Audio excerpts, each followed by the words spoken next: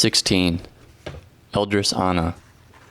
The Blessed Eldress Anna Ioannoglou was born in the year 1903 in Panormo, Asia Minor. She was the firstborn of very pious parents, John and Demetra. She had 8 siblings, and at her baptism she was given the name Anastasia. With the population exchange after hardships, they settled in the village of Pagadia Kyrgion of Drama. In Pagadia, her father became a cow farmer. Since her mother also worked, as the oldest child, Anastasia had to take care of her younger siblings. She loved Christ from a very young age. When she spoke of Christ in the Panagia, she would cry. As a young girl, she kept all the fasts and never ate meat. When monks from Kyrgia visited her village, she would approach them to hear of Christ. She did not go to school and did not know how to read. She prayed, and on some nights would hear angelic chants. She related, "We were 9 siblings and we kept our father's word. But a time came that I did not keep it. Because I was the oldest, a 30-year-old woman, it was time for me to marry. My siblings, who were now all grown up, thought I should marry. They murmured, complained against me. 'When will you get married? What will you do?' Anastasia married a young man named John, who worked for her family as a shepherd. Because her parents did not approve, they chased her out of the home. 1 week after their marriage, her husband went to Kazani to see relatives and did not return. She never found out what happened to him. She never murmured or spoke ill of him, and never complained. She forgave him and would say, 'May he be well,' and 'thus God wanted, and thus it happened.' Everyone abandoned Anastasia. Expecting a child and in despair, she attempted to harm herself by falling into a lake. She related, 'I entered the lake, and when the water reached my neck, I felt a fluttering behind my body and heard a voice. Such a soul, where will you throw her, in the filthy pit?' It probably was my guardian angel. I still remember the touch of the wing. It was etched in my memory."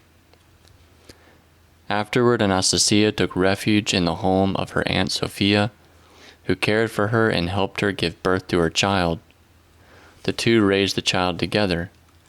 This allowed Anastasia to work at the tobacco fields at Doxato in Kyrgia. They were distressed that Anastasia's daughter, Vineta, did not have a father. Anastasia would say, "That's all right, my dear child, you have me. I care for you. I am both mother and father." She did everything for her, and the child lacked nothing. She worked night and day to also help her siblings care for their elderly mother. She worked hard all day in the fields, and at night she prayed. She would meet in the homes of other women in the village to keep vigil before a miraculous icon of St. George and pray for the whole world. She would always wake up early in the morning to pray, because she believed that at that time God hears you better. She would say, "When you believe and ask, God does not forget you." She loved God very much. When she would mention the words, "my God," her soul would rejoice and her tears would flow. She would say, "I love God so very much, I want to go on a pilgrimage to Jerusalem." Little by little, she saved enough money to go to Jerusalem. First, she went to worship at Tinos. While there, she saw a village of the Panagia and heard a voice which told her to go to Jerusalem. She went and venerated the many sites in the Holy Land, and there she met Elder Amphilochios and a nun named Elizabeth at Joseva Monastery. She was baptized in the Jordan River. Footnote: a pious custom of immersing oneself 3 times in the Jordan River at the location of the Lord's baptism, quote, renewing one's commitment to Christ. After much prayer and fasting, she became a nun of the small habit with the name Anna. She was obedient to Father Amphilochios, who gave her direction and a canon to prepare her to take the great habit, or schema. She returned greatly enthused. However, she was so exhausted from traveling and from fasting that she could not walk. She later went to stay at a monastery in the area for 40 days. She wanted to stay there forever, but was not allowed because of her age. Afterward, she lived alone at Doxato in a small old cell with no light that had only a wood stove. She did not want to burden her daughter by living with her, though she did want to be near her. Also, she wanted the quiet for her monastic duties. In her cell, she had strewn old mended patchwork rugs, yet they were very clean. On her bed, she had a small valise that contained her black dresses, candles, and a shroud from Jerusalem. On the wall above her bed were her icons and a sleepless vigil lamp. Eldress Anna fasted and prayed night and day. She would wake up at 3 a.m., and when her daughter would ask her why she was waking up at night, she would answer, "I cannot sleep, my child. An angel of the Lord comes and wakes me up, and I continue the prayer." She corresponded with Father Amphilochios and would send packages to Nun Elizabeth. She was preparing to receive the great habit. For this reason, she ordered a monastic belt from the Holy Mountain through a professor by the name of Mr. Reid. He did not find a belt, and upon leaving, he mentioned this to an abbot. The abbot gave Mr. Reid his own belt that he was wearing. Mr. Reid brought it home, and his wife's friends told her to keep the belt as a blessing. The next day, Sister Anna went to Mrs. Reid and said, "Mrs. Ellie, my belt came. I saw a little vigil lamp that came from the Holy Mountain, and beneath it was the belt." Mrs. Ellie was surprised and gave the belt to Anna, who received it longingly. In the year 1972, the Eldress Anna went to Jerusalem for the 5th time, and Elder Amphilochios, the abbot of Hosiva, tonsured her a great schema nun. From that time, her acquaintances could see and feel a special grace in Eldress Anna, and she herself would say, "At Jerusalem my soul receives something from my God, and I cannot do anything bad to myself or to others. I have a blessing on me. I do not feel tired, the fast do not exhaust me, I'm flying."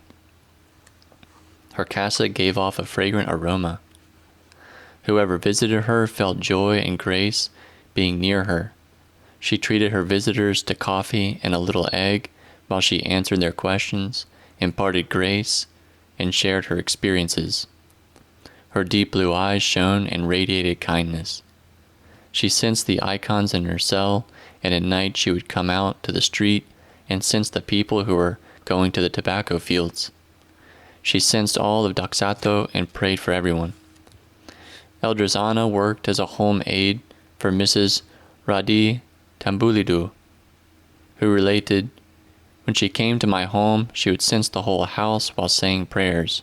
She also advised me to do the same thing, saying this way the devil could not approach me. Furthermore, she told me to sense my children and make the sign of the cross over the children and their pillows before putting them to bed. When she prayed, she had her head bowed and she sighed. When she got up at night to pray, my children could hear her. They would tell me, 'This grandmother sang all night, chanting, praying.' She chanted all night long to Christ, as she herself would say, and her tears would wet the floor. She prayed for all the people.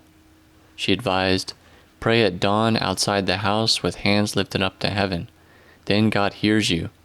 Also you see the angels.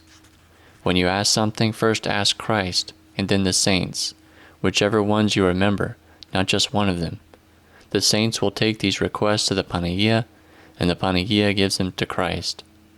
I once was making a request, and I forgot to name St. Theodore. So he appeared and told me, 'You asked everyone else, and me you forgot?' 'Who are you?' I said. 'I do not recognize you.'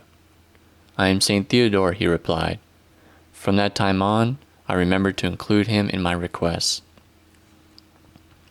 She would say with simplicity in her prayer, 'Sister Anna is asking, use St. Alexios, St. Pantaleimon.'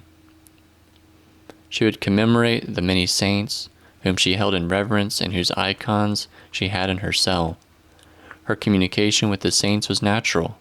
She accepted the appearance of the saints simply, with faith, without curiosity, and without thoughts of vainglory passing through her mind.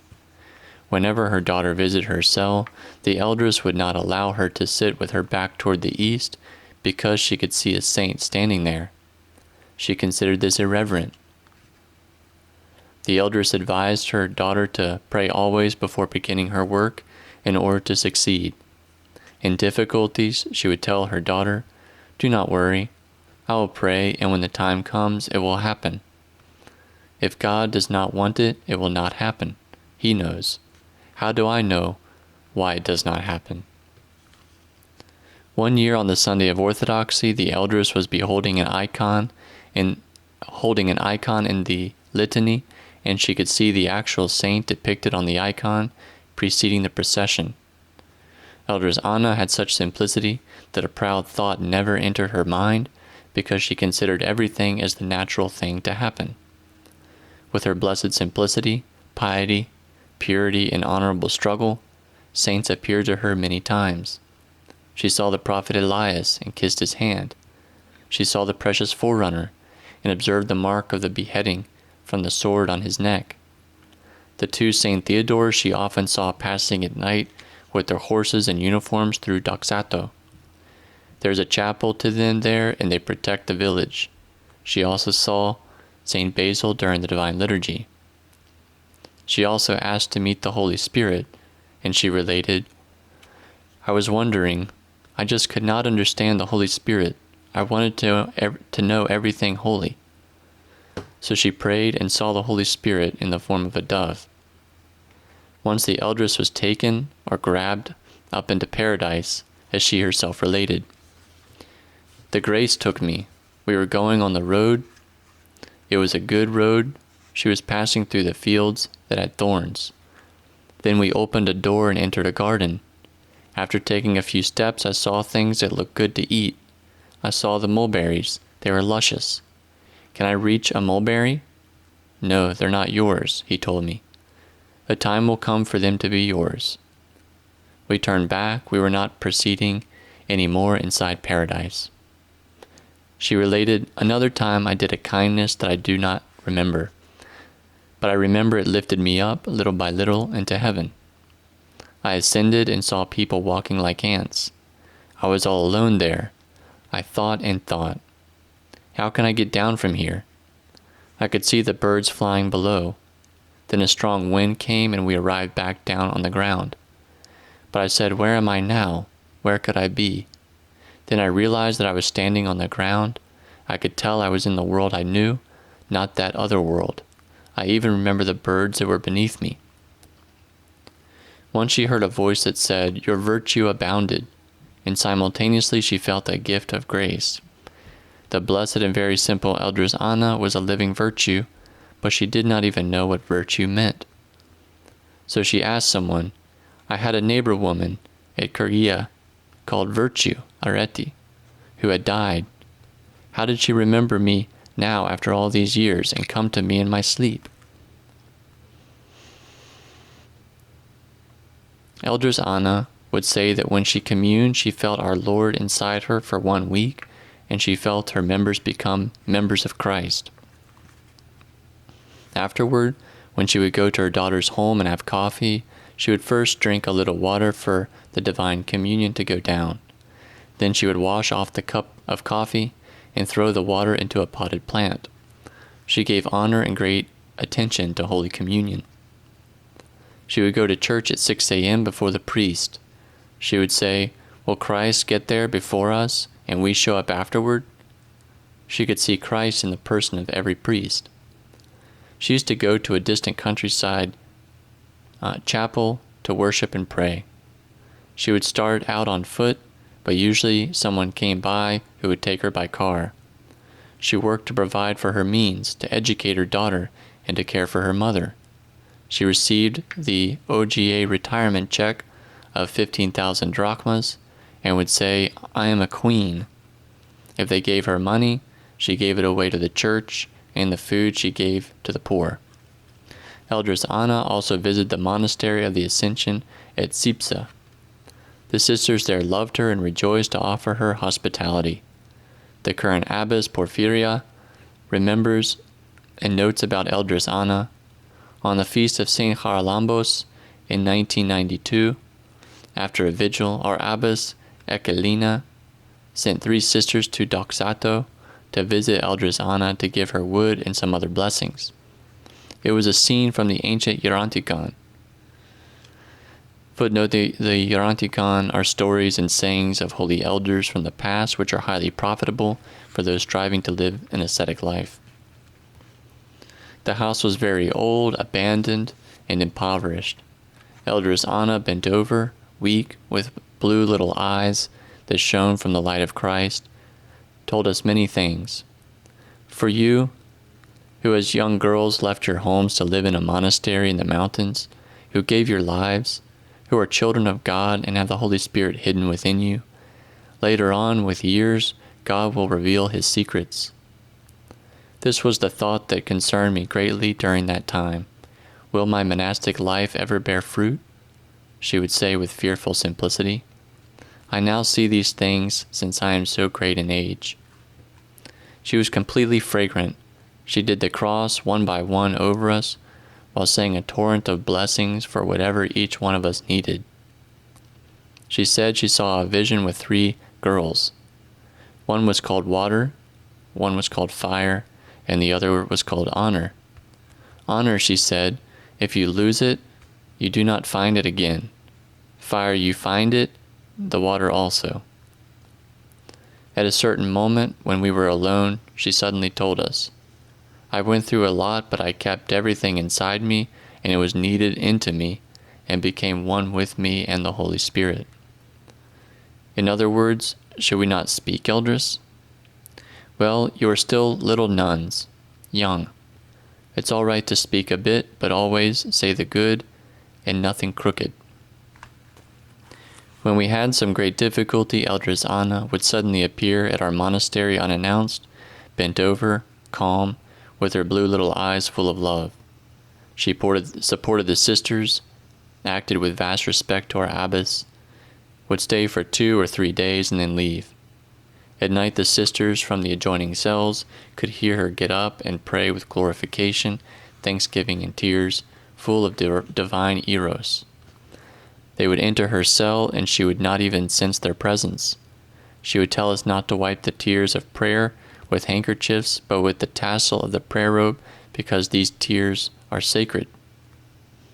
One morning, at that time, we were holding the daily services at the Church of the Ascension. When the time came for us to venerate the icons, Eldress Anna happened to be standing next to me. She was placed there to greet the abbess, and she never objected. That morning I could see her not moving. I told her softly, go venerate. It impressed me that she did not pay any attention to me. I told her again. All the sisters were waiting for her. I became anxious and nudged her lightly.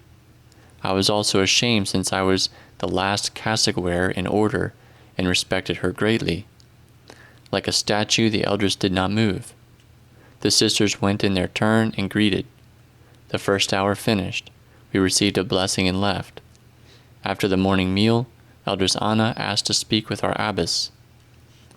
She told the abbess that standing among us next to the candle stand of the Ascension was Elder George Chalcidice, and out of awe she would not move. Footnote, Elder George, who lived in our own times, is now a canonized saint of the Church. They nudged me, she said. They told me to go venerate. Why, did they not see the elder? And another sister notes, the year 1994 was the first time Eldress Anna visited and received hospitality at our monastery. Her face was filled with grace, which gave her whole person a mysterious sweetness that drew each spiritual person toward her. Because of this sweetness, I too had a desire to approach her. I wanted to converse with her and learn all that she might have to teach me. Eldress Anna was quite familiar to many. She had the reputation of a holy woman, but none of this had ever reached my ears. For this reason I approached her with my mind pure and uninfluenced by the impressions of others. I bowed and humbly received her blessing. Lifting my head, I was shaken completely as my gaze fell upon her deep blue eyes that penetrated through me and sunk into my being, a spiritual X-ray, I thought. Her whole appearance reminded me of an ancient ascetic, a small blossom of the desert. Her poor monastic garments, her immaterial appearance from continual prayer day and night, and her deeply sunken eyes created the impression that you were before an ascetic of the Nitria mountain. The entire atmosphere around her exuded an ascetic fragrance. I still remember her prayer rope faded from the long, unending rounds on her fingers while saying her beloved monologistic prayer, Lord Jesus Christ, have mercy on me. In church she always stood, she rarely sat, and only when our own abbess was seated.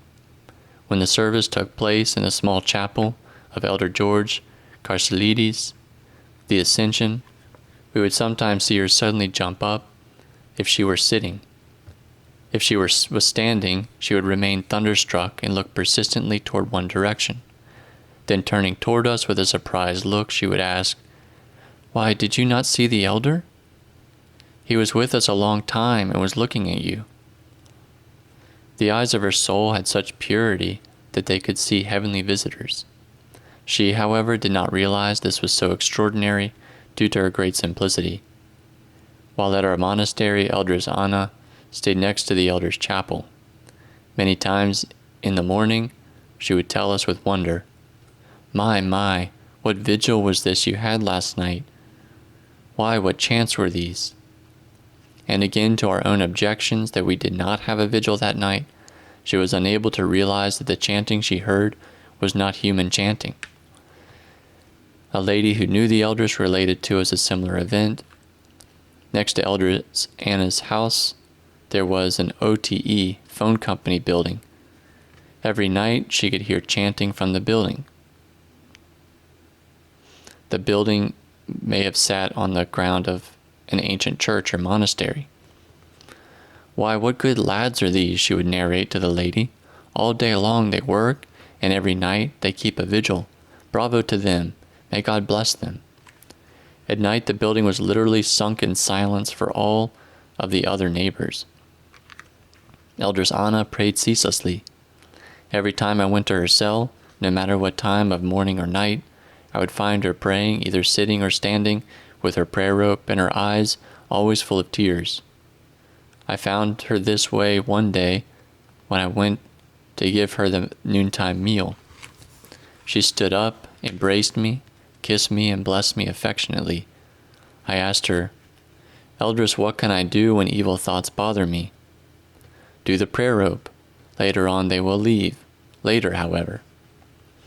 Afterward she looked at my forehead and her whole appearance shined, and she said with joy, "Oh, this cross that you have at your covering," and she crossed me on the head, telling me, "May God give you that for which your soul longs." Footnote: Orthodox nuns wear head coverings that often have a red cross woven in at the forehead. She understood all my spiritual desires. "God loves you," she told me again. "Worship Christ. Enjoy this life, the monastic life. You are at a good place here. God made you to love Him, and you were born only for Him. Love Him. You will live many years and will die at a very old age." In another discussion I asked her, "How should we love Christ?" "Cry for Christ. Think constantly of His passion. Cry. And if you cannot cry, let your heart hurt. The tears will come afterward and will be even better. You are still young. Forget those things you have in your mind. Look at Christ on the cross, He who died for us all. And then love for Him will come."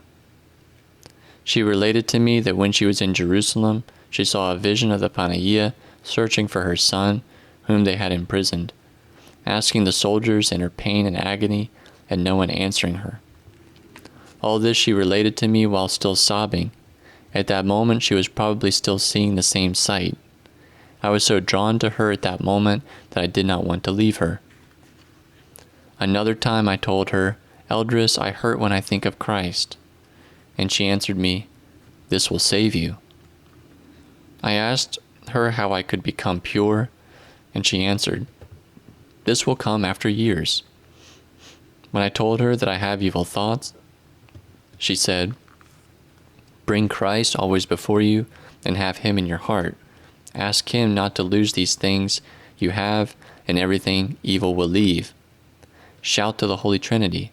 Never take Christ away from your thought. I always have him in me, Jesus Christ crucified. And you always have Christ before you, and do not worry. The devil fights us all." I loved Eldress Anna very much because she loved Christ with all her being. He was her life. She did not think of anything else. She lived in another world, his world. Her eyes, those beautiful eyes, you believed they saw everything both visible and invisible. She had a caring love for everyone. She prayed for the whole world and commemorated the names given to her. She literally worshipped God with all her being. She would not eat or sleep. She would give everything to prayer. She lived in utter poverty. She had no comfort. Her house was in ruins. It did not bother her, and she never complained about anything. She did not want anything. Her only care was to hold on to Christ. Many pained and spiritually thirsty people gathered in Eldress Anna's little cell, where this blessed one imparted consolation and peace upon them. Analogous to each one's spiritual needs, she counseled simply and practically from her experience and grace. Go on pilgrimage to Jerusalem. There are all our saints. You must tyrannize your soul for God to listen to you. In this life we are temporary. We came and we will leave. Only the mountains remain in their place. The other made a mistake. He is sick. Sin is sickness. We should pity those who sin. Everyone will die, but death is difficult. Here in this life is the burden. How will we lighten our soul? Up there everything is perfected. Each one should fast according to his constitution, as much as his spirit can endure. God does not take into consideration the many things that we fast from. God knows our soul. On days when there was fasting, even from olive oil, I would wake up at dawn and keep the fast to receive communion. It did not harm me. However, complete fasting, not eating anything whatsoever, makes it difficult for the soul, and it cannot pray. It cannot lower the mind when it is hungry or when it is troubled. One cannot hear the soul. Decide what to serve yourself and those whom you have at home. I would pass the day with only 1 bottle of water, and I didn't suffer anything, but at night I would eat an onion. I clear a whole field, and I tell you I did not suffer anything. With fasting you do not suffer anything. As we age, everything finds us. The organs inside become weak, and we cannot fast as strictly. Now I have a cross, but I am fighting to do my fast. I still do not eat meat. When you ask the Panagia for something, she wants to give it to you, but she also wants your patience and willingness. Keep the Wednesday and Friday fast. Generally, the Virgin Mary wants us to fast. When we fast, she rejoices and can mediate on our behalf to our Lord Jesus Christ. We should bear whatever worries we have with patience. We will not wear out our soul. We won't say a bad word to God or to the one who causes the worry. We will hold on to it as our own lesson in life. God came for us. He will take the worry and make it better. Even if we complain and get upset, are we able to put it in its place? Are we able on our own to correct it? Even if we get upset and squeeze ourselves, we only do harm to ourselves. We will do what is humanly possible and leave the rest to God. Patience does not have limits. I experienced everything, and only patience helped me. Glory to God. Whatever you want, you cannot ask it of God if you do not keep the fast and strive for righteousness. Do as many acts of charity as you can. We should glorify God for everything we have. Glory to God, you should say. You remember it and you rejoice in it. That kind of joy God takes up. Let us first make our request of Christ, then the angels and the saints. Whichever ones you place in your mind, whomever you want. However, not just one, because all the saints make an effort to help us. and at night as well. At night when we pray, they also take those prayers to the Virgin Mary, who takes them to Christ. However much we try and learn piety, we should be prepared to have a more difficult time. That is why God tries us a bit to see how we'll respond. Will we be able to bear it? Will we be patient? And we should bear it if it's good or if it's bad, because God gave everything here. Where can we find honor today? It's left us. It flew away. It does not exist. Honor is an adornment to man both in life and in death. And when we die, they will seek our honor from us. Sometimes without wanting, a distress comes to me. However, I do not despair. Let it come. Time brings them. Time takes them away. We shall pass through all of them because we are obligated to God. God gives them and He will take them, and we have nothing better than patience. Let us not despair. The more it lasts, all the more joy we will have. Let your mind be gathered in your soul. Do not put logic inside. Think of holy things, and of which saint will help you. No matter what you do, the saints will serve you. She gave her blessing for marriage to many young people, who then had happy marriages. For others she foretold the birth of their children, and how many children they would have. She foretold to a young man that he would have difficulty in the school he chose, but that he would then pass, and that is how it occurred. There was a lady who longed to go to the Holy Land, but could not leave her many children. Eldress Anna foretold to her that her longing would be fulfilled, and that she would cry at the place where the precious cross was found, and it occurred. A man by the name of Antigono Iantidi asked Eldress Anna if he should marry the girl chosen for him by his family. The girl was very close to the church. The elders answered, "No, no, you will not take her for your wife. You will take a woman who will be very bound with her mother." Truly, this is what happened. There was a married woman who visited the eldress. When the woman was leaving, Eldress Anna told her she would have a little boy. The woman did not understand because she did not know she was pregnant. The eldress had seen this spiritually. At times while praying in her cell, someone would knock on the door, and she would welcome him by name before seeing him. She walked on the streets of Drama, where many cars would pass by. Without observing the cars from afar, she would call out to an acquaintance who would be in a certain car. It was not humanly possible to even distinguish the car, yet she was able to see a familiar person in the car from afar. Once Mrs. Eli Radi Tabulidou asked her, "Eldress, I have cholesterol, and the doctors told me to eat less. I am not well. I am exhausted from the diet. I cannot even lift my hand." The eldress answered, "Are you not eating, my child? Life comes from the food. Do not listen to the doctors. Begin eating." She told me to kneel at the icons, and she prayed, "And Ellie, let her not get ill. What will she do with her 6 children? Take from me and give strength to her." Mrs. Ellie got up and was well. Eldress Anna experienced the presence of demons many times, but her blessed simplicity and humility protected her like a breastplate from the devil's wickedness. Someone asked her, "Do demons appear to you?" She answered, "The other one sends them, but they do not have the right to come near me. They have fear." She related, "I went to pray and one came and slapped me here, and I sensed a stench. I got up and thought about it, but as soon as he hit me, an angel of the Lord appeared. I saw the angel of the Lord, and he said, 'What right do you have to approach her? She is wearing a crown on her head.' The demon vanished, though I remember that the slap hurt." Antigonos Iantidis from Doxato Drama asked her about the toll booths or toll houses, and the eldress scolded him, telling him that he is young and should not be occupied with these thoughts. Afterwards she related to him, "One summer night I was sitting in this little room. 2 ugly men, demons, with red eyes, came and hit me and threw me underneath the bed. Then our own ones came, the angels, and tore them to pieces. In the morning my grandson found me fallen down and beaten. They took me to the hospital of drama. For this reason, I tell you, do not be occupied with the toll booths.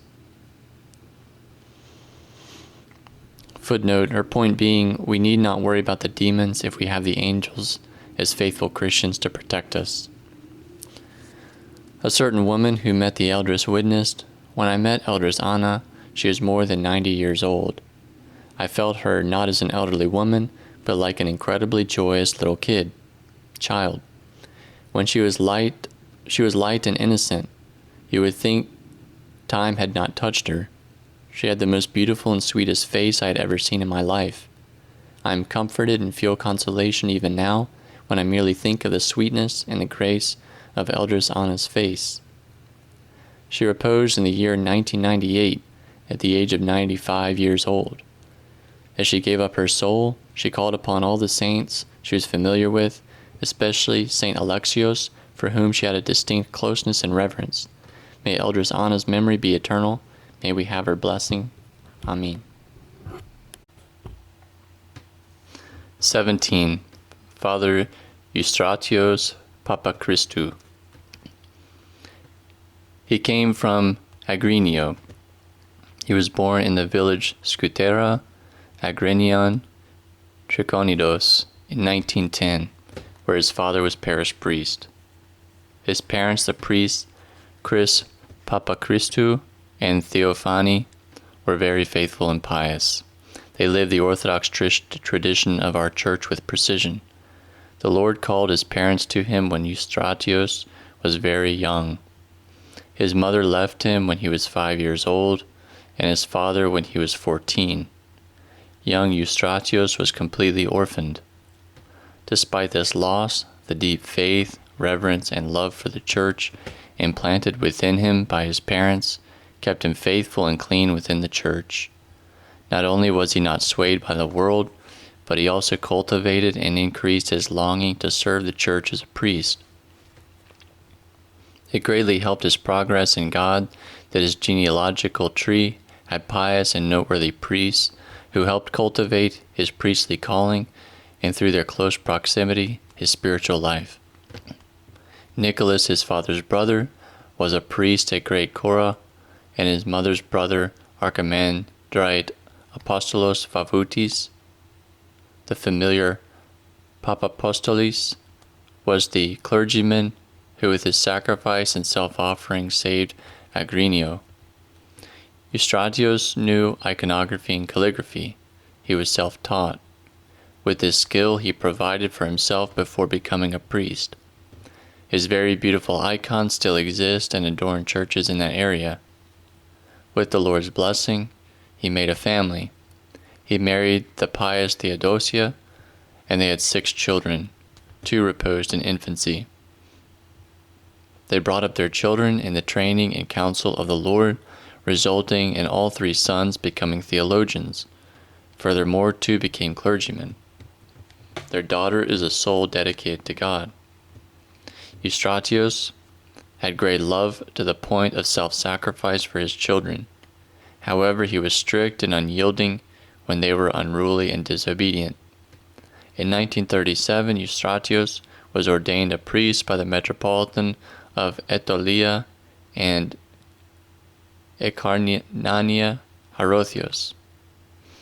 He had a flame and a longing to serve the church since his whole childhood and adolescence was lived in the church. He served in 3 parishes, Scutasiada, Eleofito, and Magali Cora, all the eparchies of Triconidos, Agrinio. His priestly ministry was a continuous and unceasing offering upon the fearful altar and toward the souls of Christians. His fervent faith, his love for God and for his homeland, his love for the saints, for the services, and the keeping with the exactitude the rubrics of the sacred services, and worship in general, made him a responsible carrier of the tradition of a genuine Orthodox clergyman and a conscientious Roman. He never put up with his children being unruly inside the holy altar.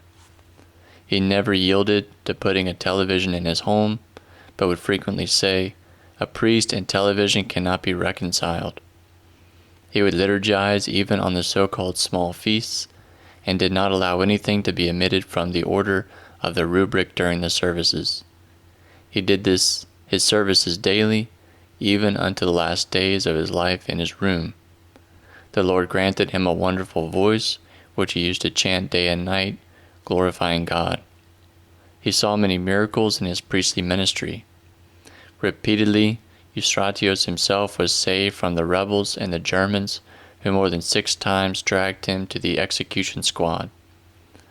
On September 12, 1959, he was liturgizing at the cemetery church of his parish of the Dormition of the Theotokos of Megali Kora. This church is a proto-Christian church of the 6th century AD. When the Matins began, 2 brothers came to ask Father Eustatios if he knew of a good doctor in Agrinion. One brother could not speak and had a deformed chin.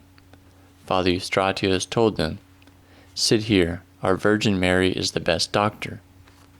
They remained, and truly the miracle occurred.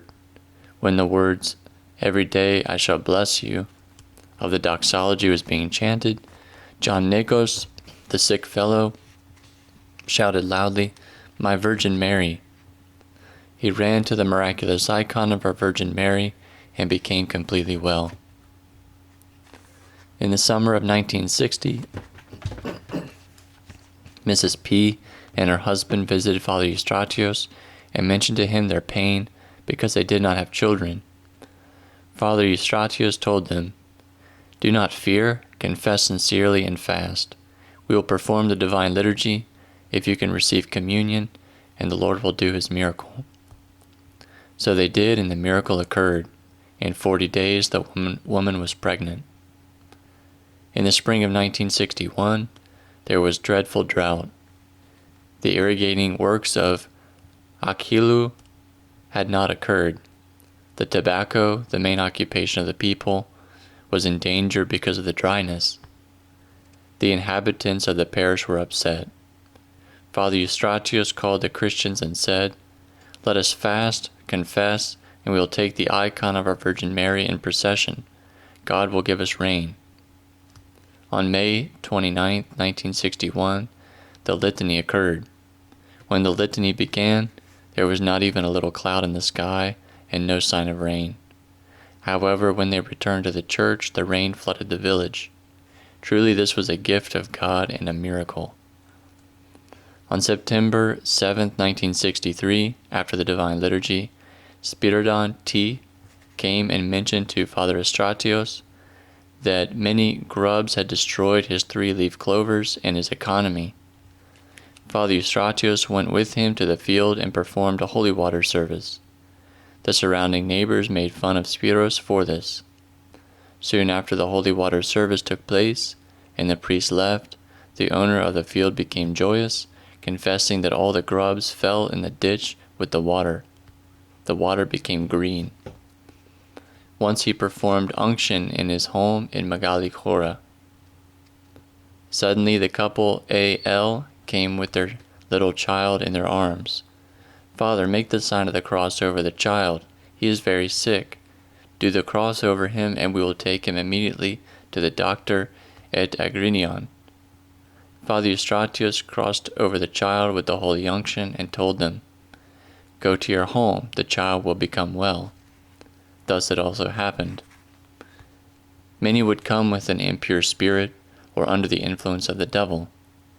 After Father Eustatios would read over them, they would be cured. As soon as he would do the holy water service and sprinkle many animals, such as horses, etc., who were ready to die, they would become completely well. There are more than a few cases of farmers who, having first sprinkled their tobacco with insecticide to save their crops from the worms that were wiping them out without success, had Father Eustatios perform the holy water blessing service, and as soon as he did, the worms immediately disappeared. E.E. had a serious allergic problem. she arrived in a dangerous condition. The doctors had been unable to cure her, and her parents took refuge in Father Eustatios. 1 week, he told them, we will pray fervently and the Lord will give the cure. The sick woman became completely well. At the time of the occupation, Father Eustatios did not even have the necessities to maintain his family. He would set out on foot from the village Scuticiada to Agrinion to purchase at least something simple for his 2 children that he had at that time. On the way he would pray that the Lord would give him something to buy, even a little food. There are not a few cases when after prayer he found money on the street. He foresaw his repose and said, I will leave in a little. The last troparion, which he chanted before his repose, was the What God is as great as our God. He reposed on January 28, 2000. It should be noted that his body did not stiffen, even though more than 24 hours had passed from the moment when he departed for the Jerusalem above. May we have his blessing. Amen. 18. Janula Tanu. At 13 Sarajevo Street, in Tripoli lived a blessed soul. Her name was Mrs. Janula Tanu. Unfortunately, she will be treated with great injustice by the few things that are written here which cannot render the greatness of her spiritual condition. A whole synaxarion could be written, a volume with many pages, with her struggles, her experiences, and her spiritual counsels. However, at the time when she was alive, no one thought of keeping notes. From the few things which remained in the memory of someone who met her more than 30 years ago, a dim image of this graceful soul is given. She was born on January 22, 1923. According to her own narration, she came from a poor family, but her parents were very faithful. Her mother in particular was very pious. She had her as a role model all her life and would say, I do not reach the stature of my mother. When she was young, and they would cook a good meal at their home, her father would send her at night secretly to take food to poor families. This was in accordance with the gospel saying, when you do charity, do not sound the trumpet before you. Matthew 6:2. On the way she would encounter wild dogs which would bark. She felt fear being young. She would do her cross, pray, and receiving strength would tell the dogs, Shh, be silent. You do your job and I will do my job. The dogs very strangely calmed down, and she continued on her way calmly. It was not so much the poverty which burdened her, but the difficulties she encountered in her husband's family. Her mother-in-law was evil-mannered and did not like her. She criticized her to her husband and said things to him for him to beat her and to abuse her. She had a difficult time with her mother-in-law, but she was very patient and did not criticize her. Her husband would sell lottery tickets. All day long, he was at the stores in the square. Many times he would return intoxicated. He would take her out of the house and take his rifle to shoot her. What wounded her more was that he blasphemed. He did not allow her even to light the vigil lamp. Once he was blaspheming, and Janula was praying, crying, and telling St. Paraskevi, it's better that you blind him than that he blaspheme God. When he woke up from his sleep afterward, he was startled and called out to Janula to light the vigil lamp. Only the Lord knows what happened. From then on, he stopped blaspheming. She raised her children with the fear of God, kept them uninfluenced from this whole circumstance, struggled and settled them down. Once she saved her son with her prayers. He had fallen off a cliff with his car. With a motherly instinct, she realized the danger, prayed, and God saved him. Janula, during the occupation, saved her husband from the Germans. They wanted to kill him. She fell on her knees at their feet and with words and humble beckonings begged, and the harshness of the German soldiers was altered to kindness. She was a person who only thought of good and worked for the good. She made quite a few matches and crowned more than 10 couples, sponsoring them in marriage. She baptized many young children. Her mother had said to her, "Whoever makes or baptizes 40 Christians saves his soul." And this blessed woman, despite her poverty, found young children who were abandoned and thrown away by gypsies, and she would baptize them, dress them, and then give them blessings or gifts. The number of her godchildren surpassed 30 up to the year 1980. Mrs. Janula lived quietly and humbly. She did not belong to philanthropic associations, so no one knew her acts of charity. She made food and sweets and would take them to poor families, to widows and orphans. Once she took bread to a widow who broke out crying and giving thanks because her children were hungry and she didn't have bread to give them. She believed that God enlightened Janula, for a little while earlier in her prayer, the widow had asked God for bread for her children. She would visit the prisons and help the imprisoned in their needs. Every week she would make a pan of cake, and along with various other foods, she would take them to the old folks' home to help give joy to the elderly, but also to keep them company. This would happen without fail. She did the same for the blind. On her own or with some friends of hers, she would secretly and quietly go as a nurse and give shots to poor people who were sick. She would help the neighborhood women in their needs when they would get sick and were unable to take care of their home. She would participate in their problems as if they were her own. She prayed and always found solutions. Her love solved the difficulties of others and provided comfort to the people. She tried to not let a day go by in which she would not be full of kindness, offerings, sacrifices, and love for others. One day she was a little distressed. She met an acquaintance of hers. She told her, "Come over and let me treat you."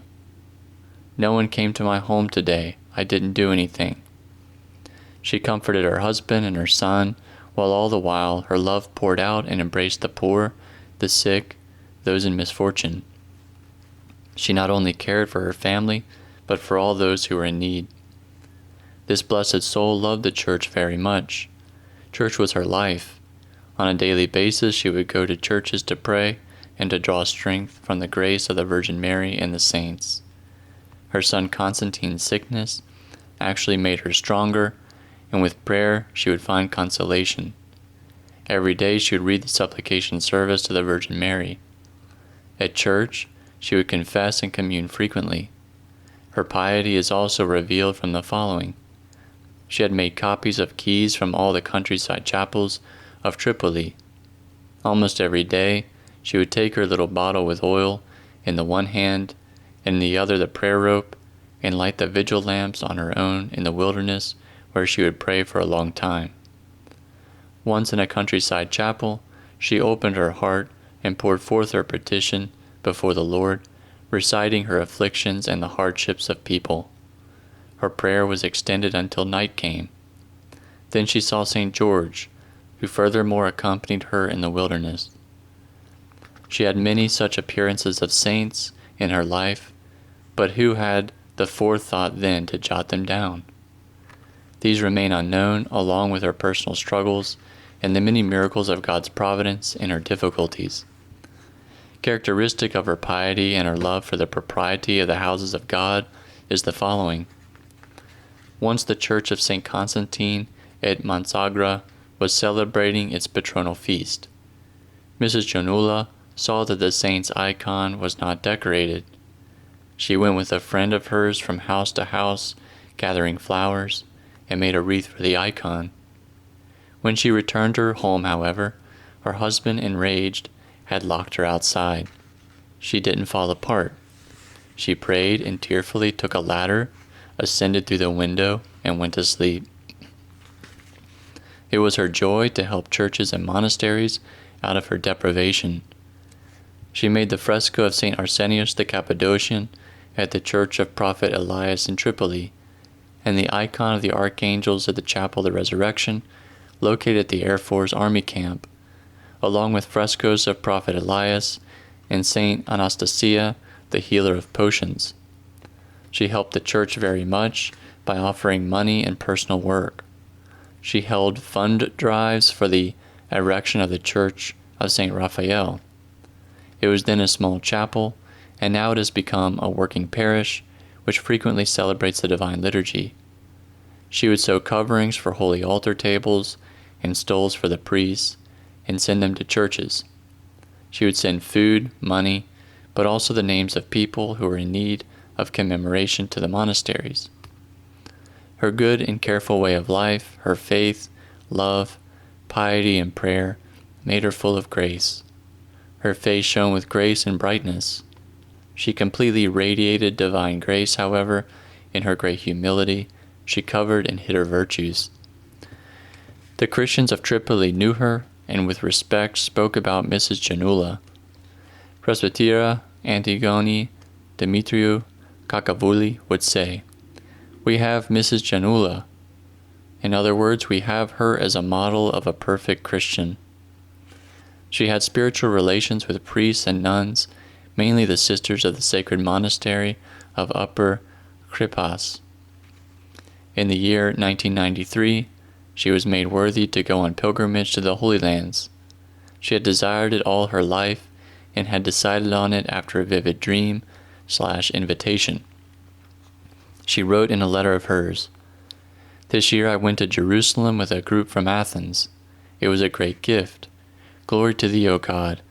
I cry and I thank the Lord who granted me to venerate the Holy Lands. I went with the cane and venerated in all the places of veneration of the Lord." Once during the 40-day Christmas fast, Father Dimitri Kakavoulis, from the parish of St. Constantine and Helen in Mansagra, did 40 liturgies. The Divine Liturgy each day finished at dawn, and Mrs. Janula went on foot each night from Tripoli to the village. She would hold the prospero in the one hand and the prayer rope in the other, saying the Jesus prayer. On the way, dogs, bats, even drunks met her. It rained, it snowed, it was cold, but this blessed woman, overlooking everything, went to be at the liturgy. She helped in the service, read and chanted whatever she knew, and at dawn, when the Divine Liturgy had finished, she returned to her home in time to prepare the necessary things for her husband and her son. One such night she was going for the liturgy. She was walking on her own in the wilderness, when suddenly she saw in front of her a shadow of a woman wearing black going before her. She believed that it was the Virgin Mary. She was strengthened and rejoiced.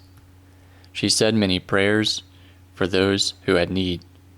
She shared in the pain and the problems of the people. She spread about her divine grace and gave consolation and hope. Her faith was great. She would say the Lord's Prayer, make the sign of the cross over the sick, and they would become well. One priest forbade her, saying, "Mrs. Janula, what are you? Are you a priest? These things belong to the priests. Do not do the cross over the people any more." And she stopped. But then this presbyter became ill. The priest read prayers over her, but the pain did not stop. She was writhing from the pain.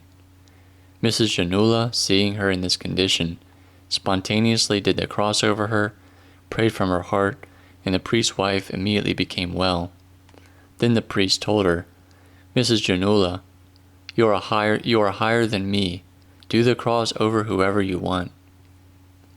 She loved God very much. All her conversations revolved around God and concluded in God. You would enjoy hearing her relating and counseling. She would impart a joy and a hope which strengthened you. She avoided mentioning the misfortunes she went through so that others would not be distressed. Divine grace has a magnetic quality that pulls people near it. Many lay people and clergymen, even Hagiorite monks, visited Mrs. Janula. They would benefit from her and leave deeply impressed. She would give them a blessing and put them in her prayer. Even though she lived and struggled like a nun, she never thought of becoming a nun. After her husband's repose, whom she served unmurmuringly, she had 40 liturgies served for him along with the memorial services. When someone urged her to take the monastic habit, she refused out of humility, saying that she is not worthy. At the end of her life, she remained with her daughter Helen in Borea. She broke her leg, recuperated, and then suffered a stroke. On March 16th of the year 2002, she reposed peacefully, and her blessed soul went to the Lord, whom she loved with all her heart, and whom she served with all her strength. Upon leaving this temporal life, she did not omit passing by and bidding farewell to a familiar and beloved friend of hers. He saw in his sleep her soul ascending hurriedly and joyously, without knowing of her repose. May her memory be eternal. 19. Lambrini Vetsu. Lambrini was born in 1918 in the village of St. Parascavi, Arta. Her parents, Spiridon and Theodora Driva, were among the most well-off of the village. They also had 3 boys. Lambrini was the youngest child, and her siblings loved her greatly for her character, ethos, and her good behavior toward everyone. She grew up with Christian principles. From a young age, she learned to love others and to live according to the Word of God. She finished only elementary school, but she read the Holy Scriptures and other spiritual books with longing. She herself related, "When I was 8 years old, I would sit on a little chair in the yard of the house. I held a small Holy Bible in my hands and would read it enthusiastically.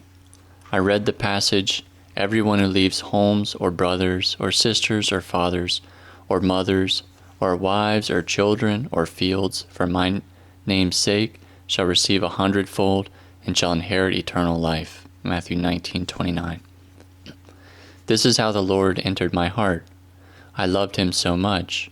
From that moment on, I longed to follow the monastic life.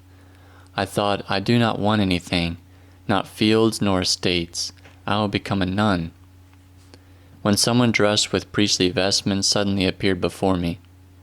His appearance was very pleasing. It was very beautiful. I looked at him with admiration, and he told me, "Why are you admiring me? I made your little hands, and you are beautiful like me.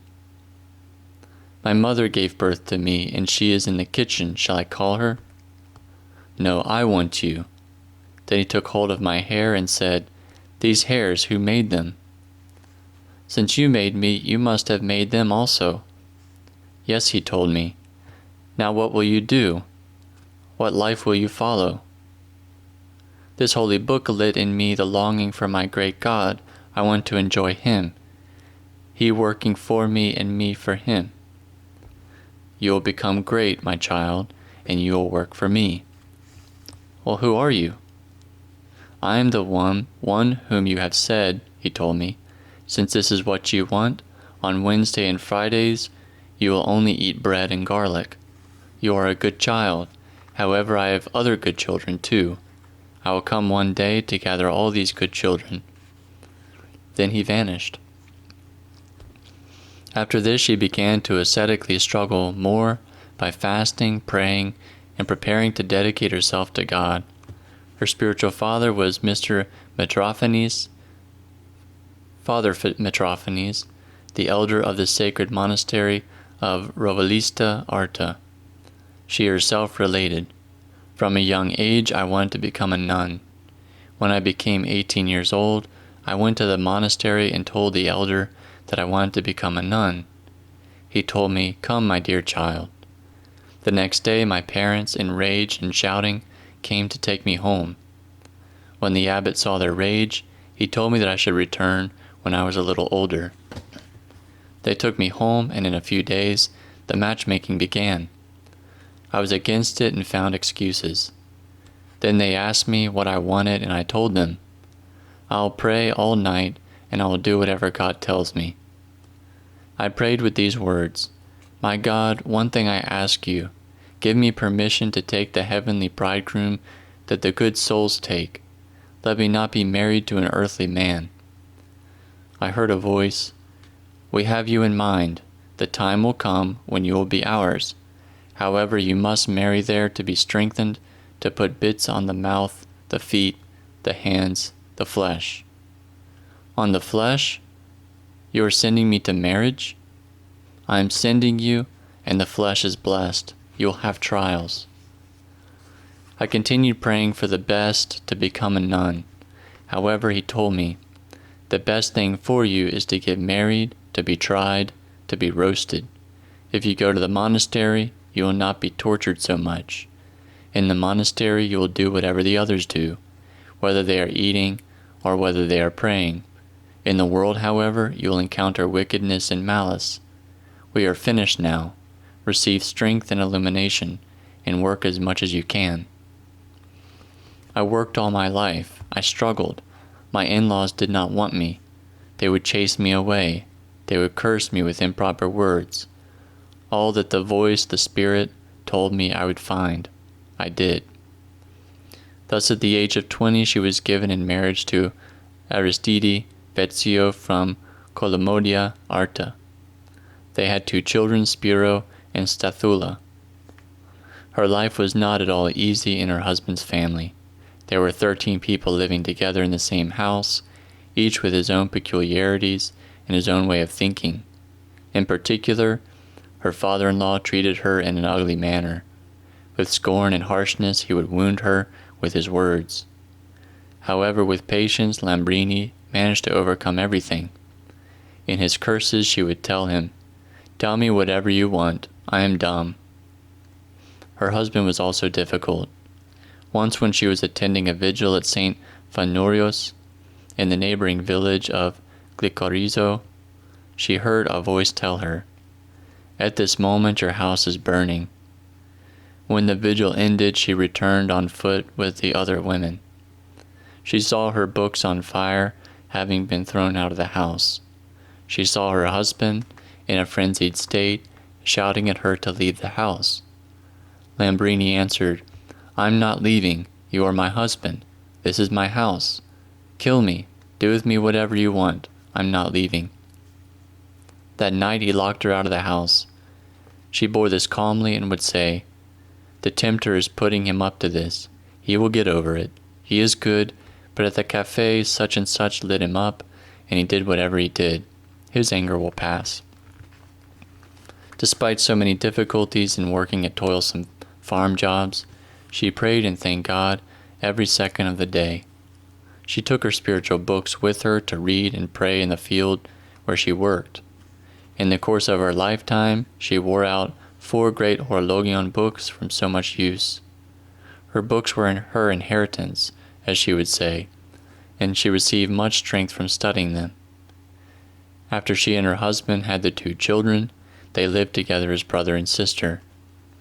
At night her husband would sleep, and Lambrini would read her books with the light of a vigil lamp and a candle.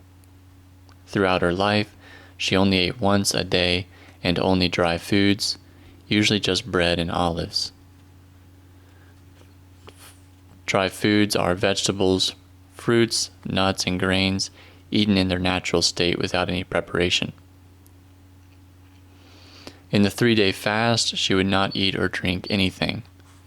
This 3-day fast is kept at the beginning of Great Lent. For those who are able, it is a strict or complete abstinence from all food. She communed on Clean Wednesday, and then continued complete fasting. In the days when she ate nothing, she would drink a little spoon of warm water around 3 p.m. Her food was usually 1 potato boiled with vinegar. Her children urged her to eat, but she refused and would answer, "Do not worry, I will not die from fasting. Prayer is my food. I will take care of my body because it is my soul's dwelling. When the time comes, I will eat. Don't worry."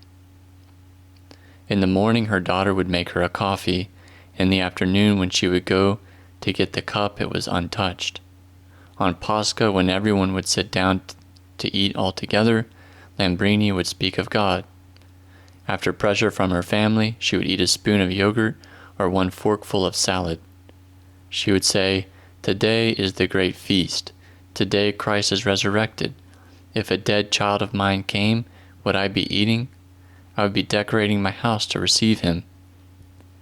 In the last 20 years of her life, she ate only bread, water, and vinegar. Once she spent a week in Athens because her brother was having an operation. An acquaintance of hers cooked cornbread and gave her a slice. She accepted it joyfully because she knew that this woman traced the sign of the cross over the bread. When she had returned to Athens, she thanked the woman who gave her the bread and revealed to her that the slice of cornbread was her only food for the entire week she spent in Athens. I ate a bit every day, and the Lord would come and increase it. For a time before she reposed, she would have only one little spoon of holy water, endideron, and naturally divine communion. She told someone that she ate only endideron that she kept from the divine liturgy. She said she was satiated with just the endideron, and that it would keep her going for 2 more days. After her children married, Lambrini, now 45 years old, stopped working on the farm and dedicated herself to ascesis and prayer. Her life was now filled with constant prayer at home and at church where she frequently communed. Her daily rubric was pretty much as follows. She slept about 2 hours during the day and at night from 3 to 4:30. She did her prayer rope, kneeling and with full prostrations. She did all the services every day. She read the midnight hour and the matins by the dim light from the vigil lamp and 1 candle. She studied the Holy Scripture and patristic books continually. During the day she read, did the service of the hours, and prayed. She told anyone who wondered how she could do all of this every day that time exists for everyone. Even reading 1 page a day is enough if you read it with faith. All these she did with a blessing from Father Metamorphosis, her spiritual father, who gave her the prayer rule. During Great Lent, Lambrini would do the Great Compline. If someone interrupted her, she would not continue, but would start again from the beginning. When a vigil took place at a certain church, she was always there first. Usually women from the surrounding villages would follow her. Many nights she would gather the women at her home to pray as a group. When she was 30 years old, she sewed a woolen sackcloth that she wore directly on her flesh for ascetics and hardship. No one knew this. She wore it for 54 years and never washed it. Before her repose, she instructed her daughter to never wash the sackcloth. Whoever saw the sackcloth said it looked as though it just came out of a washing machine and that it smelled sweet or fragrant. Despite the fact that she lived in the world, and because of her longing for monasticism in the church, she transformed her room into a monastic cell. She would glue pictures of saints on the walls, creating a distinct atmosphere. She did not love money. She was unmercenary. Her only interests were doing acts of mercy and helping others. She distributed all her pension to charities. When her children gave her money, she gave it to the poor. She would tell her children, "This money is not mine. It benefits you because it is yours." She even avoided touching the money with her hands. Instead, she would use a napkin or a piece of cloth to handle it. When she went to the grocer, she would open the wallet or the napkin and let the grocer take out the money.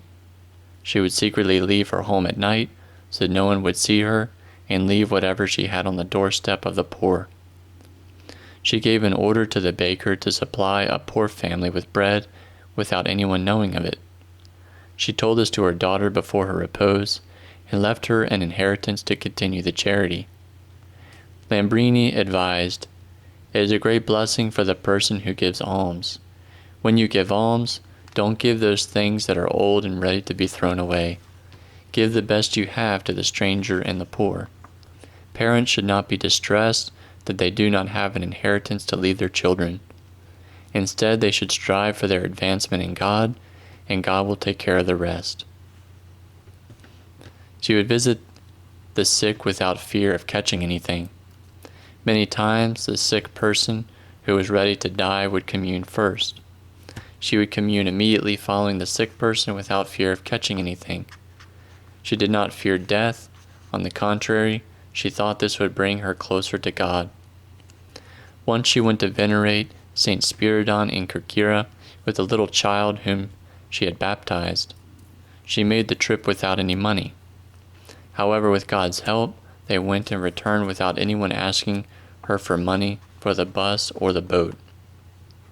Grandma Lambrini loved Christ. She struggled more than a nun. She prayed constantly and imparted divine grace. Many would seek her advice and ask for her prayer. Buses would stop at her poor home. She would accept all the people without protest, many times without even a break during the day. Visitors came to her house without any time schedule. Each one would come whenever he wanted and leave whenever he wanted. She accepted everyone without even a murmur. When she was alone, she read or prayed. She would go out to walk and stretch, not in the village, but in the orange grove, where she would say the Jesus prayer. Her word was always about patience. She would say, "We Christians will pass here with great trials, even within our own families. We must show patience, love, and do acts of mercy." She would ask those who had family problems not to dissolve their family. "The tempter is putting you to do this," she would say. She advised the young people who visited her, "Have you decided to get married? You will need to be patient, not once but many times. Go to church frequently, confess, commune, and pray. When you do these things, you will be near Christ and rejoice forever." Even though she had but little education, she read many spiritual books, understood them, and even explained them. Educated people, even university professors, would go to hear Grandma Lambrini. They held her in special reverence because her life was completely given to Christ, and also because they saw divine grace through her wondrous works. Many times her mind would be consumed and she could see the mysteries of the future age. Her prayer would be heard. She knew the secrets of people and would foresee future events. Grandma Lambrini related, "When my daughter Stathula turned 18, it was time for marriage. Stathula did not have a calling for the monastic life like me, so a groom had to be found. In those years, the bride was not given much opportunity to choose a groom. The matchmaking began, but the grooms did not comfort me. Although the potential grooms were well off financially and were good people, their purity seemed shaken. I wanted first of all for him to be pure and clean. One night when I went to bed, as usual, I took a book to read. I was distressed because a groom could not be found. My husband slept separately so that I would not bother him. The window opened by itself, and my guardian angel came in. He took my spirit, leaving my body half dead on the bed. We walked and walked without me knowing where we were going. We arrived at Preveza. He told me, 'Do not stop at all. We want to go to Lefkada.' I did not even know where Lefkada was. When we arrived at the island, we went to the outer door of a home. The angel told me, 'Sit here and I will open the door. You look inside.' The door of the house opened and I saw a youth dressed in a suit standing with his back turned. The young man turned to close the door because it seemed to him that the door opened by itself. I then saw him from the front. He could not see us because the angel was a spirit and I was immaterial. 'Do you like him as a groom for your daughter?' 'He is good, but we live far away.' 'He also is an angel like me.' 'Will my daughter marry an angel? She is a human being. How can she marry an angel?' What he actually meant was that the youth was pure. 'From now on, you will do no more matches for your daughter, no matter what the others tell you. You will wait for a few years due to some difficulties. Then I will bring you the groom on his own, and he will find your daughter.' We set out to return in the same manner. 3 years passed. One day my daughter went with my son to a sweet shop. There was the groom. As soon as he saw Stathula, he asked her to marry him. I realized that it was he whom God wanted, for his greatness. Whom God wanted. We accepted him as the groom, and I glorified God for his greatness. Another time, as she related, the All-Holy Virgin Mary showed her paradise and hell. In 1982, I was at the cave of St. Parskavi at Hanupulo. I was praying in the cave with other women, and I thought, "O cave, I wish I could find you. Oh, for this cave to be mine." "No, no," a voice told me. "Your cave is of the Virgin," in other words, of the Virgin Mary. "Where is this cave?" "I will find it for you, but in time." 5 years passed for the time to come. All the while I was still searching. I would hear of a cave and would take another woman for company, and I would go. Returning home at night to pray, a voice would say, "Not there, my child. In vain. You got tired." One day my cousin called me in Arda for work. There she spoke of a cave she would be visiting the next day with some other women. I decided to go. We set out at 5 in the morning on foot. When we arrived, there were 2 holes as entrance into the cave. There was also a chapel near the cave entrance.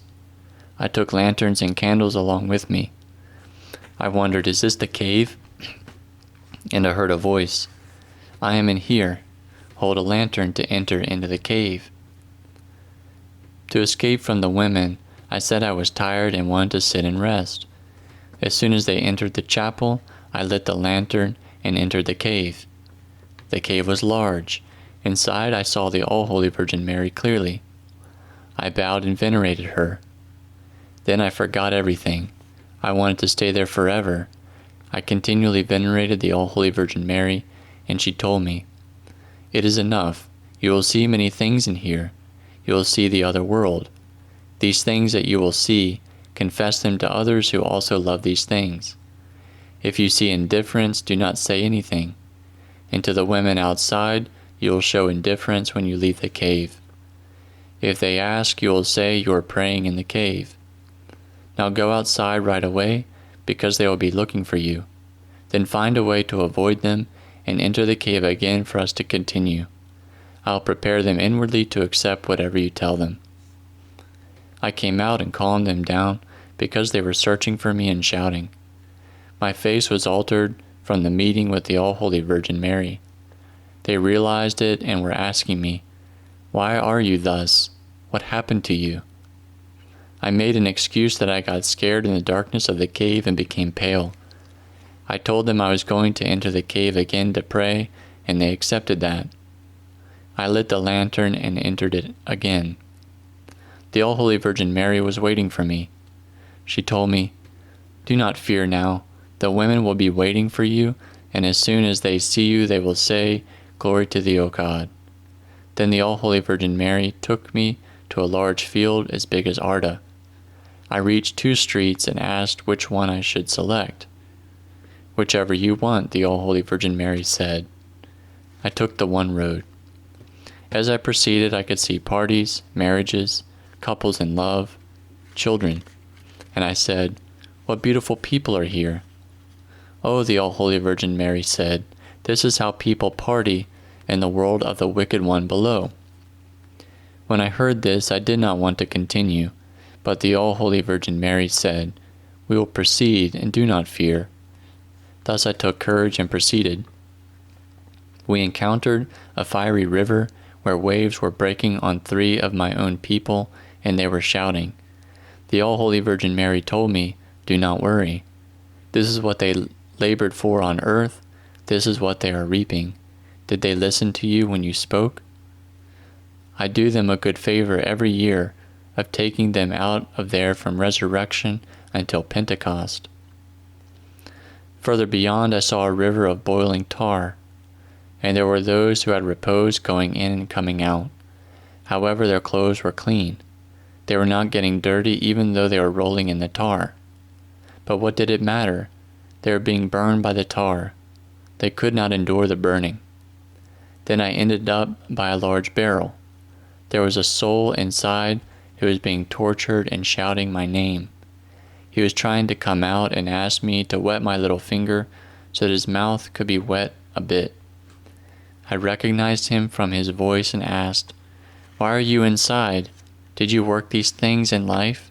Do you remember there outside of the Consoler in Arda, you came from the public market, and I came from the church, and you made fun of me because I believe in these things, hell and paradise. You said that if a person dies, he goes like the sheep, he's lost. There are many other things I told you about hell and paradise. Do you remember them? I remember them, but now it is too late for me. Shout as much as you can while you are alive for someone to come near you and listen so they can avoid this hell here. What can someone do near me, since I also do not know about the afterlife? How many times did you damn me when I would meet you? No, you did not eat. No, you did not change. You did not get dressed up. You did not party. You struggled, and you do now. You do know. After hearing this, my soul hurt for him. I was always sensitive to the pain of the others. If I heard that someone was hurting, I would not eat if I could not give him food. Now, however, I was wondering whether or not I should give him a little water with my finger. The All-Holy Virgin Mary told me that if I gave the water, it would burn the half side of my hand up to my shoulder. As soon as I heard this, I stood back. However, I pitied the person in there. I then asked the All-Holy Virgin Mary if I should wet it and give him a bit. What can I tell you? Your hand will be burned. Since you want it so much, wet it a bit. I will be at your side. Yes, I want it. This also is a soul. Maybe I will suffer the same things too. Let it not be, she told me. I then wet my finger and my hand was burned. It hurt me. I blew on it, but nothing helped. From that time on, I cannot use that finger. And if you cut it, I do not feel it. These things you saw here should not distress you. Put all your strength in telling them to other living souls who long for heaven. Upon leaving, the All-Holy Virgin Mary said, May you be blessed until the second coming, when my Son will come. Then we left hell.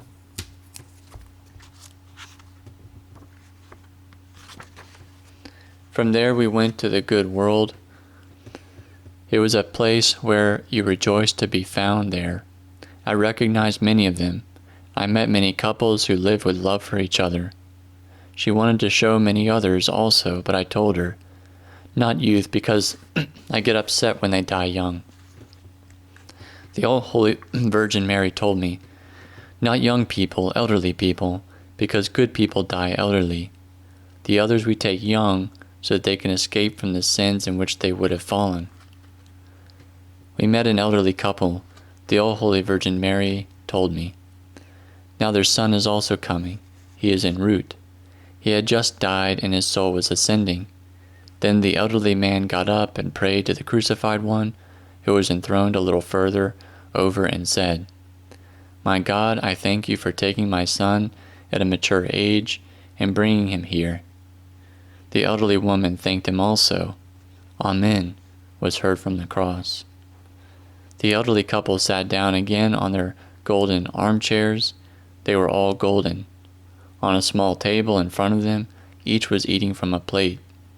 I wondered what they were eating, and they answered me, We eat that which you bring us here at the Proscomidi. Their food was something like andiron and wine. Their beds were all golden and very beautiful. For the virgins there was another distinct place, the virginal home. There I also saw acquaintances of mine, but they did not speak to me. Then the All-Holy Virgin Mary said, We will leave now and go to see a man who came here after being ill for many years. He was very sinful, but he was washed clean by his illness. He bore his illness without murmuring. His bed, however, was not like the others, but appeared like the toils that he bore. Then he told me, Yes, it is as our mother, the Panagia, says. I was poured out on my bed, shed all my blood on this bed. The things I went through only this bed knows, and my mother who guarded me and stood at my pillow. Then the Panagia continued, May all the people come here. Let them hurt a bit on earth. On earth there are many temptations. preserve your soul from sins. Whoever is sacrificed for my son will enjoy all these goods. Whoever will work for me down on earth will come to paradise. Joy to those who will enjoy these goods. However few come now, the world is ruined. Lambrini also foresaw her niece's death. I received a forewarning, a notification, that on Wednesday my niece Cassiani would repose. She visited me the previous Saturday afternoon and told me that she arranged with the priest to do a liturgy the following Wednesday. She called me to help. I had the bishop's blessing to chant at the Analogion where there was a need. I told her, not Wednesday, but on Monday. She insisted on Wednesday because she was bound by the priest and she could not change it. To facilitate her, I went then and changed it. The liturgy took place. We had prepared and communed. Cassiani seemed very healthy. She thanked me for helping in the Divine Liturgy, and we bade each other farewell. On Wednesday at dawn, Cassiani's brother, Nick, called her to go to the clinic because his wife Olga was giving birth and she wanted to have someone next to him.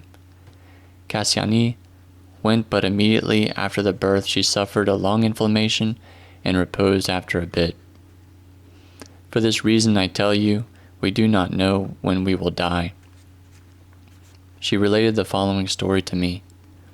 It was the 30th day from the repose of an acquaintance of mine, a 7-year-old girl. That night, as usual, I took a spiritual book to read and was sitting on the bed. My husband next to me had already fallen asleep. From the window, an angel entered and brought my acquaintance, the little girl dressed as a bride. I asked her what she wanted again in this sinful world, and she answered me, I came for you. I could not find a person in which to tell my complaint. My parents pressed me to eat to become well, whereas I was not lacking food. God wanted to take me. However, now that I have died, I should have gone to paradise, but I have obstacles. One is due to my parents, and one to me. Now that I am dead and have not yet completed the 40 days, my mother became pregnant. This should not have happened. My soul is still in the way. I did not pass all the toll houses. I know they cried a lot for me, but it should not have happened. They think that in a certain way this will resurrect me. But tell them that they will have a little boy, not a girl as they think. Their action makes it difficult for my soul. As for me, the last time I went to school before I died, I did not have a pencil and a slab with which to write. However, another student gave me a new slab and pencil that I did not return. Tell my mother to buy new ones and return them to her. For the great good which you will do for my soul, I will take you now to see the room that the Lord has ready for us virgins. We wed Christ. We went out of the window and ascended. The angel also accompanied us, holding the girl by the hand. We arrived at paradise and were observing it.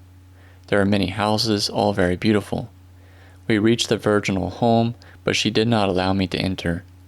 She entered and told me, You are still on earth, you cannot enter here. I saw the virgins from the window. Some were young and others were adults. They were wearing clothes that shone. They told me, Here we never have winter, never night, never rain. We are always in blossom. Then a sematron rang, and it was time for prayer, so we had to leave. I wanted to stay to learn how they pray, but she told me, You have the priests, the spiritual fathers who tell you everything. The angel took me back without speaking to me. I saw my body in the bed next to my husband. It was breathing a bit, just barely alive. I entered my body, left the book on the table, and went to sleep. In the morning I was planning to go into the field to work at the cotton, but I could not go. For 3 days I was pale and very tired. When I asked the little girl, You have so many difficulties for one slab and one pencil? What will happen to us who have done so many things? This slab and a pencil are like a weight of 100 kilos, and the sin of my parents also makes it difficult for me. For this reason, we should not owe loans in this life if we want to enjoy the goods of paradise. When she communed in the divine liturgy, she had experiences, some of which she revealed as follows. All these things we offer at the proscomidi: wine, candles, and names. The angels take them above. Once I went to St. Catherine's for the memory, feast of a saint, and I gave my little paper with the names. When the liturgy ended, I saw my little paper on the ground before the altar. I was distressed and said, "Oh my God, St. Catherine, I came here and my names were not read." That night in my sleep, a beautiful young woman, St. Catherine, came and told me, "Did you fear, my child, that maybe the names were not read? I read them even if the priest did not read them." In her hand she was holding a paper. She showed it to me. I saw that it was the paper that I wrote the names on and had given to the priest to commemorate them at the proscomidi.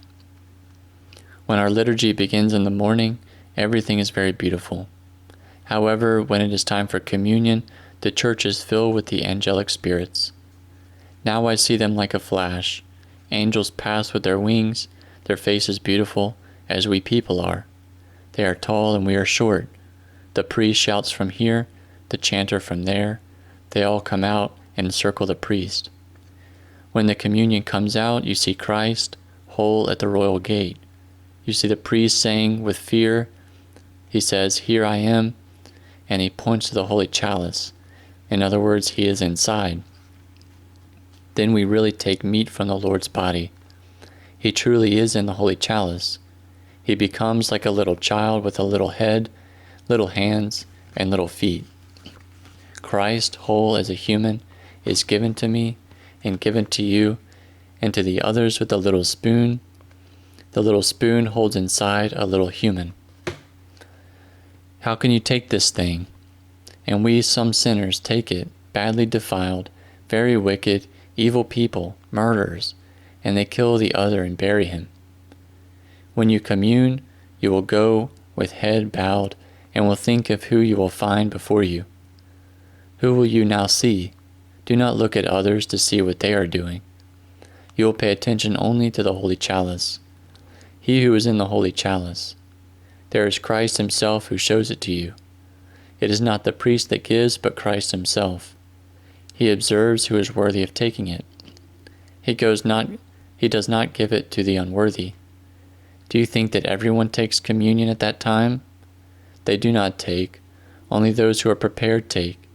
And when you go to commune, you must see Christ. It is not necessary for you to really see him, but place him within your mind. When the through the prayers begins, you see everyone leave the church. Sit a bit to receive the prayer. Afterward, it is not proper for you to go around visiting, because you will lose the blessing. It's not good for you to go out, even to the market. If there is great need, tell someone who is going to the market to shop for you. And if you do go out, bow your head, do your job, and return home. For us to commune, we must prepare for about a week with fasting and other things. Grandma Lambrini had boldness in her prayer. In their difficulties, people would ask her to pray, and then they would see the results.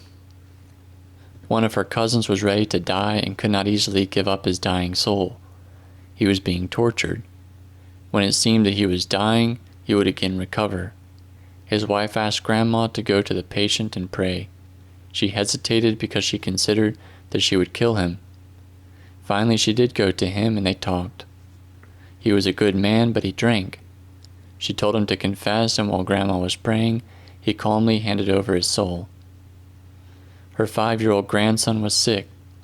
They took him to Russia twice and were preparing to go a third time for another operation. Grandma Lambrini did not want them to go because she knew that even if he lived, the boy would not be well. On the last night, she went to her cell and broke out into prayer with tears beseeching God. Take him to your throne in the heavens instead of to Russia. He is an angel. And grant to me, my God, for my grandson to get up from the throne to take me also. She heard the yes to her prayer, and then she thanked Christ. By 3 o'clock in the morning, the child reposed. She cried tears of joy and took flour to knead Prospero. Throughout her life, Grandma Lambrini never forgot her soul longing. Thus, after her husband's repose, she made the decision to fulfill her dream. At the age of about 70 years old, she went to a monastery of the area where she would remain 50 days for Pascha, 40 days for Christmas, and 15 days for the 15th of August, according to the rule the elder gave her. She herself was asked to remain permanently at the monastery. In the meantime, the elder reposed, and the nuns expressed objection to her staying. Again, Grandma Lambrini, with obedience and patience, accepted their decision and peacefully returned to her home, where she continued with her struggles and prepared for her own repose. Witnesses about Lambrini. Mr. Andreas Nicolaou from Calamodia, Arta notes, "Since I was a young boy, my parents and mostly my grandmother spoke to me of Grandma Lambrini and her gifts. My grandmother followed her everywhere, to whichever churches she went. They would walk for hours until they arrived at the church. I did not pay great attention to the things I heard about the unending hours of prayer, about the very few hours of sleep, 2 hours in a 24-hour period, and about her gifts. I respected her as an elderly woman, but the older I got, I ascertained that she joyfully underwent great and harsh trials, fasting and vigils. I observed her face shining every time she communed in church. Whenever she met me after the Divine Liturgy, she would pat me lovingly on the head, and I felt as if I were not standing on the ground. This made me want to be with her more often. One summer when I finished the first grade, Grandma Lambrini, along with other women, went to open the Church of the Archangels at the village of Lutrotopos, Arta. My mother and I went along with them, and we slept that night in the church. During the night, Grandma Lambrini was chanting something from a book. I got up and was walking around in the church, which was lit by a few candles. I opened the altar door, went in, proceeded 2 or 3 steps toward the holy altar, and immediately stopped. I heard footsteps approaching me. I observed 2 or 3 shadows around the holy altar, coming toward me and encircling me. I got scared and immediately came out of the altar. My mother, who was searching for me, scolded me. Then Grandma Lambrini told her, "Do not scold the child. He is a young and sinless child. If you knew what angelic powers have encircled him." And I realized then that Grandma Lambrini also saw the same things as me, even though she was outside of the altar. I ascertained then that Grandma Lambrini was not like other people. Years later, when I became an adult, and when Grandma had passed her 80th year, I once found her at the fountain in the yard. Before greeting her, I noticed that as she was bent over, her hunch had grown, and as if she read my mind, she lifted her head and said, "You see, my little child, how I have become from all the reading, bent over the books with much prayer and repentance to the Lord. Maybe I might also be able to get a little place in the Lord's house." Great humbleness distinguished her. She would say, "I'm not anything, just a poor and unlettered farm woman." And even though she had very little education, she conversed very comfortably with educated people. She could speak for 10 minutes and would say things that others could not say in hours. For half an hour, our professor, the theologian, tried to explain to us what a miracle is. In the end, we did not understand many things. However, when I asked Grandma Lambrini, she answered, "It is very simple. Whatever is impossible for man is possible for God." Once I saw on television the churches in occupied Cyprus that the Turks converted into stables and storage rooms. I asked Grandma Lambrini what the Lord says about this. She seemed upset and answered, "From the time the Turks converted the church of St. Sophia into a mosque, the Pania left the inside of the church and stands outside next to the door and cries. She cries constantly because they took her house. If you could see how the Pania cries, you he would not sleep for many days. After she pondered a bit, she told me, "You will see in a little while how Turkey will suffer." Truly, in a few months the well-known earthquakes occurred. I asked her if there are other people in Greece with the same gift. After she looked a bit at heaven, she answered me, "Yes, there are, because our religion is alive. There is one out of all of us whom the Lord holds very high. He sits at the border with Albania. I have gone 5 or 6 times, and last week I was there." And while she was saying these things, she shone completely with joy. She spoke of things that would take place in the future. She said, "You will see things that you cannot imagine. You will see large waves equal to a 2-story house destroy cities and villages, and few will be saved." Truly, 2 months after her death, we had the well-known tsunami with thousands dead. You will see children going on a school excursion, and Satan will come out with his sickle and take their heads. Truly, the well-known accident with the children from Macedonia occurred with so many victims. She told me, "It is not proper for me to reveal to you more things because I sin. For whatever I tell you, the Lord gives me permission." On September 7, 2002, I visited her. She seemed to be waiting for me. She told me, "In a few days I will leave this life. You do not know with how much joy I await this moment." She gave me several counsels: to fast on Wednesdays and Fridays, not to work on the holy days, to attend vigils as much as possible, and many other things. Then she told me, "When you need me, come to my tomb. There henceforth will be my home. You will seek my help to mediate to the Lord as long as the things you ask of me are according to the Lord's words." Mrs. Vasiliki Tormana from Komeno, Arta witnesses. In a church in Arta, I heard people talking about Lambrini and her gifts, and I felt a great desire to meet her. I went with a relative of mine to her poor little home. From that time on, for about 40 years until she left this life, I followed her almost always to pilgrimages, vigils, and liturgies in churches, where we would sleep at night. Aunt Lambrini prayed and read many hours and slept very little. Once I asked for her help. My husband played cards and neglected the house. We reached an impasse. "Do not fear," she told me. "The Lord Jesus Christ will take care of them all, so long as you show faith in the Lord." She asked me to wake up at 3 a.m. for 40 days and to pray doing 40 prostrations. She gave me some prayers to read and told me that she would also pray for the Lord to help us. Secretly, without my husband knowing, I did as Aunt Lambrini told me. Suddenly, after 40 days, everything changed. My husband did not play cards again. He occupied himself with the fields and the family, and our finances improved. Once with Aunt Lambrini and some other women, we slept in a church. After she finished her prayer, she went to sleep. I could not fall asleep. I heard Aunt Lambrini sigh while she was sleeping. It was as if she was working and was very tired. This lasted for a bit. I got up and grabbed her hands and her feet. It was like grabbing a dead person. I realized that once again Aunt Lambrini spiritually left her body. In the morning hours I heard her again as if she were gasping. Now she must have returned, I thought. As soon as she woke up, I asked her, "Did you leave last night? Where did you go?" She gave me the following answer. "I took such and such a woman who was in our group, and I presented her to the Lord." Once I faced a great problem.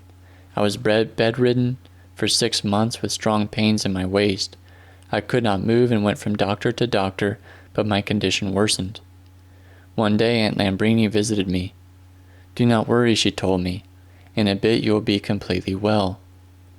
That same day a certain acquaintance of mine informed me that before coming to my house, Aunt Lambrini went to the church of my village and knelt for a long time, praying before the icon of the Dormition of the Panagia, to which our church is dedicated. In a few days, with the help of a certain doctor, I was walking normally. From then until today, for 18 years, I do not have the slightest bother. Even after her repose, in difficult moments of my life, I call upon her and she always helps me. One summer I had headaches and dizzy spells that probably were due to the heat waves. After first seeking her help, I went to sleep. She came in my sleep, stood over me and covered me with a sheet. In the morning when I got up, I was very healthy. Mrs. Daria Dragataki from Arta mentions, I learned many things from Grandma Lambrini while going with her to many all-night vigils and pilgrimages that she organized. She called me my child, and these words truly touched my soul. She had patience and listened to my problems and always found solutions. Her life was holy, and she was very humble. What do I first remember? Her help towards my mother, her foretellings, and the prayer she did for my children, or the great good that she did for me. After a serious operation, I lost my sleep. Feeling lost and in despair, at midnight I went to her home to ask for her help. I found her on her knees praying, drenched in sweat, with lit vigil lamps and candles around her. She told me, "My child, what happened to you tonight?" She did the cross over me and I calmed down. May Grandma Lambrini be well where she is, and may she intercede for us all. A.G. mentions, I knew Grandma Lambrini from a young age. She would come to our house to see my bedridden grandmother, but I considered her an unlettered grandmother. I heard others speak reverently of her, and when I returned from my first pilgrimage to the Holy Mountain in 2002, I went to see her and to give her a blessing. Upon entering her little cell, I felt as if I was before a giant. I realized then, without knowing how, that this woman was very high spiritually, so much so that I could not gaze at her, even though physically she was of a very small build. Discussion with her was a spiritual feast. Then the issue of the identification cards prevailed, which concerned me intensely.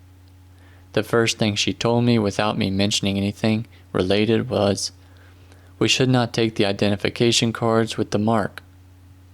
During my next visits, until her repose, I ascertained that she had the gifts of foreknowledge and clairvoyance.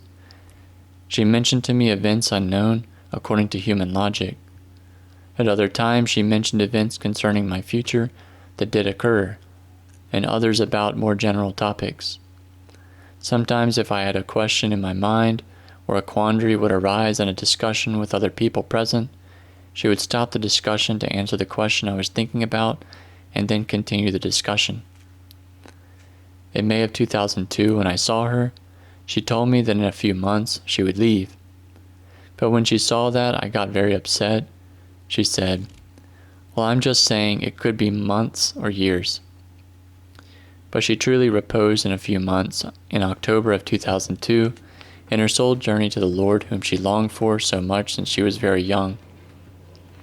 On the last Sunday, she went to church and communed.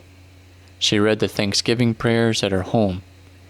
On Monday she spread out all her books on the bed and read a little from each one. She did the cross over each book, kissed it and put it to the side. This was her way of bidding them farewell. For so many years these books were her best company, her companions. On Tuesday afternoon she called her daughter for them to do a supplication service. When the service ended, she said, I thank you, my Panagia, for allowing me to do this paraklesis. I still have many prayers to do before Thursday. When her daughter asked what would she do on Thursday, Lambrini answered, I will go there for which I have worked, if I worked well. On Wednesday morning, she asked to see her grandchildren. Tomorrow I will leave, she said. At night she told her niece, now I will leave, go tell Stathula, so she does not take it hard. I asked God to let me live until Stathula matured and realized what the other life is. At a certain moment she got up from bed, opened her hands, and told those present, come now, all together, for us to go to Jerusalem. She hugged everyone, and then she crossed her chest, the pillow, and lied down. Then Stathula sent the others out of the room. She and her husband lit a candle for Lambrini and read the prayers precisely as her mother had left orders. When she finished the prayers, they heard a light tss from Lambrini Vetsu, and she reposed like a little bird on Thursday, October 17th, 2002. Many people pass by and venerate her tomb. They pray and draw strength. A certain woman was very distressed because her husband needed a serious heart operation. After she venerated Lambrini's tomb and prayed, she saw Grandma Lambrini in her sleep, who told her, "Do not worry, your husband will become well. Before going to the hospital, make a prospero and take it to church." Truly, she made the prospero and everything went well. This was Lambrini Vetsu, an ascetic with great fasts, daily vigils, with constant study and prayer. She loved Christ, spoke constantly of him, and all the cells of her body exuded Christ. She helped people with the grace that she possessed. She saw paradise and hell from this life. Sometimes while she prayed, Christ, the Panagia, and the saints would come and converse with her. She knew the future and would say that very difficult years await us. She pitied the young children and would say, "If they knew what they will go through." But she immediately would add, "God will provide. He will provide for the Christians." Christ did not allow her to say more. She would say, "May her memory be eternal." 20. Keti Patera. Biographical information. In 1921, Michael Pateras and his wife Helen, inhabitants of Konica, had their last child. She was baptized with the name Marina Erigeti. Her parents were faithful, God-fearing, and quite well off, with homes, many estates, and money from her father's business. The little Marina Erigeti, whom everyone called Keti, grew up in comfort and finished high school. She was taught the traditional piety of her father from a young age, but she herself also had an innate love for the church. "From young, when I felt the world," she herself mentioned, "I loved the divine liturgy and the services of the church very much." One day when she was in elementary school, she left school on her own, went to church to the feast of St. Theodore, and communed. When she returned, the teacher asked her where she was and then beat her. When the Italians came to Konica after the fall of the Albanian front, most Konicians hid in the mountains. Keti remained near her sickly parents and her elderly grandmother. She was captured by the Italians and was transported to Bari, Italy. Keti took a little basket with holy water from the Great Sanctification of the Waters, the Synopsis prayer book, and icons. Their ship arrived safely in Italy, although many had been torpedoed. During the journey, Keti had urged her fellow prisoners to pray. Some made fun of her and mocked her, but then they asked her to pray for them. Together with them all was a woman ready to give birth, who was worried about her impending delivery. Keti felt pain for her and wanted to help her. She put an icon on a little table, took a cup and a pin from her hair, which she made into a wick holder, twisted a little cotton into a wick, lit her, quote, vigil lamp, and began doing prostrations and praying. The woman gave birth, but she didn't have milk. Keti gave the infant holy water, and with her mediation, they gave her food, and the child lived. An Italian officer, seeing the vigil lamp, asked, "Who made this?" "I," Keti answered courageously. He told her to follow him, and they led her to a storage bin. It had containers with oil. "When you need oil, come take some from here," he told her. Keti was a young woman, 22 years old, and she feared her moral integrity. She would say, "If I suspected something, I would fall into the sea and drown." It was great Lent, and they gave them non-fast-worthy food to eat, but Keti would not eat anything except bread. She fasted in order to commune on the Annunciation. The others made fun of her. "How will you commune on the Annunciation?" And she, with certainty, told them, that by the Annunciation they would return to Greece. And truly there was an exchange of prisoners before the Annunciation, and Keti communed of the Immaculate Mysteries. Upon returning from being held hostage, Keti voluntarily worked at the Preventorio of Konitsa. They offered hospitality to 200 to 250 children in the occupation at that time. The lady commissioned by Queen Frederica Amelia Lecurtu asked the mayor of Konitsa for girls from good families to help. Keti was one of the first.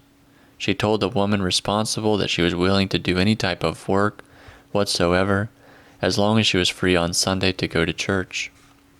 They objected, but she did not listen. When Christmas dawned in 1947, the rebels, Simorites, struck at Lower Konitsa and took it over. Fearful battles continued all night long. At the Preventorio, they lowered the children to the ground floor. Keti told them to kneel and to chant the supplication service constantly. Even the non-believers prayed. At a certain moment, Keti heard two rebels outside the door conversing. The one wanted to open the door and take the children, while the other said, "What can we do with them at night with such cold? We took Konitsa. Let it dawn." On New Year's morning of 1948, when Konitsa was taken over by the National Army, Keti opened the door and found the two rebels killed. When the Queen decorated the personnel of the Preventorio with medals, she was the only one who avoided taking a medal. Insatiable worshipper of the Lord. The God-loving Keti did not want to miss attending Vespers and the Divine Liturgy any day of the year. Her only effort was to find out which church was holding a Divine Liturgy in order to run to enjoy it. She spared neither toil nor time. She sacrificed her sleep and traversed great distances so long as she did not miss the Divine Liturgy. In Konitsa, she would leave her work at night, go to the liturgy, and in the morning return to work. The observations of those responsible didn't stop her. She was good at her work and loved the children. For this reason, they put up with this God-loving quirk of hers. One night, going as usual to find a liturgy, she passed through a minefield, but God preserved her. She passed over the mines and none of them exploded. In 1950, when the child city at Zero was functioning, Keti was taken on also as a nurse. A colleague of hers in the child city remembers, "When I first saw her, the joy of her face, her humor, and her sweet innocent smile impressed me. In the program, according to our own secular viewpoint, she was not diligent. They moved her to the clothing room as a stitch maker from the infirmary because she was absent for quite a time at night. In the child city, she would take the children to the analogion and teach them to chant. She would take care of the church, care for the priest, and the only comfort she gave herself was to go with the jeep to bring the priest on Sunday for him to liturgize. Her chief concern was to get to know the priests of the neighboring villages in order to make certain she would be able to attend weekday liturgies. At that time, she was going to the church of Pantanassa. In order to go, she would pass the river Loro on one piece of wood with two stretched wires. She did this every night the entire winter, while loaded with bags of food for the poor. She always had Prospero with her just in case the priest didn't. At other times, when a river had risen and there was no bridge, so as to not miss the Divine Liturgy, a certain shepherd passed her through on his back. She walked a lot, or rather flew, and would traverse even difficult places. Once passing near a sheepfold, sheepdogs noticed her and rushed to eat her. I managed, she said, and sat down, and the dogs immediately turned back. Another time she met a bear at night. She shined light in her eyes with the flashlight she had with her, and the animal changed her way and left. Keti had many adventures as she went for her weekday liturgies. Back then they didn't have telephones. One day she was not notified by any of the priests she knew about a liturgy the next day. When she finished work, she set out from Philippiada in the afternoon on foot.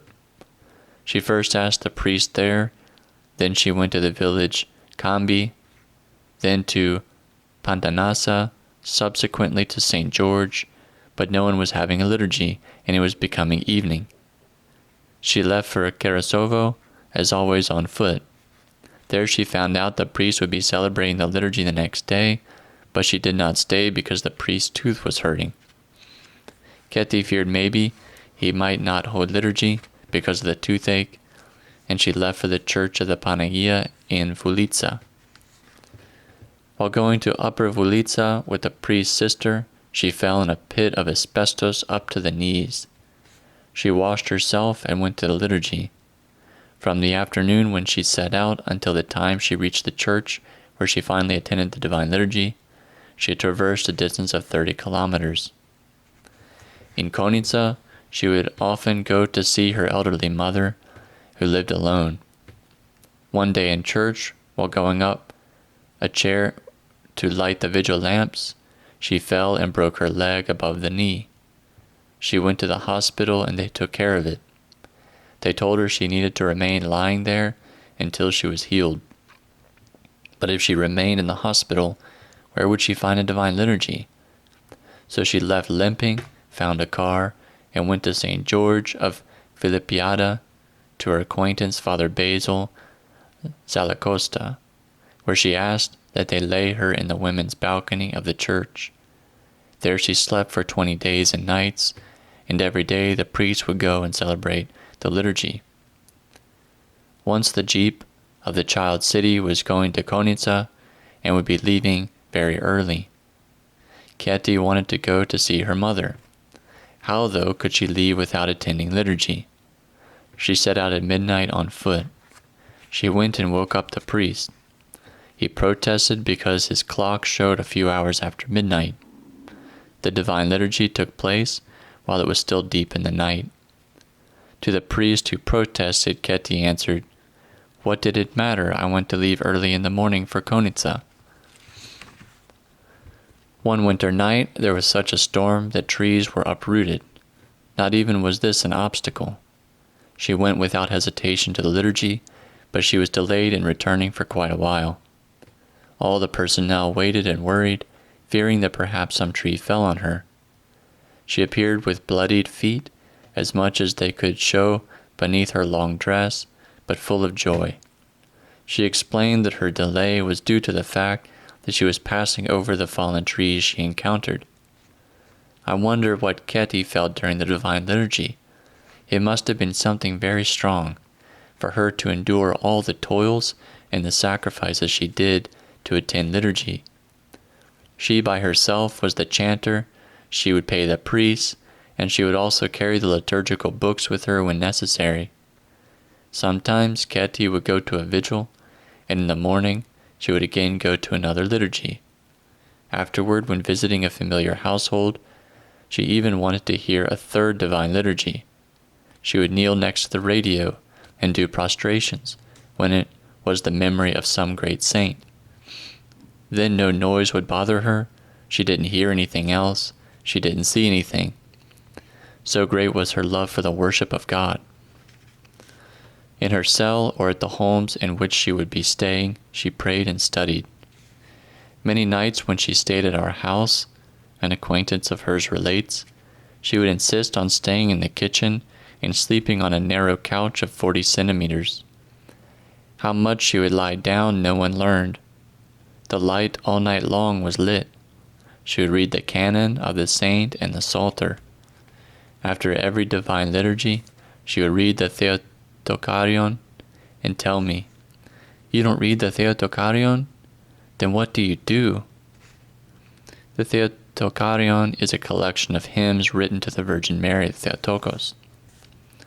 Her love for the worship of God was so great that a few days before she reposed, though she couldn't speak, she still whispered, "Church, church." A secret ascetic, Keti was a lay ascetic with a great measure of holiness. She would not take care of herself and cast off her needs to the side. From her pay she never disposed even a drachma for herself, for clothing or for food. This rich girl would wear poor clothes and shoes which were given to her as charity. In all her life she was never full. She would eat a bit, but not to satiety, because she wanted to pray, fasting. She never cooked for herself, yet never remained without food. She would go to Christina Esnipidu, Elder Paisios' sister, and because she had a boldness with her, she would tell her to make some fresh pasta. She would say, "This is a royal food." For as long as she was in the child city, no one saw her at the refectory eating with the personnel. An acquaintance of hers strove at night, when Keti would return, to have a few greens saved or something fast-worthy for her to eat.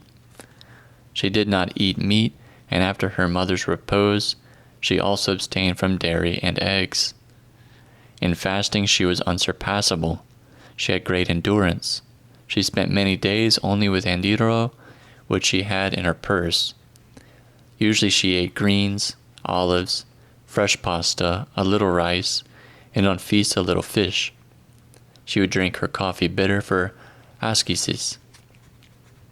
When she would sleep a bit in order to rest, she would not cover her feet so as not to sleep deeply and not wake up for the divine liturgy. Later on in her life, she would not lie down on a bed, but always gathered up on a couch or in a chair. She would catnap. She pushed her body in sleep as in fasting. 2 big black circles had formed on her knees from the full prostrations, the many hours on bended knee during the divine liturgy, and her individual prayers. A spring of charity. Keti's life from her young age till her repose was divine worship, ascetics, and charity. The material goods which her parents abundantly provided for her, she distributed to the poor. When they put limitations on her, she would wrap the food in a sheet and lower it from the window so that her parents would not see her. At that time there were many poor, widows, orphans, and refugees. The rents from the fields, which they would receive in kind, wheat, corn, etc., she would secretly carry to a neighborhood woman who was a trusted friend of hers, and from there she would easily distribute to the poor, so that her mother would not see her and get upset. She was the first co-worker of Father Paisios, who's Saint Paisios of Mount Athos, in the so-called groups of love, and she continued this work after the elder's departure from Stomio. The acts of kindness she did were many and secret. Not only did she distribute her pay and all her estate for the poor, but she herself became a servant of love to the poor and the sick. For the sake of kindness to the poor, she even became a beggar. When she was at the child city, she would leave her job a little earlier, take her food and run to take it hidden beneath her overcoat to a family with 9 children in the neighboring village Pandanasa. The children were extremely poor and hungry, the father always drunk. Because an investigation would take place at the exit of the child city, she would go out from the footpath that was difficult to traverse through the forest and arrive at the village. At night she would take the leftovers from the kitchen, usually with arguments, because it was forbidden, and take them to the poor. How many children she fed with the leftovers, and how many she dressed using useless clothing. In her spare time, which was so little, she would run to the villages, give shots to the sick, and carry food for the poor. She would purposely wear an overcoat so that the bags with the food would not show. She did not strive for herself. She would be thinking of the others. She did not speak of good works. She only implemented them as much as she could secretly. She would give money to the priest of Melisopetras so that he could help poor families. She sponsored in baptism quite a few children and concerned herself with their needs. At Rizovuni, she cared for an abandoned elderly woman until her repose, as if she were caring for her mother. At St. George, she had another elderly woman to whom every night she would take food, cut her nails, wash her, and offer her whatever else she needed until she reposed. She also helped another poor family with many children. The mother was expecting a little child, but thinking of their poverty, she decided with her husband to go for an abortion. On the public road, they met Keti, who asked them where they were going, and they told her the truth. Frustrated, Keti started shouting. She told them to return to their home, and she promised to undertake the protection and the feeding of the child. She furthermore became the child's godparent. She helped him more than what she promised until he grew up and began working. In another village of the area, there was a certain poor family with 2 children sick with Mediterranean anemia. Keti pitied them very much, and wanting to help them, told the father to shop from a certain store whatever he needed, and that she would pay the account. This occurred for a period of time, but one day the father called an instrument player and began amusements, dances, and drinking. During the revelry, Keti came to see the children. She then scolded him and stopped her grant. In 1960, the very pious Father Basil Zelakostas built a home at St. George, but he did not have enough money to finish it. Then Keti intervened, paid a truckload of wood for the house to be covered, and the floors and frames were made. Realizing Keti's value, Father Basil came to know her very well, and furthermore, Keti baptized his daughter Maria. In the end, he took Keti's mother in his home. He would tell his presbytera, "You don't know how valuable Keti is." He believed that Keti's life was unique, peculiar, and did not resemble the life of other people. She made frequent trips to Konitsa and to Athens to see her mother and her siblings. Although she had money, she did not want to pay a ticket. She would hitchhike, not out of stinginess, but to distribute the ticket money for charity. Once, all day long, she waited on the road standing. No car stopped to take her, and she returned home with her bags. Another time, she entered the bus with a little chair. The ticket taker asked her if she had a ticket, and she answered, "I don't have a ticket, nor do I want to have one." And he allowed her with the little chair to travel up to Athens. She would say back then, "All those with cars have money. Why should I give to them? With this ticket money, I can buy 2 or 3 kilos of rice to give to a hungry poor family." The poor brethren interested her in not how to travel comfortably. She settled in her last years at the Dorakanis monastery. There she gathered the sugared almonds from baptisms to sell them and give the money to the poor. Some pitied her, as she was poorly dressed and skeleton thin, and they would give her alms.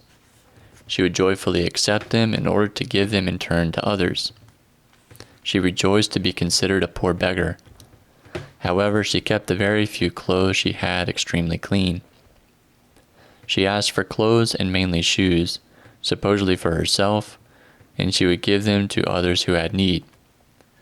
A certain doctor bought her a pair of soft shoes because her soles were deformed, and she pretended to be overjoyed with them. When she saw some priest wearing old shoes, she went to the store where the doctor had bought the shoes, exchanged them, and got new shoes for the priest. She couldn't rest if she didn't give alms every day. From the Soroti monastery, at St. Paisios' direction, they would send Keti every year a blessing, pure wax, olives, and books. She would enjoy them very much. She would immediately go sell them and give the money wherever she knew there was the greatest need. Keti worked very hard for the upkeep of the churches. With her acts and monastery assistance, the church of St. Nicholas in the village of St. George of Philippiada was renewed and adorned. She further worked to provide oil for vigil lamps. When she would see disorder and evil behavior in the church, no matter where it came from, she would comment on it and correct it. She was interested in the cleanliness and decorum of the church and urged the women to strive for the church even more than for their homes. Keti dedicated whatever estates she had to the sacred monastery of Stomio, and she gave a home inside Konitsa to the metropolis. It is the old folks' home of Konitsa. She made her sister and her niece do the same thing. She urged them by saying, "How will you go to the next life with empty hands?" Noteworthy events. Once when the church of St. Nikodemos was celebrating its name day in the village of St. George of Philippiada, Keti went to a widow who had many flowers in her yard on the eve of the feast and asked her for flowers to make a wreath for the saint's icon. The widow refused and didn't give her flowers. Keti left, and the only thing she told her was, "That's all right, don't give me any, but by night you will lose them all. Not even one flower will remain to you." And truly when night came, at the time of Vespers, a pouring rain came and a strong windstorm. The result, not even one flower remained, everything was destroyed, as Keti had foretold. One year she went with her close acquaintance, Father Basil, to liturgize at Pantanassa on the day of the Nativity of the Theotokos, September 8th. They were discussing the traditional fast some do from the 1st until the 7th of September. Keti had kept the fast and was saying that Father Basil ought to have kept it. They arrived at the church, lit the vigil lamps, and as soon as the priest went to say, "Blessed," a dry pain pierced his stomach. He stopped and came out of the altar. When he put on the stole again, he felt a strong pain. This was repeated 4 or 5 times. Time was passing. Keti worried about whether she would manage to return to her work, as the pain wouldn't leave Father Basil. Keti attributed the pain to the fact the priest had not fasted, and she urged him to make a vow to the Panagia that henceforth he would keep this fast. He did a prostration before the holy altar table and promised to keep the specific fast all his life. Immediately the dry pain stopped, they did the service, and finished the liturgy without any problem. Once 3 or 4 spoiled village children wanted to bother and scare Keti at night as she was going to church. They put hoods on their heads, grabbed each other's hands, and closed the road from the child city downwards. They were ready to rush on her, but the following happened. An invisible power from God made their feet move backwards without realizing how, while Keti was doing her cross, praying and walking toward the children until she passed by them. They left without having accomplished anything, and Keti, undaunted, continued on her way to church.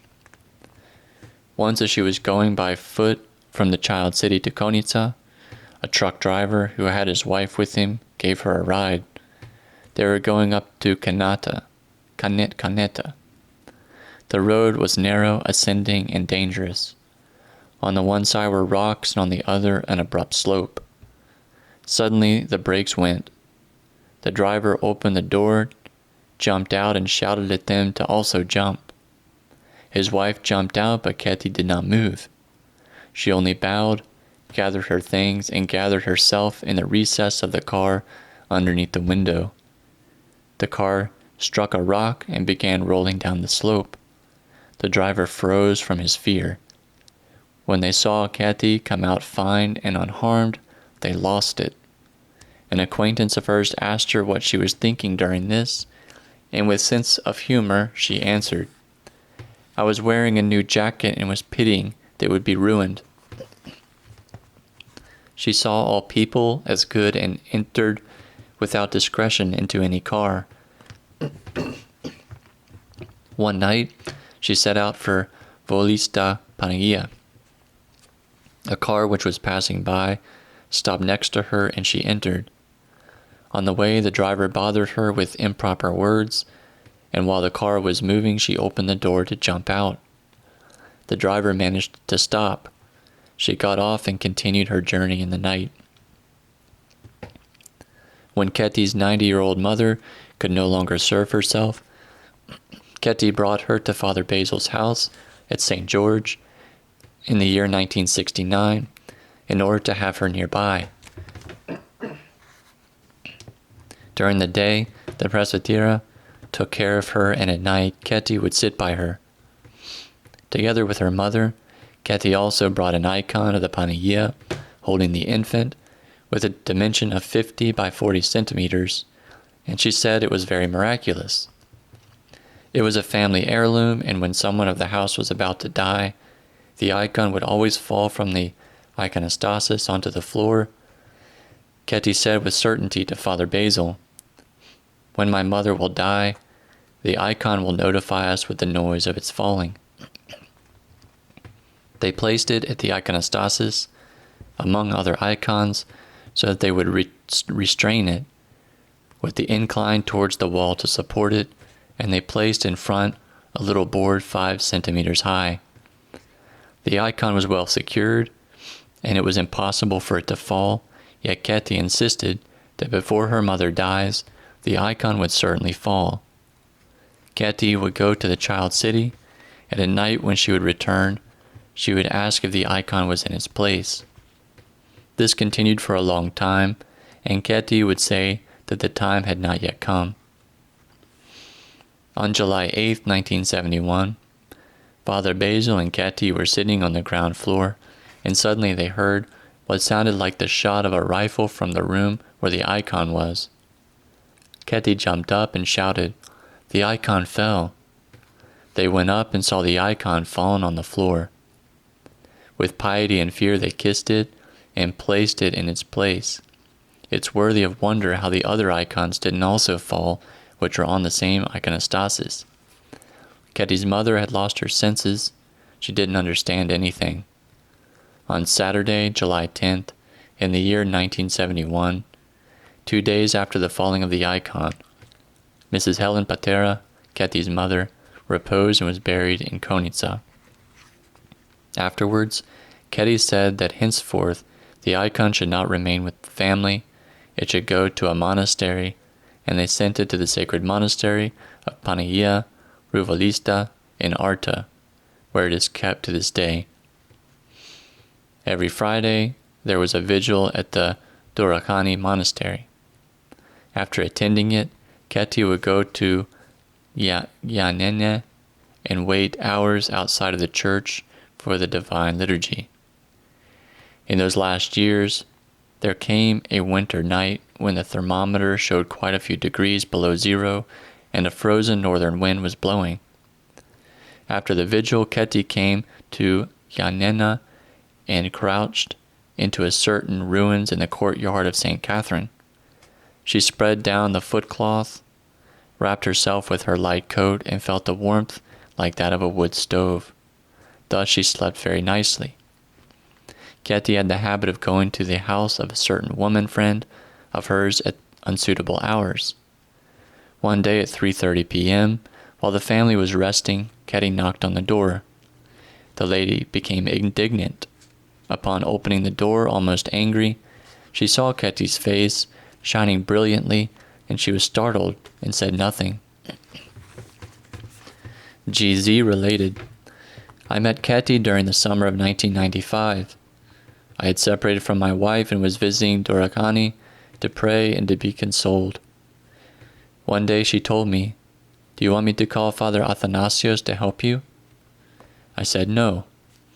Then she told me, 'Since I know why you are coming, why don't you tell it to me to be comforted?' We sat for hours discussing my separation, and then she asked me to take her with me to Yanina. She asked me to leave her at the dependency of Sinai called St. Catherine's. She told me, 'You have a good heart and you're a good kid. I will pray for you and soon you will meet a good girl who will have her name, St. Catherine's.' A small period of time passed, and truly the importance of what she had said didn't even cross my mind that there was an acquaintance of mine whom I then married, whose name was Catherine. One Friday night when I went for the all-night vigil, together with Catherine in the darkness, I almost stepped on Keti, who was kneeling. Before I managed to speak to her, she grabbed my foot and told me, "John, did you also bring Catherine with you?" At that moment I froze and remembered her words. I will never forget her. The witness of an anonymous person. I met Keti Patera for the first time in the year 1993 on the road from Arta to Janula, and I gave her a ride. The next year at the same spot, I saw an elderly woman and I remembered her. She got in my car, told me that she was from Konica, and spoke to me of St. Paisios. She mentioned to me that I was engaged and that I had separated 2 years before from my wife. "That's all right," she said. "Probably she will find someone better." As if she read my egotistical thought, "What better will she find?" She answered, "When I say someone better, I mean to find someone to give her the plushy things she wants." She was right. Her plushy things were truly the cause of constant arguments.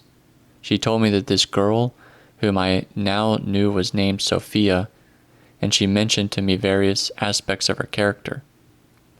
She said that I was very lucky to have found such a girl.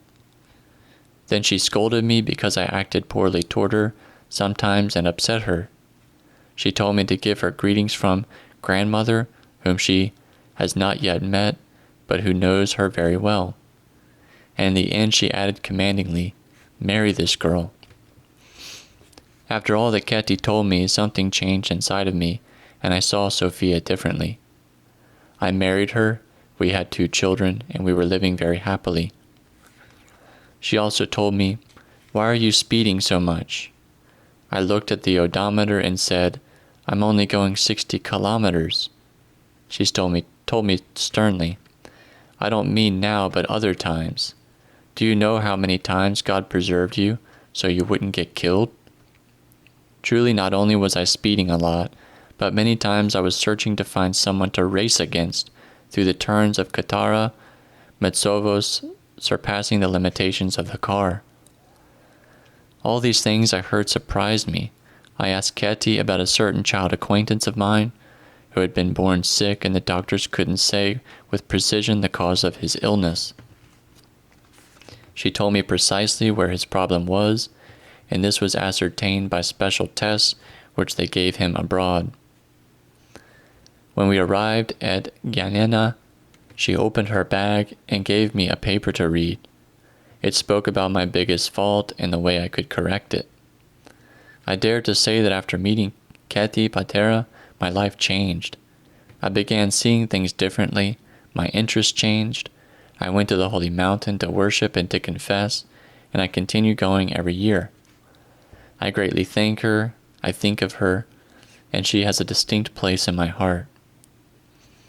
An acquaintance of Keti, who often offered her hospitality at her home, was getting ready for her gallbladder to be operated on. When Keti learned of it, she became distressed, but did not speak. When the last x-ray was done, it showed that the gallbladder was completely clear. The doctor had given her some medicine, but the patient was not taking it regularly. When Keti learned the result of the exam, she rejoiced and whispered, "For 2 whole days and nights I said the prayer rope for this." Spiritual relationship with Elder Paisios the Athonite, Saint Paisios. In the closely knit atmosphere of Konica, Father Paisios knew Keti from a young age, along with her family. She respected him and admired him for his piety and asceticism, even though she was older in age. The elder laughingly related the following. When the Italians were coming to Konica, the bells rang at noon for the people to hide. Keti took the bottle with oil and went to church for vespers, while the others ran to hide. The elder became better associated with Keti when he would come to Konica for therapy, and her family offered him hospitality at their home. He never forgot this benefaction. When he stayed at their house, they once did the supplication service to the Virgin Mary, and then Dr. Venteras came to see him. He looked with surprise at the icon of the Virgin Mary, moving and making noise of its own accord. While Father Paisios was a monk at Stomion monastery, many times Keti took a little nephew of Father Paisios's or his sister, Christina, by flashlight to Stomion to attend the liturgy. From the holy mountain he would send her letters with counsel and with blessings, crosses, prayer ropes, and books.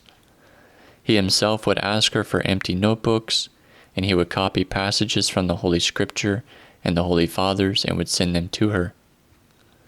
At the end of April 1971, after Pascha, Elder Paisios went to see Keti's mother because he realized that she would be leaving. He sat all night with Mrs. Helen and they conversed. In the morning before leaving, he bid her farewell. He told Mrs. Helen that after 20 years they would meet, whereas to Keti he told her privately to prepare her mother because she would be dying soon. Everything occurred as the elder foretold. After Mrs. Helen's repose, the elder prayed for her soul, and in the end he saw her in a good place. When the elder would come to Soroti, he would notify Keti and she would go to seek his counsel. Many people would offer to transport her in the hopes that they would manage to also see the elder, but Keti would make an agreement with them. When it was time for Vespers, they should stop no matter where they were to attend Vespers. It was the end of May. The elder notified Keti to come see him. I found him hurting unbearably, she said. They conversed, he counseled her, and told her to leave and to come back on St. Euphemia's Day, July 11th. But when the feast of St. Euphemia came, Keti delayed her visit due to small obstacles, and then she was informed that the elder reposed on July 12, 1994. Having repented, she was beating her head and saying, "He was right to tell me to go. He knew that he would be dying then, and I did not go." After his repose, the elder helped Keti. Once while she was taking a medicine for osteoporosis, she had become exhausted and very weak. She asked him to do something, and she saw him in her sleep counseling her to read the direction on the medicine well. She saw that it is not the correct medicine for her illness, and she threw it away. 1 year before her repose, in the morning, she saw a person wearing a cassock enter her room. He scolded her about some fault which she did, telling her to correct it. Keti told him, "Aren't you ashamed? You are a priest and you entered my cell?" And the cassock bearer answered, "Don't you recognize me?" And he vanished. Only then did she recognize that it was Father Paisios. Her repose. After Keti completed the years of her service in the child city and received her pension, she remained temporarily at Father Basil Zelakostas' home. In the end, she ended up at Dorokani Monastery because there was a divine liturgy every day. Even on all the days of Great Lent, a pre-sanctified liturgy takes place. Instead of slowing down in order to rest, her greatly tortured and elderly body, she would often go to Giannena and seek clothing, shoes, and food to give to her poor people from wealthy families. She scattered her pension money in 2 to 3 days, all in missionary work and in charities. In this earthly world, Keti was estranged and dedicated to God. She kept the beatitude, "Blessed are the merciful, for they shall receive mercy," Matthew 5:7. The last days of her earthly life also arrived. Late at night, she knocked on the door of an acquaintance's house. She learned that it would be snowing, and she went to stay at this home, which was near the church of the Neo-Martyr George, for liturgy. For the first and last time, she accepted to lie down on the comfortable couch in the living room. She left before dawn, and before the church would be open. She was in unbearable pain. She no longer moved quickly. She resembled the hunchbacked woman of the gospel. She was only skin and bones in her poor black clothing. "I want to die," she said. She left and did not return to this house. She became sick and now accepted the care of the sisters of Dorkhani. Her few acquaintances learned about it and visited her.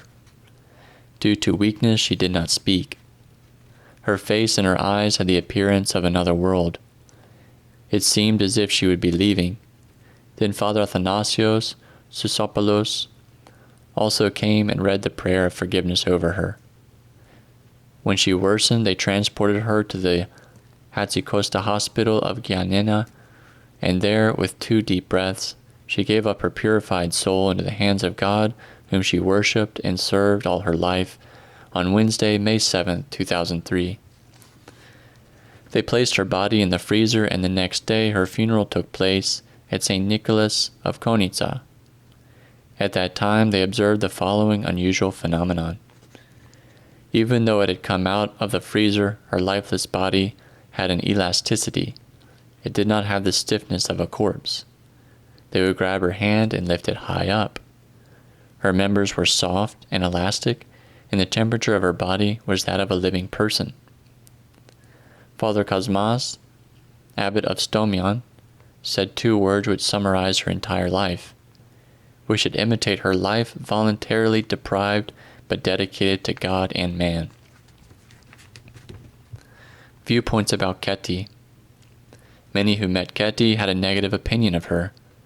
She was scorned and misunderstood by almost everyone. They called her sick in the head, crazy.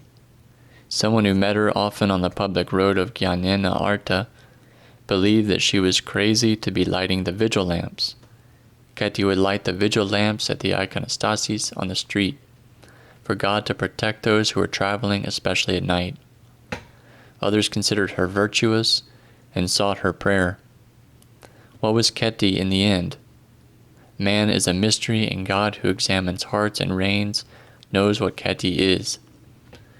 Elder Paisios called her a blessed soul. He considered her his genuine spiritual sister, and wrote in a letter of his, "Keti, according to me, is a saint." It is natural that her high life would not be understood and would be misunderstood by many. Her life was so different from the majority and a scandal for the prim and proper Christians. And she herself sometimes purposely did some crazy things. She would go, for example, to her acquaintance's house and demand that food be made right that minute. She would eat it, praise it, and the next day protest, "What food was that? What did you put inside it? I almost died."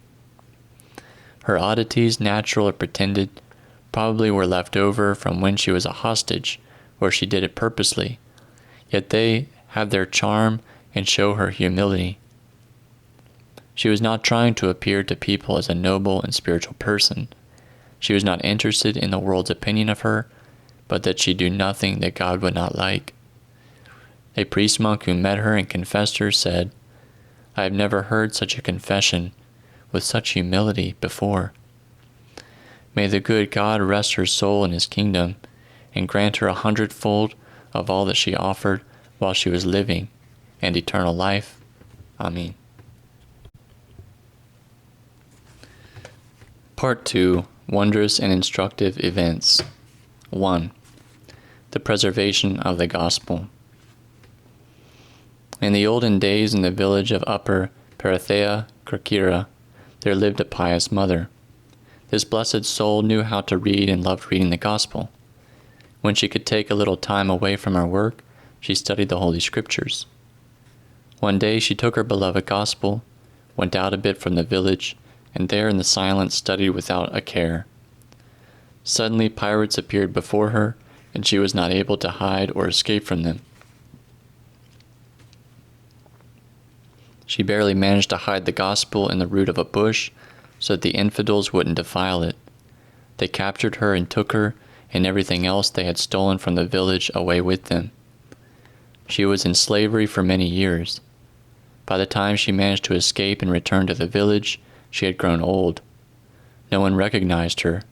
She told them who she was, who she had been married to, and who her children were. She related to them how the pirates had captured her. She also told them about the Holy Scriptures, and that she had hidden it in the root of a bush. Together they went and actually found the bush, which was very overgrown, and they discovered her gospel still there after so many years. Full of emotion, she took it and saw that it was well preserved, even though it rains a lot in that region. Being located at the foot of Pantokrator's mountain, it was only a little singed at the edge. Then the shepherds related that at that spot they would set fires to burn the bushes, so that it would produce grass for their sheep, but when the fire reached that bush, it would always go out. According to the witness of the most pious hieromonk, Eustatios, who had served as abbot of the sacred monastery of Ipsilu Pantokratoros, this gospel was taken many years ago to the metropolis, where it was preserved until recently. Now no one knows where it is. 2. The cure of a deaf and dumb Turkish woman. During the years of the Turkish occupation, Father Panagiotis Paraskevas was parish priest in the village of Avra Kalambaka. We know very little about this venerable Levite. He himself notes somewhere that he was ordained a deacon at the village of Dialysi and a priest at Kestraki. Then he was a parish priest in the village of Avra during the years 1861 to 1886. Early in their life together, his presbytery reposed, together with their newly born infant. Subsequently, he lived like a monk. He was very diligent in his priestly duties. He performed them with much attention and piety. The village tradition preserves 2 great works of Father Panagiotis. The first is the iconography of the monastic church of St. Nicholas, which was made in the year 1869, through his contribution and expense, as the inscription witnesses. That, however, which reveals Father Panagiotis' holiness is the miraculous cure of the deaf and dumb daughter of the Turkish Albanian Daylan Aga, the last Aga of the village. The Aga took her to many doctors, but without result. Finally, he took refuge in the holy liturgist of the true God, Father Panagiotis. Father Panagiotis fasted, prayed, read a prayer over her, and did the cross over her. The deaf and dumb girl miraculously spoke and obtained her hearing. Out of gratitude, her father gave 80 hectares of fields to the Vakufi church, which the church has to this day, and the plot of land next to the square where the parish church of St. Athanasios was later built. Daylan Agas respected and honored our faith after the miracle. 3. St. Procopius took him with his horse. When Anthony Koskinas from the village of Koromadis, Corfu, was a child, his parents sent him in winter time to the village of Veripotamades, where there was a mill, in order to get a bag of wheat ground. It was quite a long distance to travel for his age. He went on foot, but he was much delayed at the mill because he kept giving up his turn to others. He remained last, and night overtook him. His mother was worried for her child, and taking a lantern, she went to seek him.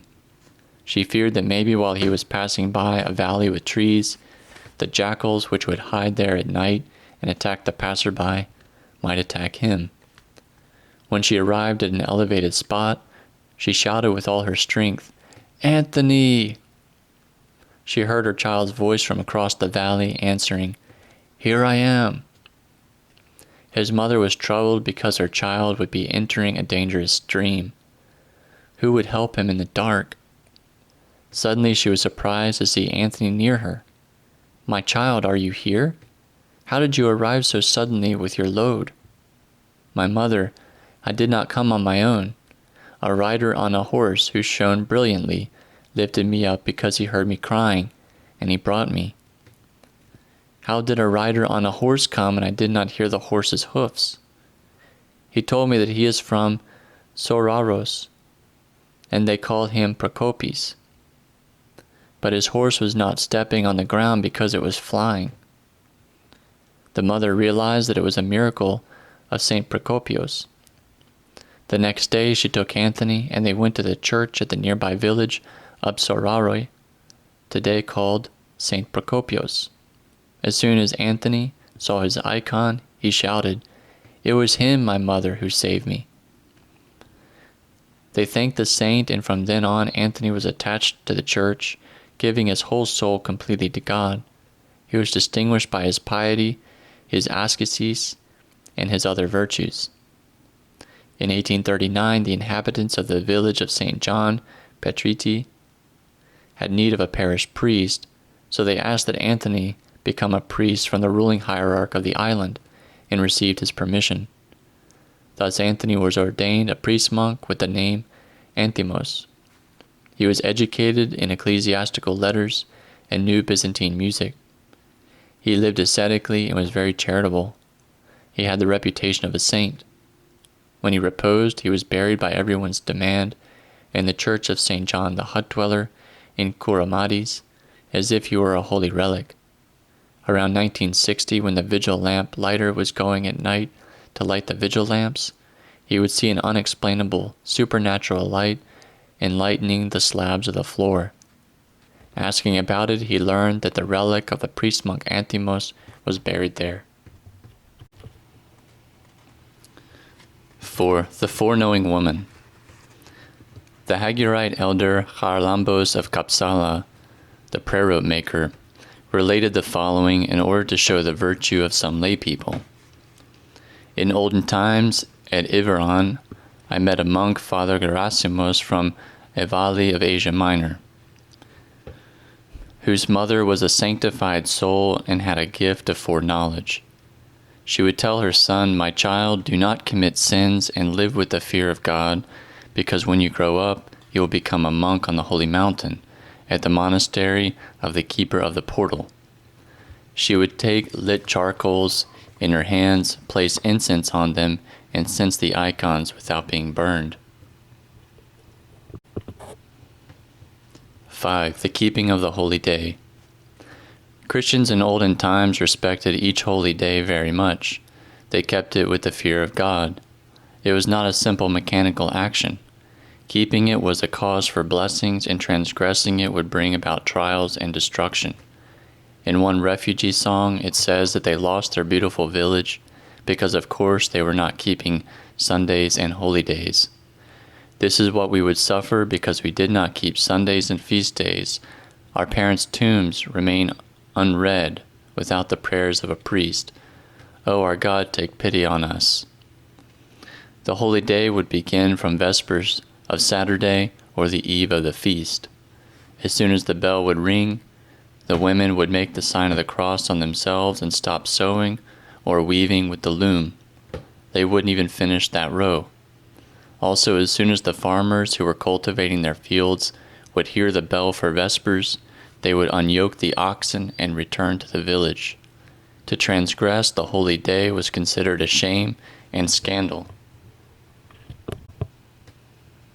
and everyone would disapprove of it.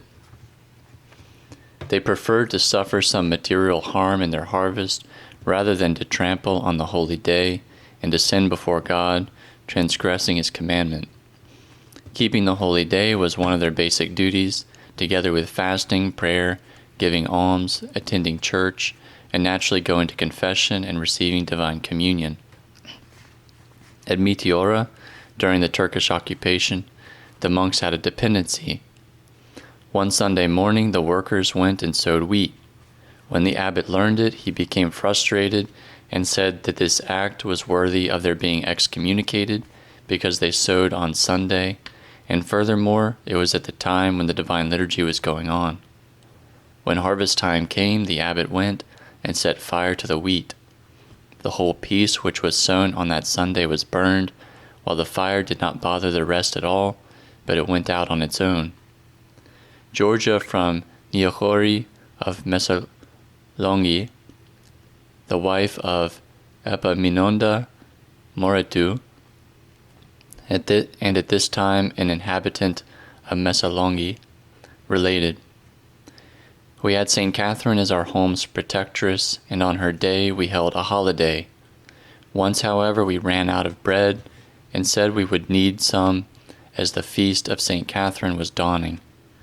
Truly we grabbed the dough, we kneaded it, and left it to rise, and in the meantime we prepared the oven. When I looked to see if the dough rose, so that I could put it in the oven, what should I see? Large worms were coming out of the dough. Then I realized that the saint showed this miracle so that we would keep her day holy in honor of her.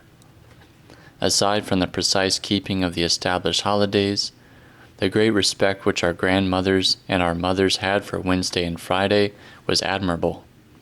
For the Lord was sold on Wednesday, and on Friday the Lord was crucified. We find this sensitivity also in the life of many saints. For example, St. Auxentius would do a vigil every Friday in order to honor the Lord's Passion. Naturally, on these days, they would not keep the same liturgical avoidance of work as a holiday because it is not expected. They would go to the field, but they would diligently avoid washing, patching clothes, bathing, and kneading. If the bread had finished, they would borrow some. Barbara Achilleos Zika relates that in the village of Avra Kalambaka, in the years of her mother, around 1900, a woman kneaded bread on a Friday, and when she took it out, it was all red inside, as if it had blood. So for this reason, to this day, they honor these days, and the honor is directed to the Passion of Christ. Footnote: the Greek word used for holy day is argia, which signifies the practice of stopping one's normal routine of work or recreation in order to remember and celebrate with the appropriate prayers or services a feast or holy day of the Church, such as the commemoration of a well-loved saint, or an event in the life of the Lord or his mother, or a day designated for special prayers for the dead. 6. Honor for feasts. An elderly Cappadocian woman from Taslik, Athena Georgiou Galanopoulou, who lived in Theodore, Aridaeus, related the following as she heard it from her grandmother. When a liturgy would take place, the village housewives would take the prospero to the church at the time when the priest would be taking Cairo or preparing to vest. And then they would return home to prepare their children to go all together for the Divine Liturgy. One year it was the eve of Epiphany, during which the Divine Liturgy of Basil the Great takes place. My grandmother woke up, but she remained in her bed and did not go to church. Suddenly her cellar door opened, and St. Basil entered in, tall, wearing white vestments, and he told her, "Such a day did you find to stay home from church?" From then on, my grandmother on this day honored it particularly and advised the others to not delay to go to church. 7. The Virgin Mary chased away the deadly influenza. Georgia Moretu from Mesolongi related, in the year 1918, a deadly influenza fell upon Mesolongi.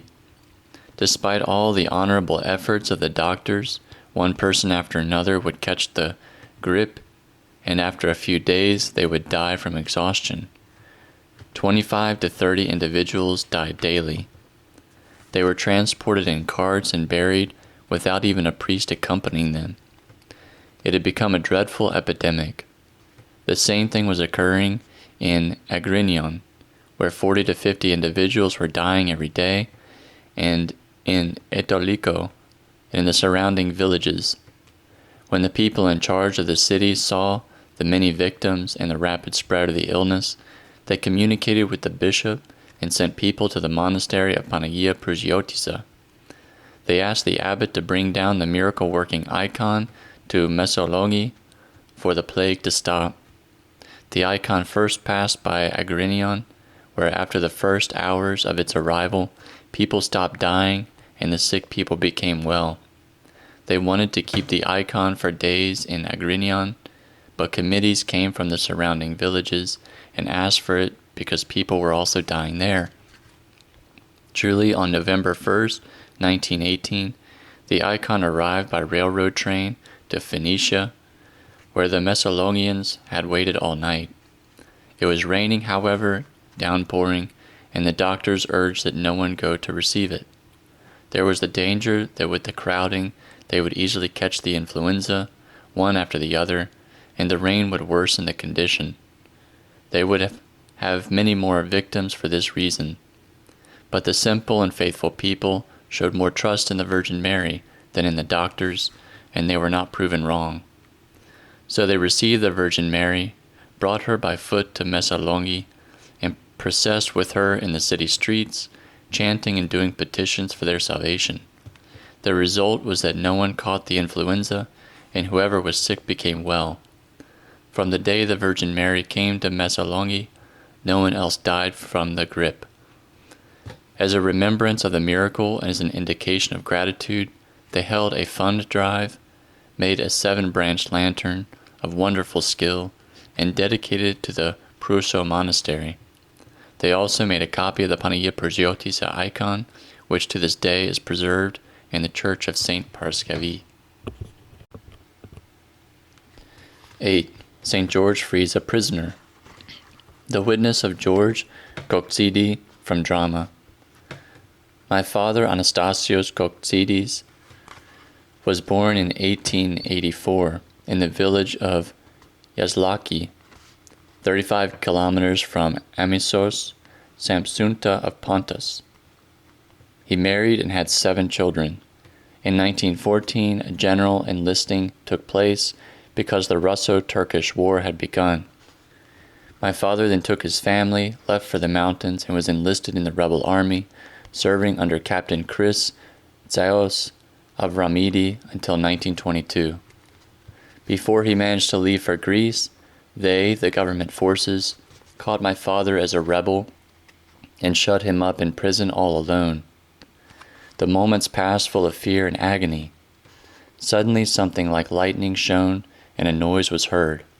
Half asleep, he heard a certain whisper, "Go forward."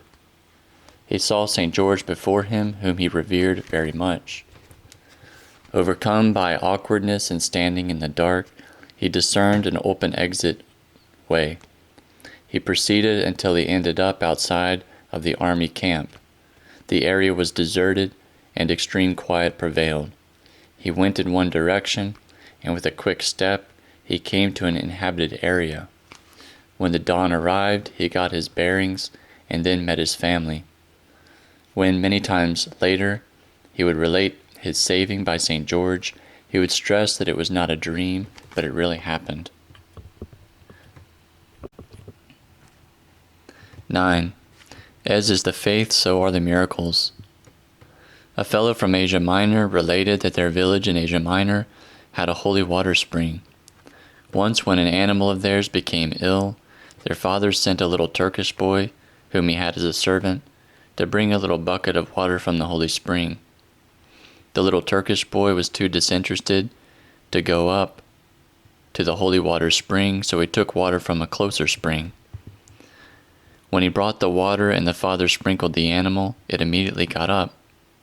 Then the little Turkish fellow was shaken and confessed, "Effendi, the faith of you Christians is great.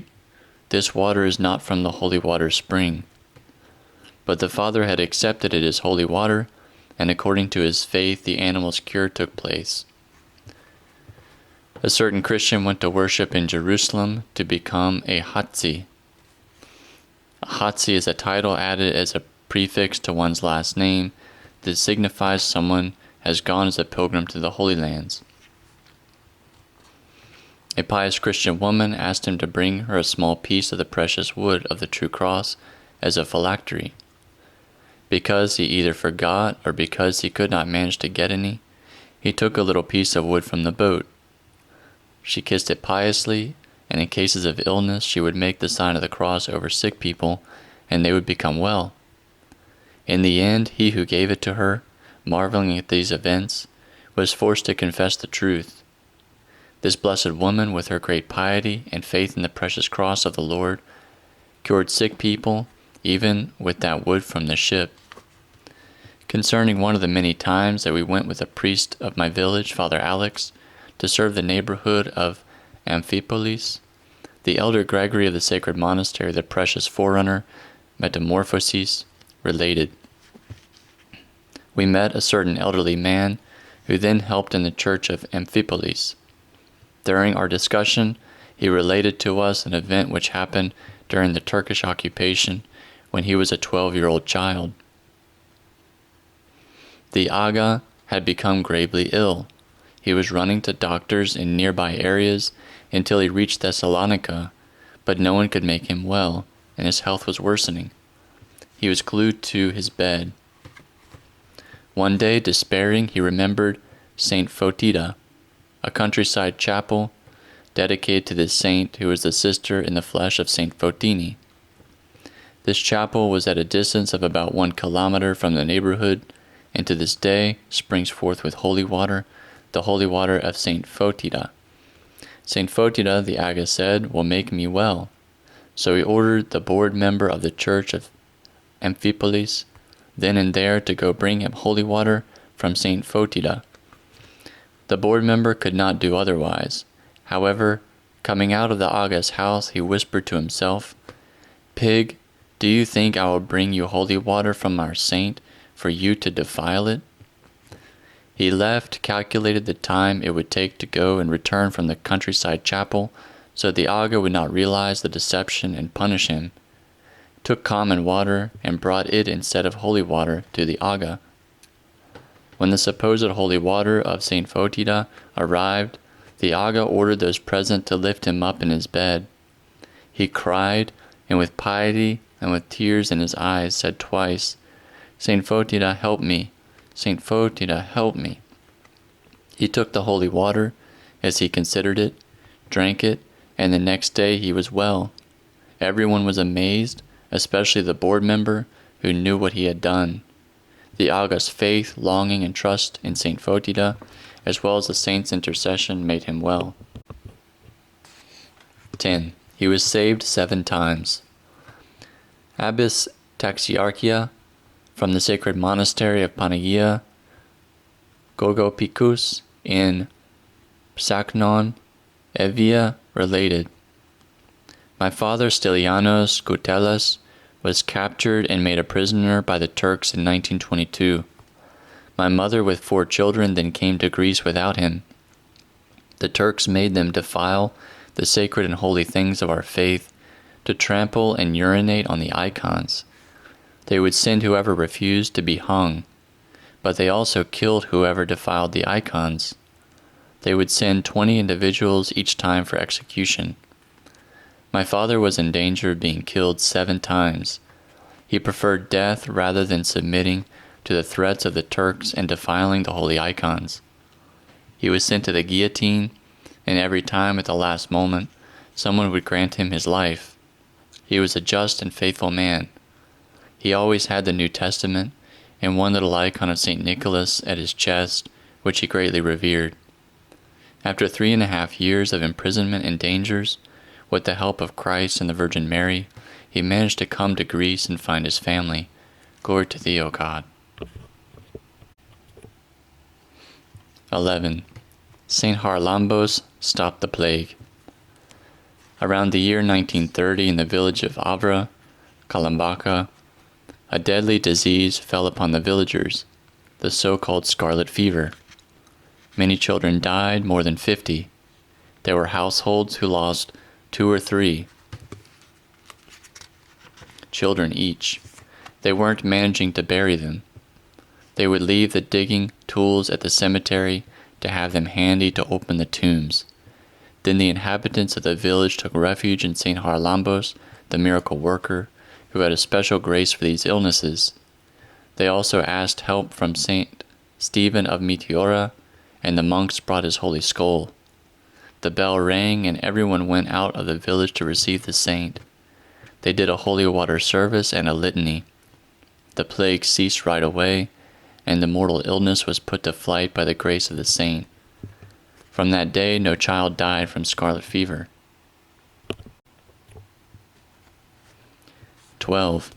Lay ascetics on the holy mountain. The elder Joachim from the Vatopedian house of the Ascension near Carriez was one of the older Hagiorites. He approached 100 years old and lived for more than 70 years on the holy mountain. He related that when he was a young monk, he met a lay ascetic who practiced asceticism across from the ancient monastery of Alypius, in a cave near the so-called cell of the Patriarch. The cave was formed by a rock which protruded as a roof, and at the edge of the protrusion there was a little wall built of dry stone. As often as he visited him, he felt great compunction just looking at his dwelling. This lay ascetic was a serious spiritual warrior. He would eat once every 10 days, and struggled to imitate St. Maximus the hut-dweller, whom he revered greatly. In the cave he had only one cross, 2 little icons, and 2 two-footed stands, upon which the ascetic had placed 2 boards.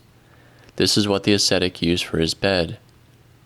In olden times, at the sacred monastery of Philotheo, there lived a lay worker whose name was not preserved. Years after he reposed and was buried, they exhumed him and his bones were fragrant. Surprised, they wondered and tried to explain the reason God so honored the bones of a simple layperson with fragrance. That which they ascertained was that no one had the slightest complaint about him. He had never criticized or distressed anyone. He was pious, quiet, loving, and had a secret interior life. At the break, while the other workers would rest, he would go a little further off and sit beneath an olive tree, read the gospel, and cry. 13. Appearance of the Panagia at the Albanian front. As is known, our Panagia appeared to many soldiers on the Albanian front. Among them was the very pious lieutenant, Mr. Nicholas Gatsaros. With tears of emotion, he related the following wondrous event. His report about the Panagia's appearance is presented in TT 712 on March 3, 1941. The Lieutenant Gatsaros Nicholas to the 140 platoon of Euzonis Herin concerning the appearance of the Panagia and the commands given to me by her. I take the honor to account to you that yesterday, on Sunday, March 2nd of the current year, around the time of 8 p.m., I went to the nearby encampment of the 2nd Company of our battalion. Having felt the need to move around a bit, I walked up a small elevation, a distance of about 300 meters from the encampment. It was as if a mysterious power pushed me there. The wind had already ceased blowing, and the sky was starry. During my return to the tent, I had not yet counted 10 steps, when suddenly a woman wearing black and having a chaste appearance appeared before me and cut off my way. Her face could be distinguished characteristically in the night's moonlight. Initially overcome at this sight, I was startled, then instantaneously I recovered from the dread, knowing that many times the Panagia appeared to soldiers either in a vision or in a dream during the various battles of our army. I mechanically assumed a semi-kneeling position to embrace her right hand. My eyes were tearing, and my feet and hands were trembling from the emotions I was feeling, which lasted for a long time. I heard her speak. "I am the Panagia. Do not fear, my child. I have appeared to tell you 3 things which you should not forget. 1. That the present battle, proclaimed unashamedly and without cause by Italy against Greece, will see Greece victorious by my will. 2. That this battle was proclaimed against Greece so that the world may know that its cause is Greece's departure from her Christian religion, during which they, the Greek people, were cursing, blaspheming her divine things, and everything was tending towards degeneration and lewdness.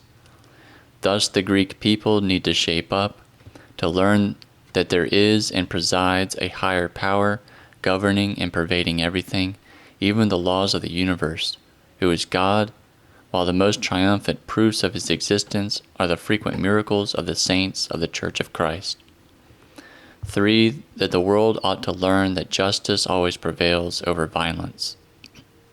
So mention these things also in writing to your administrator, so that he does not cower before any obstacle whatsoever, since under my protection the Greek army will win." As she said these last words, she disappeared before my dazzled eyes. In the end, I partly recovered and went directly to the tent, where outside of it I accounted to you the event orally. Adjutant Gatsaros Nicholas, the general's announcement is subsequently presented. Administrative Department, Protocol Number 7448, in TT 718 on March 10th, 1941, the 13th Division to the 1st Army Body, the 1st Office, TT 825. Concerning the sacred church of the Panagia being erected at the place by the village Golemi. I take the honor to submit the attached correspondence with the report of the Adjutant Infantry of the 140th Platoon of the Usonius, Gatsaros Nicholas, and to mention that following the spontaneous fund drive among the officers and the infantrymen for the erection of a church, I published my 6188/6341 and 6948/15-3-41 commands, a copy of which I submit for approval for the activated fund drive and the extension of this by all the units and formations of the division. The result of this, not completed, has risen already to the amount of 100,000 drachmas. Because I have the opinion that the widespread announcement of this event to all our army will make firm even more its faith in the victory, I ask that if it pleases you, act according to your judgment and perception. Announcement, Administration Department, Harlambos, Katamiros, Major General. Footnote: in the end, the chapel with the fund drive of the military personnel was built at the place where the All-Holy Virgin Mary appeared in the village of Golemi, north of Argyro-Castron. Today it is torn down. The hope and prayer of everyone is its reconstruction and renewed functioning. 14. Punishment of a blasphemer. In the village of Lower Pavliana, Corfu, in the old days an unusually wondrous and instructive event occurred. In a certain home there was a woman who had just given birth and who had not yet received her 40-day blessing. Her husband was sitting near the window. Out of a bad habit, with some cause, the husband blasphemed the divine things. Immediately demons appeared before him. They grabbed him and took him to a cave above the village. It was a habitation of demons. The demons beat and tyrannized the wretched blasphemer for quite a few days. He suffered much from hunger and fear. It seems that he had given many rights to the demons, for he was very sinful and had not confessed his sins, and for this reason they were reminding him of all the sins which he had committed. They even showed him the trash which he swept on Sundays, which was something else they had on him, because this also is a sin. In the end he repented and began praying, asking St. Spiridon's help. Then the saint appeared and the cave shone brilliantly. He gave the demons a piece of paper, which was a verdict for them to leave the man free. Immediately the demons took him, lifted him up, and brought him outside the village. He returned to his home and, trembling, related the event. God provided that he be troubled so long in order for him to come to repentance and to stop blaspheming. 15. Love for everyone. Athena Hatzi was born in Yanina of pious and well-off parents in the year 1895. She married, but after 2 years her husband died. From then on she lived a life dedicated to God. During the period of the Second World War, Athena Hatzi displayed multifarious activity and great self-offering. She helped with rare self-sacrifice in the Hatzikosta Hospital of Giannina. She cared for our wounded soldiers whom they brought from the front. She never was negligent. At night, "Notify me," she would say, "so I can help our soldiers, our heroes. It is worth every sacrifice for the homeland." They called her Mother of the Army, and they accorded her an honorary plaque, which is displayed at the Romani Monastery of Salamina. She even cared for Italian and German soldiers. Some were gravely wounded, and from her care they escaped from becoming invalids or even from death. However, because she manifestly stated that this war against Greece was unjustly declared, some Germans decided to capture her. They observed her and one day sent a detachment to her house for her capture. When they knocked on her door, Athena Hatsi came out and asked them what they wanted. The person in charge changed color when he saw her. He recognized in her face the nurse who took care of him at the Hatzikosta when he was gravely wounded. She would sit at night near him, offering him very great care, and thus he was saved from certain death. Not only did he not capture her, but out of gratitude to his benefactress, he took her aside, told her the order for her capture, and indicated to her that she should hide for a few days. During the decade of the 1930s, together with other pious ladies of Yanina, Athena helped start an association named Pantanasa, over which she presided until 1975, when she became a nun. The association had philanthropic aims. They helped poor families, helped poor girls to marry, and provided money for poor children to study who had zeal for learning. They didn't omit assisting the building and beautification of churches. Athena Hatsi showed excessive zeal and worked tirelessly for many hours for the association to have successful results. Furthermore, she was not bound by other obligations. She disposed a large portion of her estate for the aims of Pantanasa.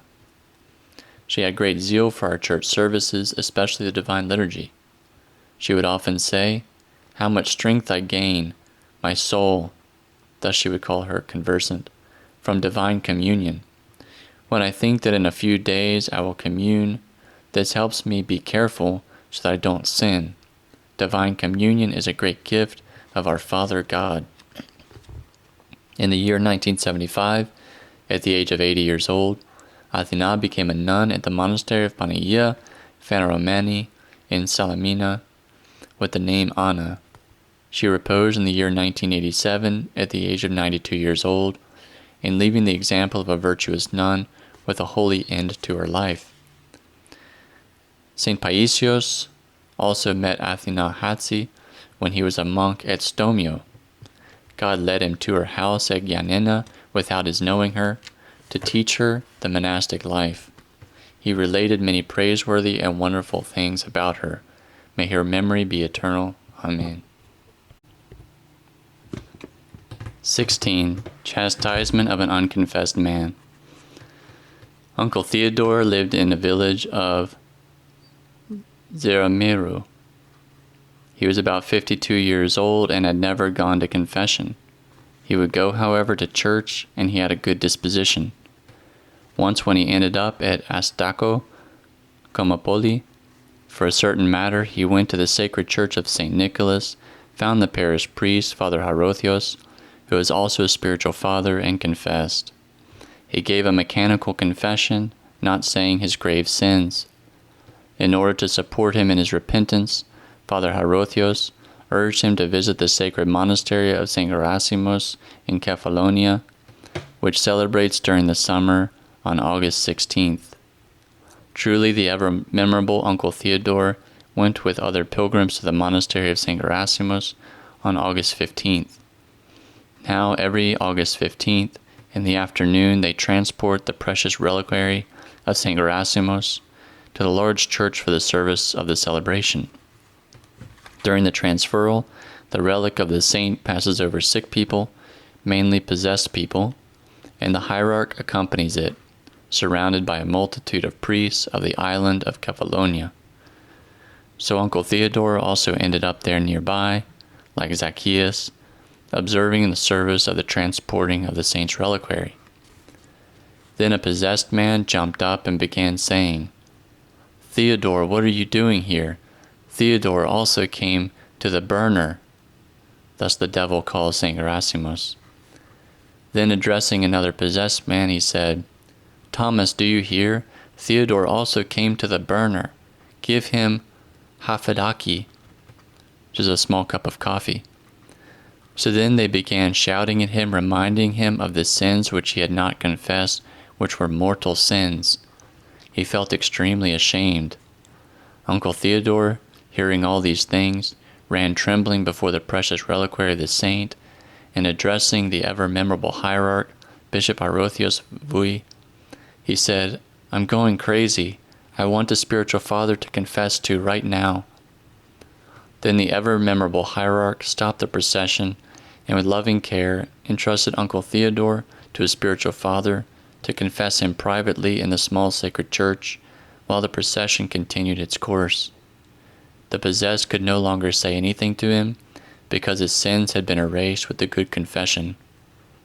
The ever-memorable Uncle Theodore related these things himself, and from then on he changed his life radically, living in constant repentance and keeping Christ's commands with the fear of God. He reached the age of 95 years and reposed in peace and repentance on April 23rd, 2000. May his memory be eternal.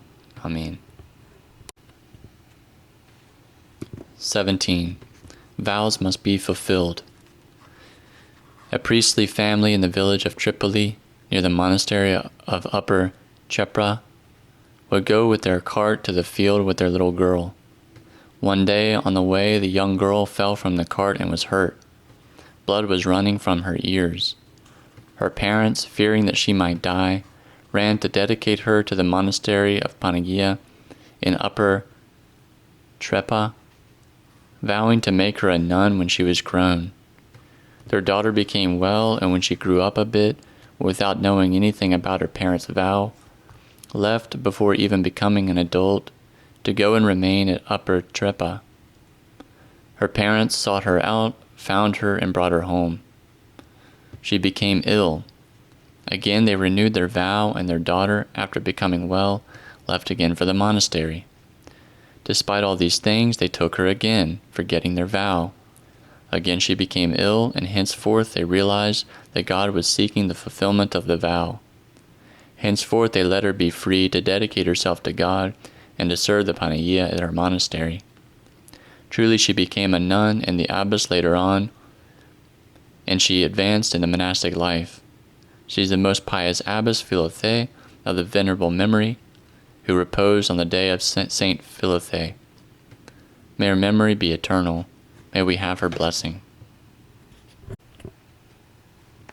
18. The end of the righteous ones. Panagiotis Vasiliadis was born in Trebizond in 1880. He was a quite well-off copper merchant. His wife Despina was from a poor family but rich in virtues of soul. They had 7 children. They were a loving couple and made all their decisions jointly. They furthermore agreed that aside from their parents, other close relatives with financial problems, widows, orphans, etc., be added to their family. As he had a large house, and because he had relationships with people of the church, he offered hospitality to metropolitans and priests from various areas who would come to Trebizond, as well as to the poor, homeless, and transient. Panagiotis, like the patriarch Abraham, would not chase anyone away from his house. He comforted everyone, offered them hospitality, and filled them with material goods, and with his noble love. One of the many gifts which the people who received his hospitality offered him is preserved to this day.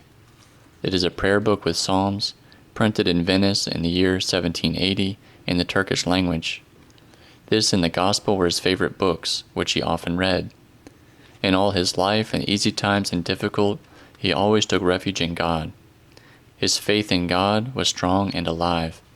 5 times every day he would pray, always beginning with the 50th Psalm, "Have mercy on me, O God."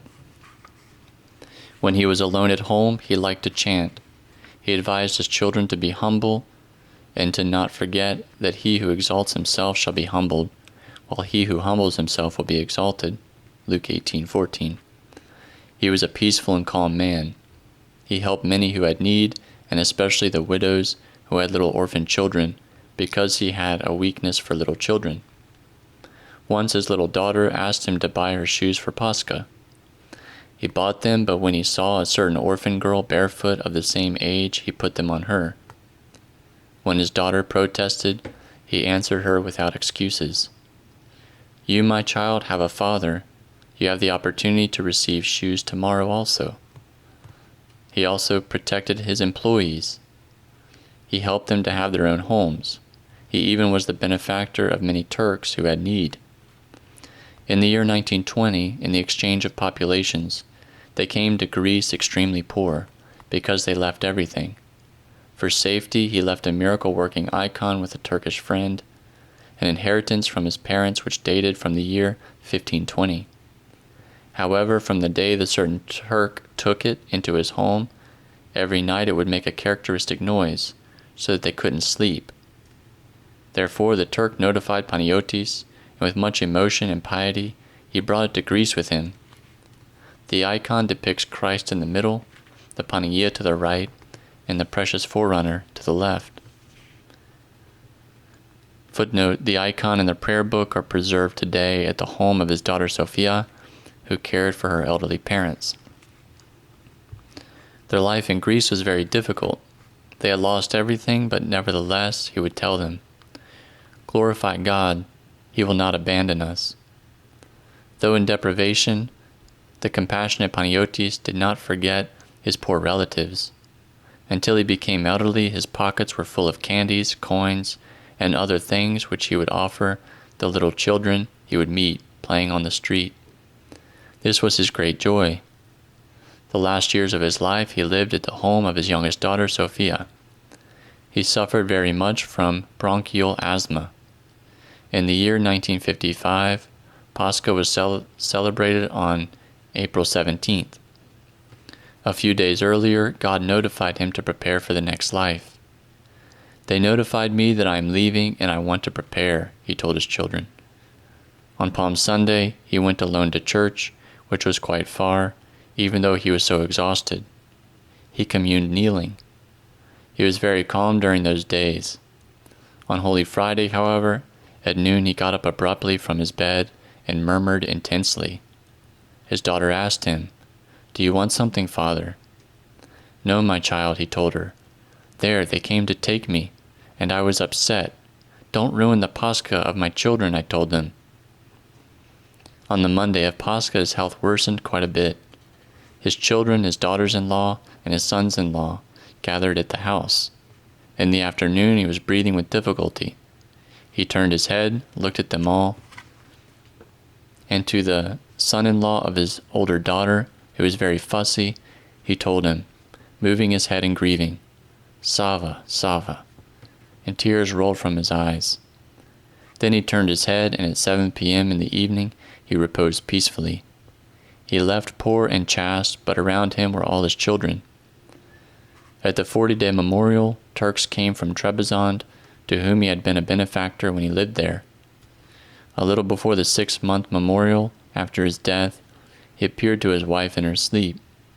He told her that he would be taking her with him, and for this reason she should get ready.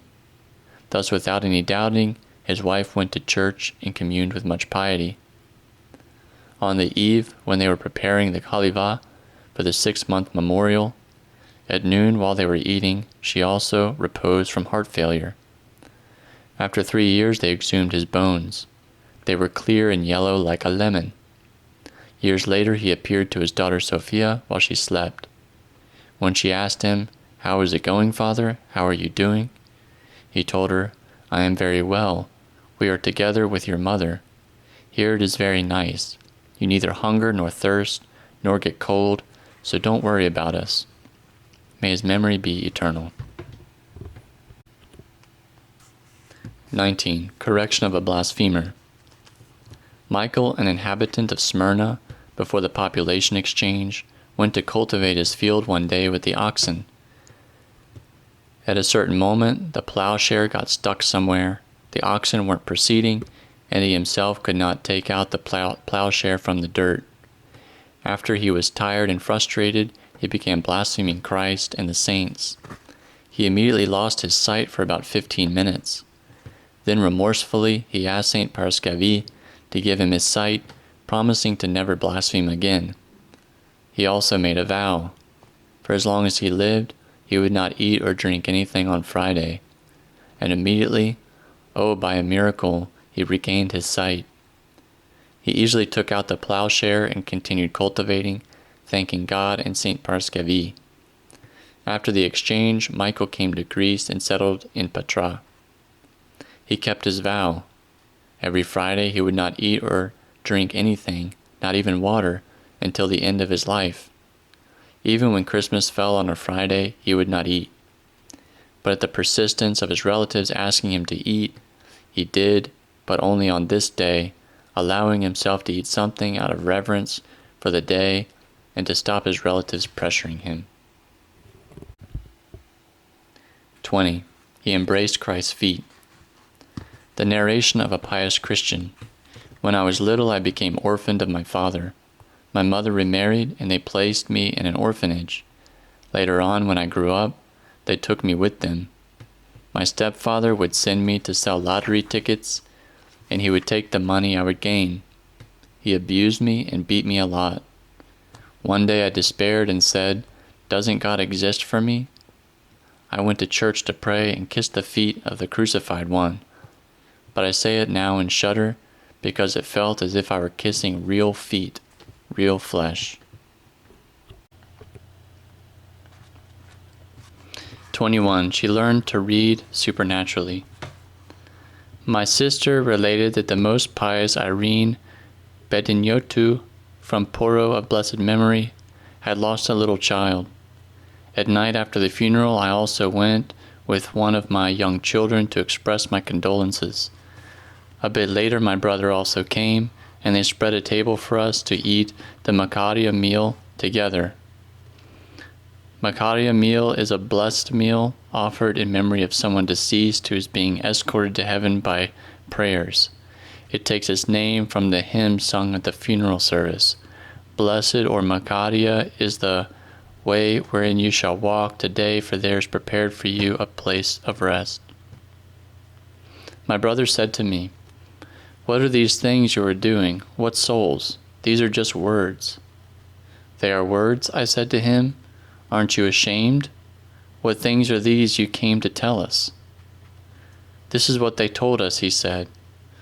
"And because someone who is fighting Christ told it to you, you have to believe it and come and spread it to us also to bring us to disbelief?" My soul was in so much pain that I got frustrated and took my little child and left, not staying for the meal. I put the child to sleep and went, knelt and prayed a lot, sorrowfully and with much pain.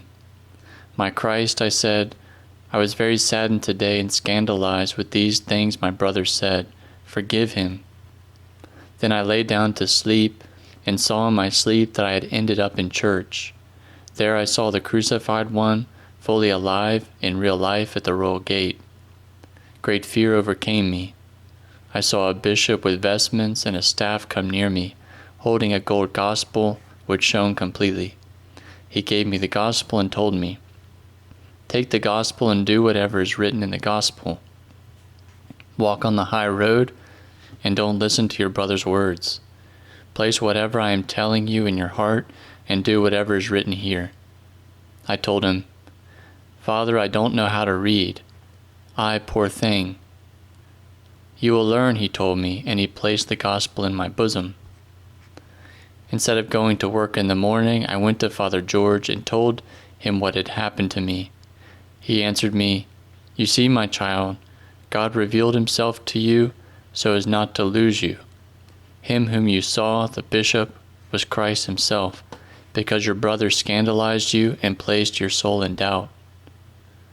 The next day, I gave 5 drachmas to an acquaintance of mine to buy me a gospel.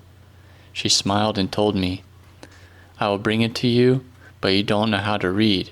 You will have it only to look at." "I will look at it, I will kiss it, but I will also read it," I told her, but didn't explain anything that had happened to me. She brought it to me, and I also bought a synopsis, a prayer book with all the basic services of the church.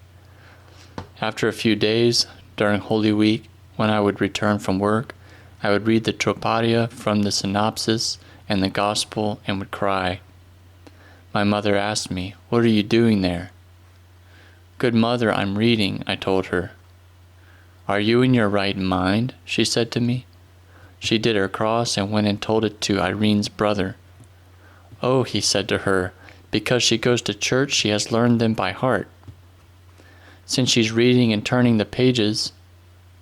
From then on I learned to read, and I read them the gospel and prayers always. It was God's will, though I never did learn to write. 22. The revelation of a hidden icon. The narration of the retired policeman Panagiotis Matratzis of Nicholas, an inhabitant of Berea, lived at 10 Moravia Street. In March 1962, I was serving on the island of Yaros, across from Syro, at the prison called Crimes. One Saturday, while I was sleeping alone in the room around dawn, my very faithful mother who had reposed appeared to me. The whole room shone with light. She told me, "I am alive. I did not die," whereas she had died in 1958. She continued, "Go to the 5th bay. There an icon of the Virgin Mary is buried. You will find a marble white slab. I will guide you where to go. Take the icon." She showed me the location and the slab, but how was I to get there? In the morning we went to start the Keku so that we could patrol around the island. However, it would not start. I mentioned the dream to the others and said that I must go to the 5th bay. I set out on my own. I felt as if an invisible power was guiding me. I proceeded 50 meters on the street and then turned abruptly towards the rocks. Those areas are untrodden and the rocks very abrupt. There were no footpaths. I ascended about 300 meters and arrived at a peak. From down below, the prisoners with the guard were wondering and saying, "What is that crazy fellow doing up there?" Arriving at the 3rd bay, I thought of sitting down to rest, but my feet would not stop and I kept going. I had been walking from 6 in the morning, and at 10 a.m. I arrived at the 5th bay. I saw the slab there, which I had seen in my dream. I felt moved and joyful. I began cleaning the weeds and found at the depth of 1 span, beneath the slab, a very ancient icon of the Virgin Mary with Christ, with the dimensions of 30 by 30 centimeters, simple without silver, but the faces could be seen clearly.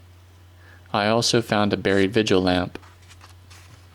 That place was isolated and uninhabited. Who knows how the icon found its way there? On returning, I did not manage to go back by the same road because it was too abrupt. I feared that I might fall off the cliff and be killed, so I went another way. I walked 5 kilometers and arrived at 5 in the afternoon back at the room where I stayed. When my colleagues saw me, they were surprised and venerated the icon. Then we went to the Metropolitan of Syros, accounted the things related to it, but no one there knew how the icon came to be found in that deserted place.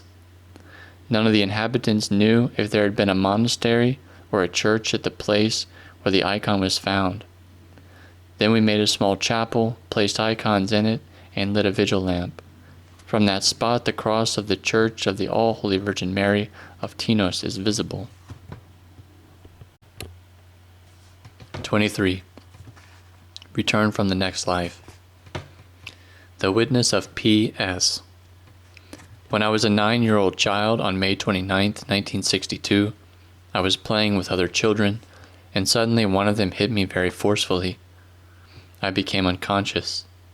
I saw my soul come out of my body and set out to go in a direction where there was great darkness. Suddenly a bright angel appeared. He held me in his embrace, and as I was also holding him, we set out flying upwards with great speed. On our journey, I could see the toll houses, the one above the other, and the demons sitting there, but we were passing by from afar and with great speed.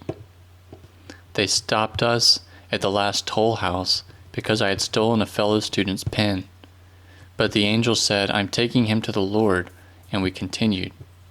We arrived at a place from whence shone a very strong light from above, and I could only look down. The angel stood a little higher and said, "Lord, he is still very young."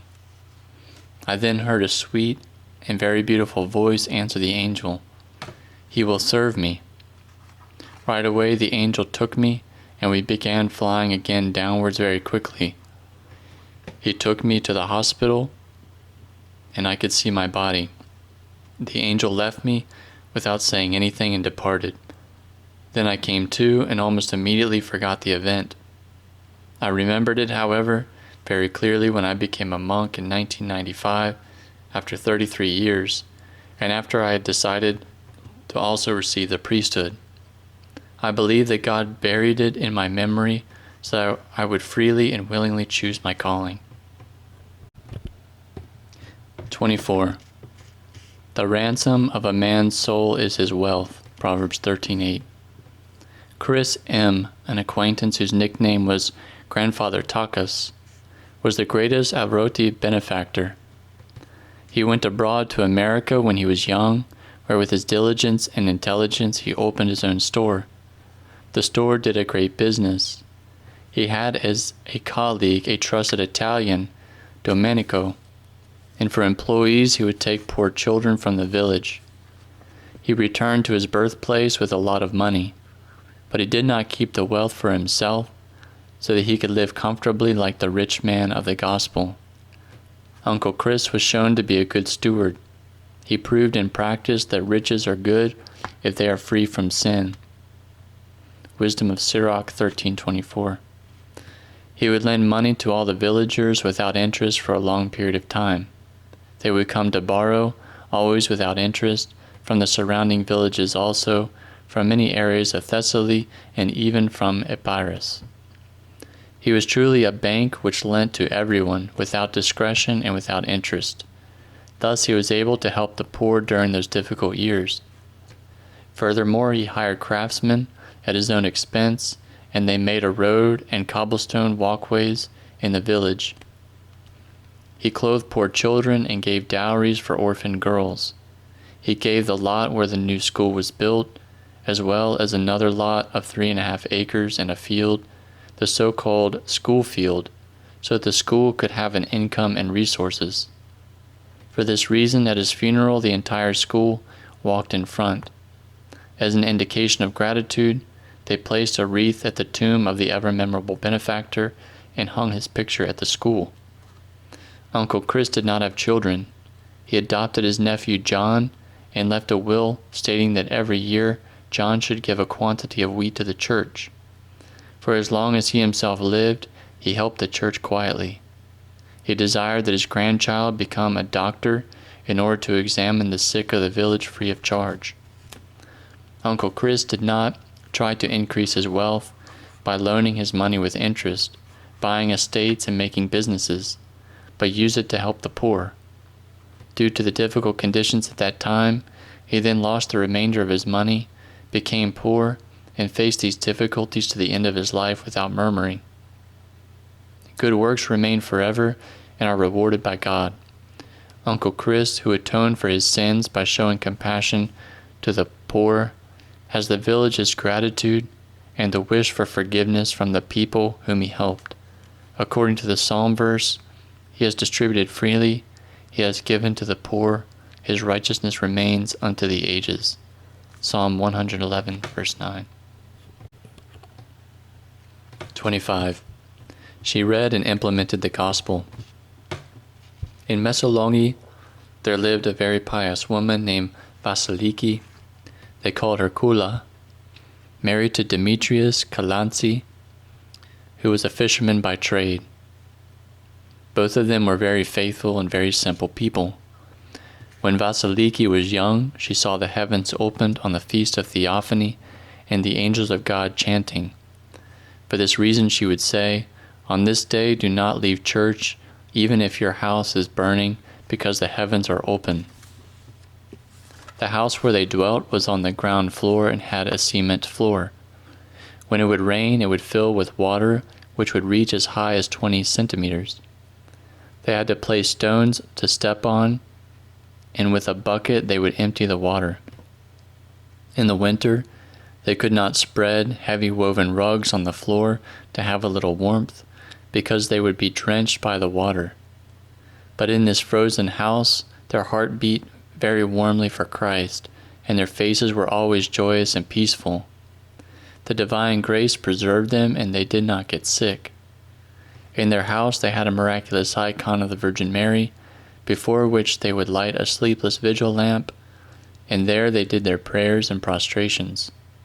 They went to church every Sunday and feast day.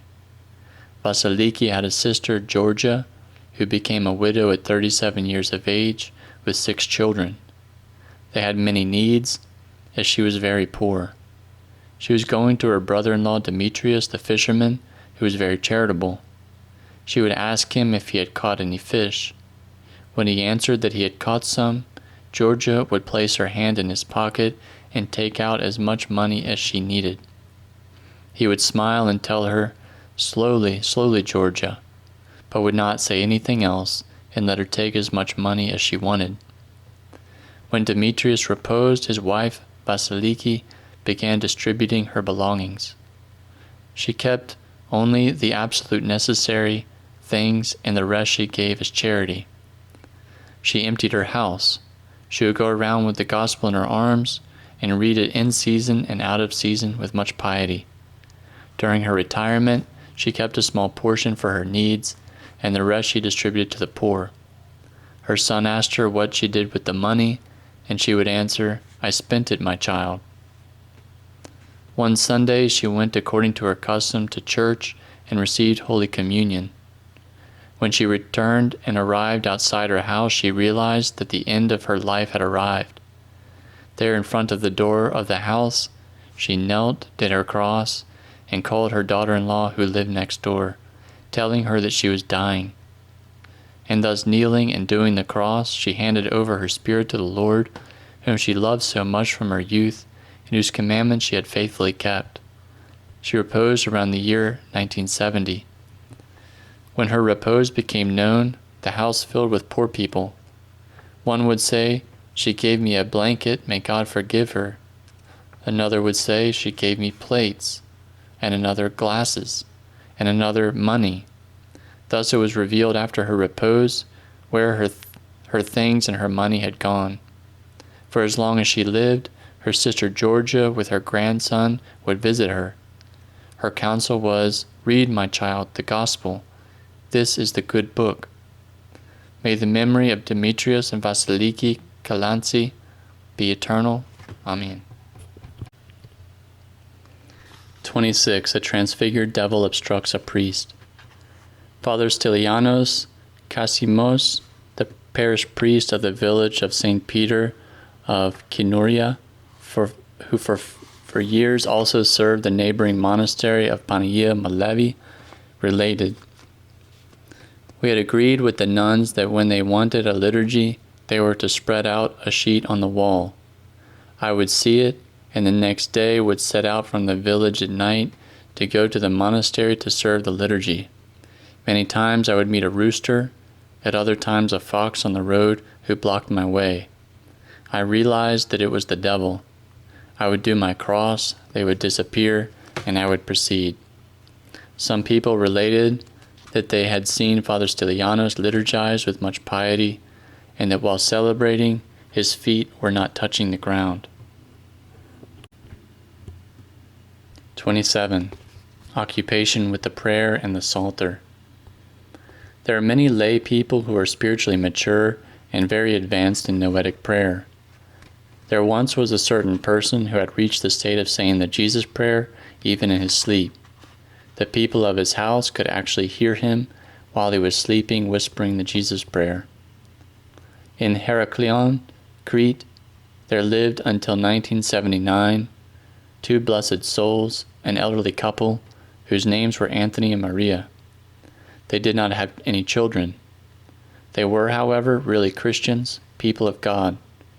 They kept with precision God's commandments and exerted themselves in noetic prayer with results. The prayer rope had melted in their hands from use. For 30 years they continually repeated the prayer, "Lord Jesus Christ, have mercy on me." They had attained quite a good spiritual condition. When they would speak, you felt that their prayer was not stopping, that they were absorbed by their noetic work.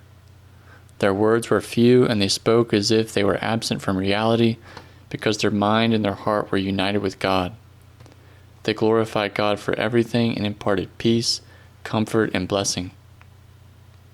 Chris Paronis, the reader from Pefki, Kalambaka, was a very pious, service-loving chanter who chanted in church from the right chanter stand. He followed to the letter the rubrics for the services, from which he omitted nothing. Every day he participated in the services. Even when he was working in the field, every time he would hear the bell for services, he would stop working and go to church. When there was no priest, he would read all the services at his home on his own. He often would go out into the field to an elevated place where he would chant, pray, and sleep. He would read the lives of saints and patristic books, mainly St. Simeon of Thessalonica, but more than everything, it was the reading of the Psalter that comforted him. From much study, he had memorized it completely. When someone would die in the village, Chris would go, and in 3 to 4 hours he would read over him the entire Psalter. 28. The Blessed Simeon. In 1922, an orphan Greek child named Simeon came from Asia Minor with the refugees. He settled in Perea in a little hut and grew up there on his own. He had a little cart and was a porter, transporting things to the port of Perea. He did not know how to read, nor did he know many things about our faith. He had blessed simplicity and a simple and uncurious faith. When he came of age, he got married, had 2 children, and moved with his family to Nicaea. Every morning he would go to the port of Perea to earn his daily bread. However, every morning he would pass by the church of St. Spiridon, enter in, stand before the iconostasis, take off his little hat and say, "Good morning, my Christ, I am Simeon. Help me to earn my daily bread." At night when he finished his work, he would again pass by the church, go again before the iconostasis, and say, "Thank you for helping me again today." And thus passed the years of the Blessed Simeon. Around 1950, all the members of his family became ill with tuberculosis and reposed in the Lord. Simeon remained all alone and continued his job without murmuring, and also without omitting to pass by St. Spiridon's to say good morning and good evening to Christ, asking his help and thanking him. When Simeon became old, he became ill. He entered the hospital and was hospitalized for about 1 month. A presiding nurse from Petrides asked him once, "Grandfather, so many days in here and no one has come to see you. Don't you have any of your own in the world?" "Every morning and afternoon, my child, Christ comes and consoles me." "And what does he tell you, grandfather?" "Good morning, Simeon, I am Christ, be patient." "Good afternoon, Simeon, I am Christ, be patient." The presiding nurse found it strange, and called her spiritual father, Father Christodolos Vassos, to come see Simeon in case he was deluded. Father Christodolos visited him, struck up a conversation with him, gave him the presiding nurse's question, and Simeon gave him the same answer.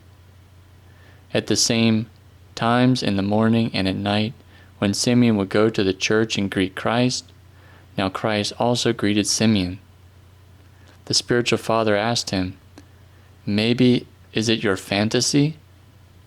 "No, Father, I am not imagining it. It is Christ." "Did he come today also?"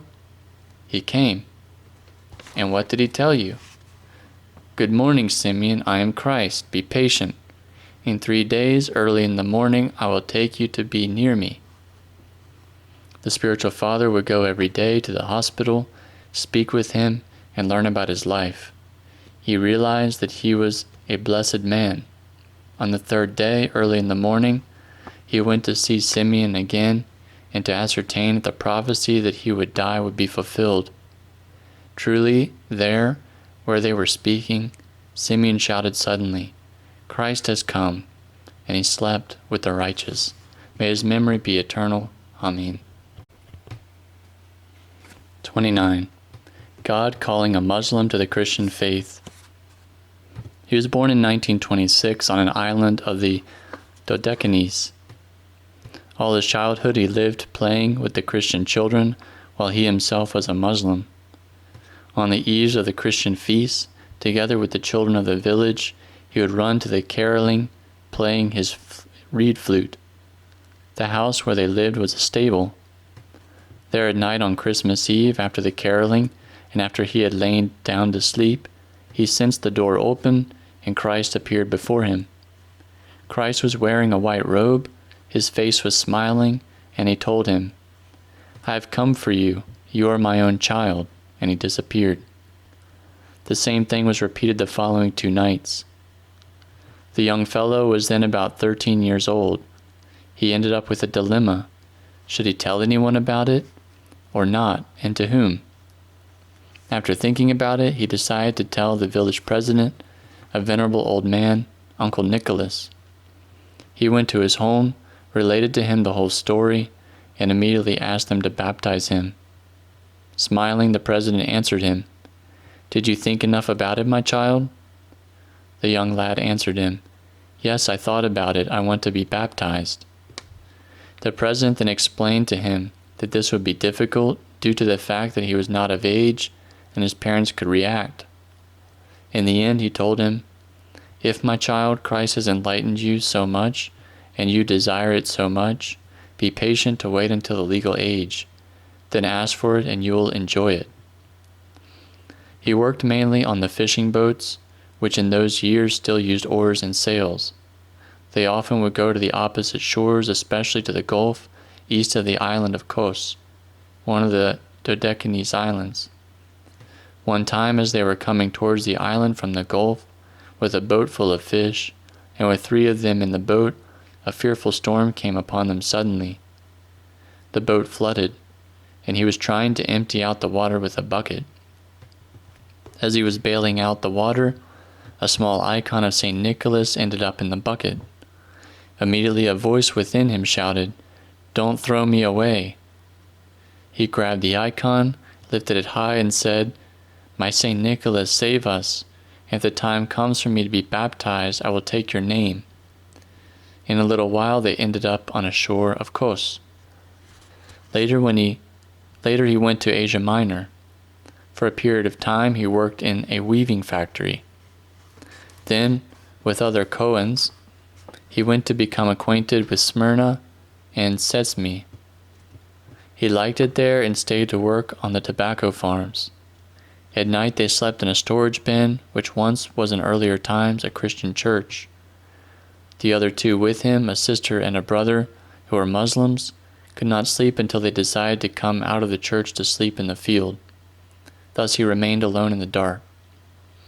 After sleeping for a short time, he opened his eyes and saw a light coming out from the inside of the altar.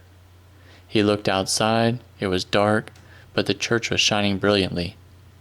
The next night, the same thing happened. The 3rd night, together with the light, he heard a voice, "Do not forget your promise. You are my own child."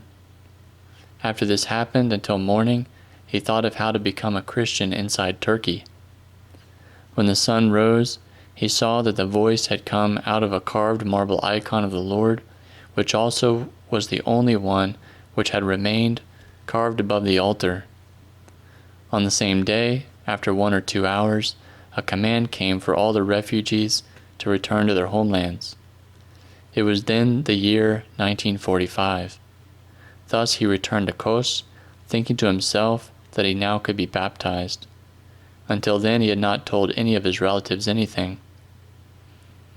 At that time the English possessed the Dodecanese Islands after the Italian occupation. He worked at the English police guard until the island's liberation in 1947. Later on, in 1949 to 1950, on the day furthermore when the Muslims were celebrating the Barami, his mother told him, "You need to get out also and go down. It's plain that you've now become a Christian."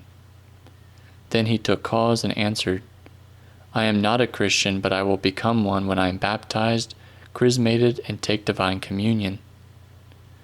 That same night he saw in his sleep that the roof of his home was opening, and 3 angels were descending into his room and telling him they wanted to take him with them. He asked them if he could fly together with them, and then he saw that he began flying among the angels up to the shore. Subsequently, the angel in front, then the one on the right, and finally the one to his left, dunked him once in the sea, and they all returned home.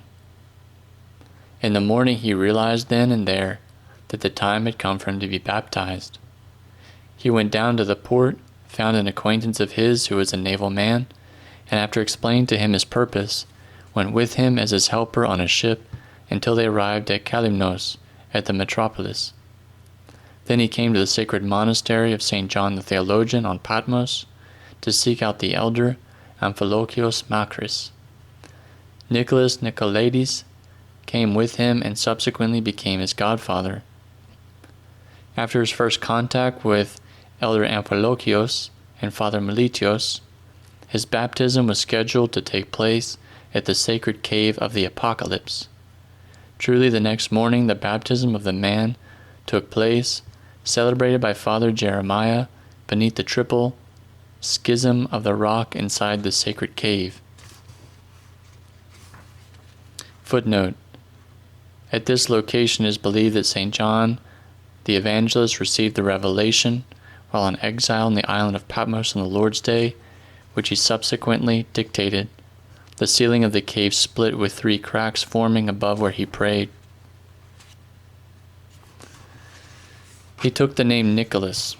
When he returned to the sacred monastery of St. John, he went to venerate the sacred relics of St. Christodolos, which were fragrant. On the previous day, however, before he was baptized, he did not sense anything when he had venerated them. After they received Father Amphilochios', Father Melitios', and Father Jeremiah's blessing, they returned to Kalymnos. There he stayed at the home of Father Kirill, where on the 3rd night after he was baptized, the following occurred. The young Nicholas was still wearing the baptismal robe and had lain down to sleep in a room in which Father Kirill used to paint icons next to the sea. The door of the room which looked toward the sea was a little open. Suddenly he heard his mother's voice. Opening his eyes, he told her in Turkish, "Mother, how did you get here? What do you want?" And she answered, "I came to take you with me." "Mother, I am baptized and chrismated. Leave. I cannot come with you." Nicholas told her. However, she with a loud voice said to him, "Get up for me to take you." And she fell immediately on top of him and grabbed him by the shoulders to lift him up. He pushed her away, shouting, "Mother, do not dirty me," and his gaze fell on an icon of Christ. Then he shouted, while doing the sign of the cross, "My Christ, save me." She then stood up and told him, "You defeated me." And coming out of the door, she fell into the sea, and furthermore wet the door. However, as his mother was going out, he saw behind her an animal tail, and when she disappeared in the sea, he then realized that it was not his mother. In the morning, Father Kirill, who had heard the shouts, asked and learned what had happened to him. He told him, "Do not be upset, my child Nicholas. It was the devil, and he came to tempt you." The newly illumined Nicholas remained for a period of time in Kalymnos, where he got married, and later on he returned to Kos. Nicholas had many interventions of God in his life and succor from divine grace. With simplicity and faith in his difficulties, he sought help from God and received it. In Kos the following happened. It was Holy Tuesday. The weather was bad. During the prior days, Nicholas, who then was occupied with weaving baskets but also using dynamite for fishing, had come into difficult financial conditions. He could not buy even a lamb for Pascha, and anxiously wanted to catch a few fish so that they could celebrate Pascha. The night before, in his prayer, he asked the Lord, "My Christ, I don't have anyone else except you to speak my pain to. Help me, my Christ." And he fell asleep. Then he saw that he was in an area with bushes and a light was coming towards him. Christ appeared wearing a robe and a crown of thorns, and blood was dripping on his face. Nicholas ran towards him, ready to fall to worship him, and Christ blessed him. He immediately knelt doing his cross and told him, "My Christ, help me to catch a few fish so that I can spend Pascha." Then he heard Christ with a sweet voice tell him, "Go, my child, to Carteri," and he vanished. Suddenly he felt a woman wake him up, asking him, "What do you have? You are sleeping and doing your cross." "I don't know, I was having a dream," he answered her, without saying anything else. Holy Wednesday dawned, and in a strong rain he took 2 sticks of dynamite and proceeded towards the spot that the Lord had indicated to him, more than 1 hour's journey away. On the road he often spoke to himself, doing his cross, "My Christ, I'm coming, help me." Around 200 meters before arriving at Carteri, he saw 3 fish shining. Nicholas ran there shouting, "I thank you, my Christ." He threw the 2 little sticks of dynamite, and the sea filled with fish. He continued thanking the Lord while repeatedly filling his little satchel, and with the help of 2 animals which they gave him, he transported the fish and sold them. Quite a few years later, the following also occurred. His father was gravely ill in the hospital of Kos, and according to the doctors, he was ready to die. Nicholas, upset, was descending the stairs when he saw the icon of St. Pantaleimon. He stopped and from his heart asked him, "My Saint Pantaleimon, give him 2 or 3 more years of life." The next day, early in the morning, before going to work, he was working then in the municipality. He went to the hospital and saw his father sitting up and telling him, "I thank you, my child, for sending the doctor. A young doctor came to me and asked me, 'How are you doing?' 'I am not well,' I told him. Then he grabbed my head and told me, 'Open your mouth well and stick out your tongue.' Immediately he touched it and told me, 'You don't have anything, you are well.' Upon leaving, he told me, 'Your son Nicholas sent me to see you. After a little while, I was well, my child.'" Nicholas realized that it was the saint, so he asked him, "Will you recognize him if you see him?" He brought the icon before his father, and his father recognized the doctor in the face of Saint Pantaleimon. 30. Unwet in a flood. In Kythrea, a town of Cyprus which now is in the occupied area, a few years before the invasion, the following occurred. On November 6th, the day of commemoration for St. Demetrianos, the bishop of Kythrea, the inhabitants went to celebrate his memory and to do a divine liturgy outside the ruins of an ancient church of the saint, in a pit which was 2 kilometers from the city. The Kythreans greatly revered their local saint, and many would offer artoklasia, a blessing of the 5 loaves. Those celebrating would also take food with them and treat all those who attended church. As soon as the matin service began, it started raining.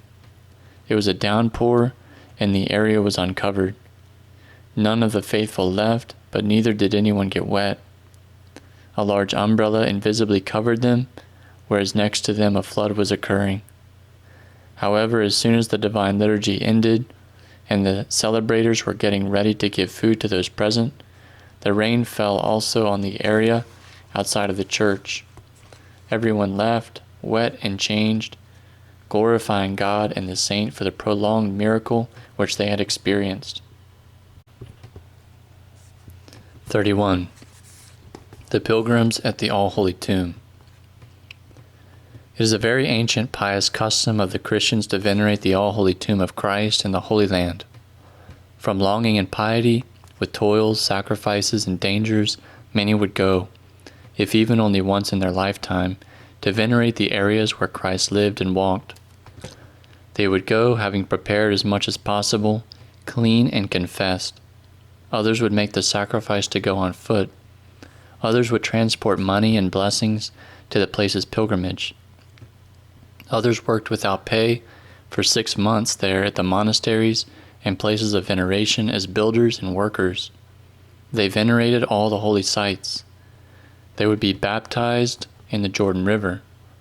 They would take back with them the holy light and various blessings, such as little crosses, burial shrouds, candles, and other such things. When they would return to their village, all its inhabitants, with their priest, would welcome them outside the village. They would ring the bell and make a procession, accompanying them up to the church. For the blessing which they were granted to have venerated the Holy Lands, they showed them respect and also changed their name, adding the honorary prefix Hatsis. For example, they would call someone Hatsi John. This name was inherited by the other members of their family also. The wife of Hatsi was Hatseska, or Hatsina, or Hatsana, if it was an elderly woman, and his children and grandchildren were Hatsudis. When he would commemorate the names of the Hatsides in the services, he would add also the word pilgrim or pilgrimess. For example, Hermione, pilgrimess.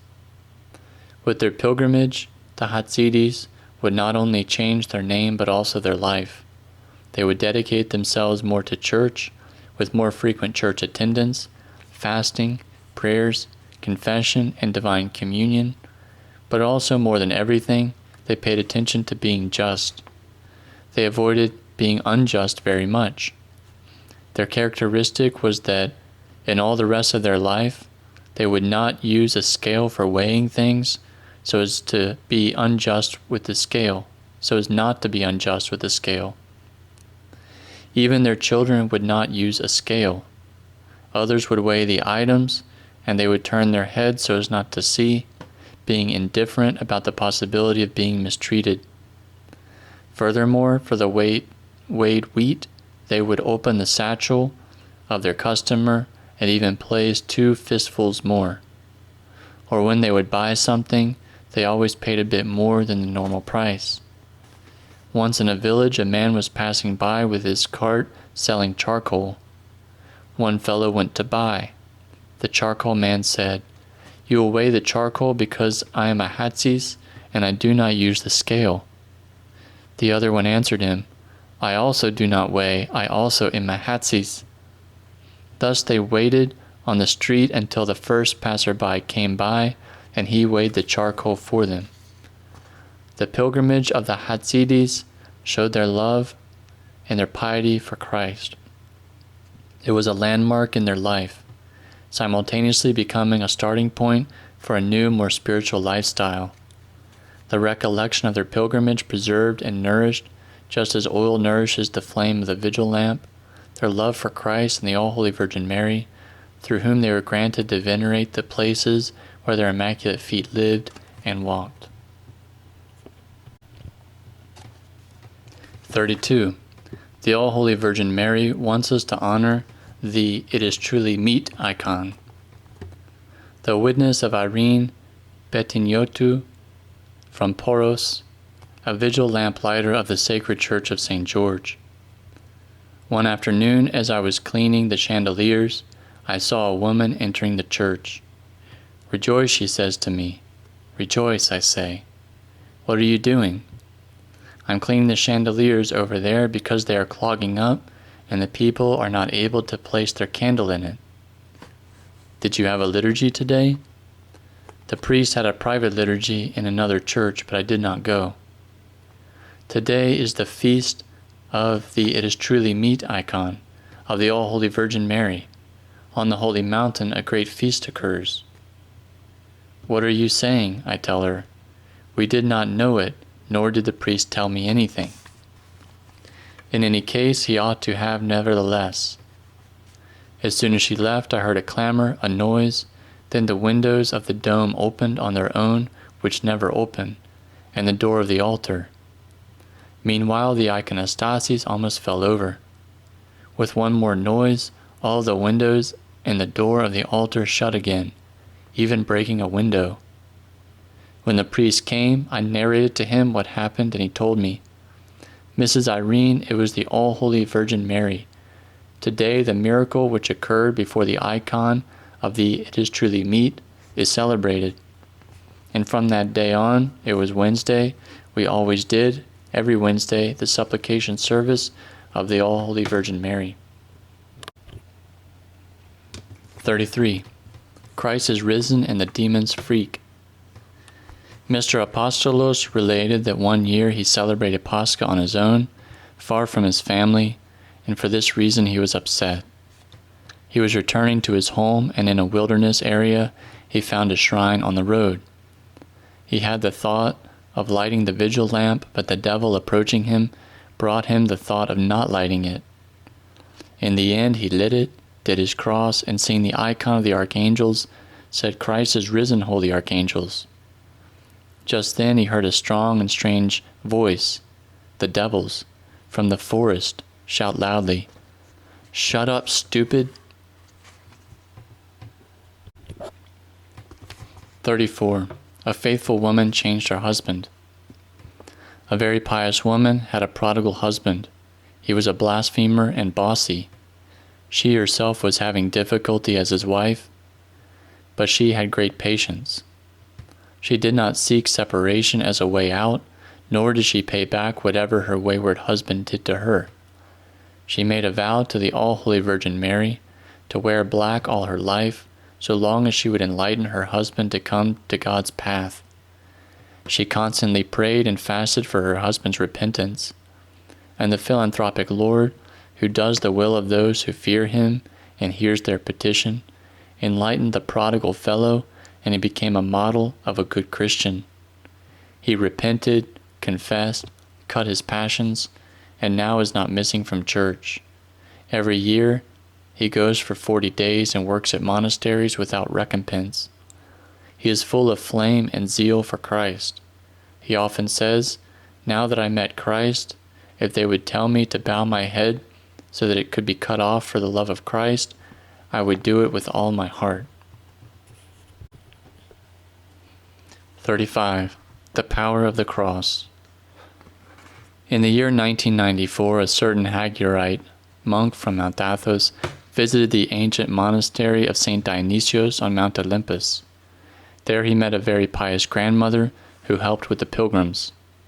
The grandmother related the following to the monk, wanting to learn his opinion if she was doing well.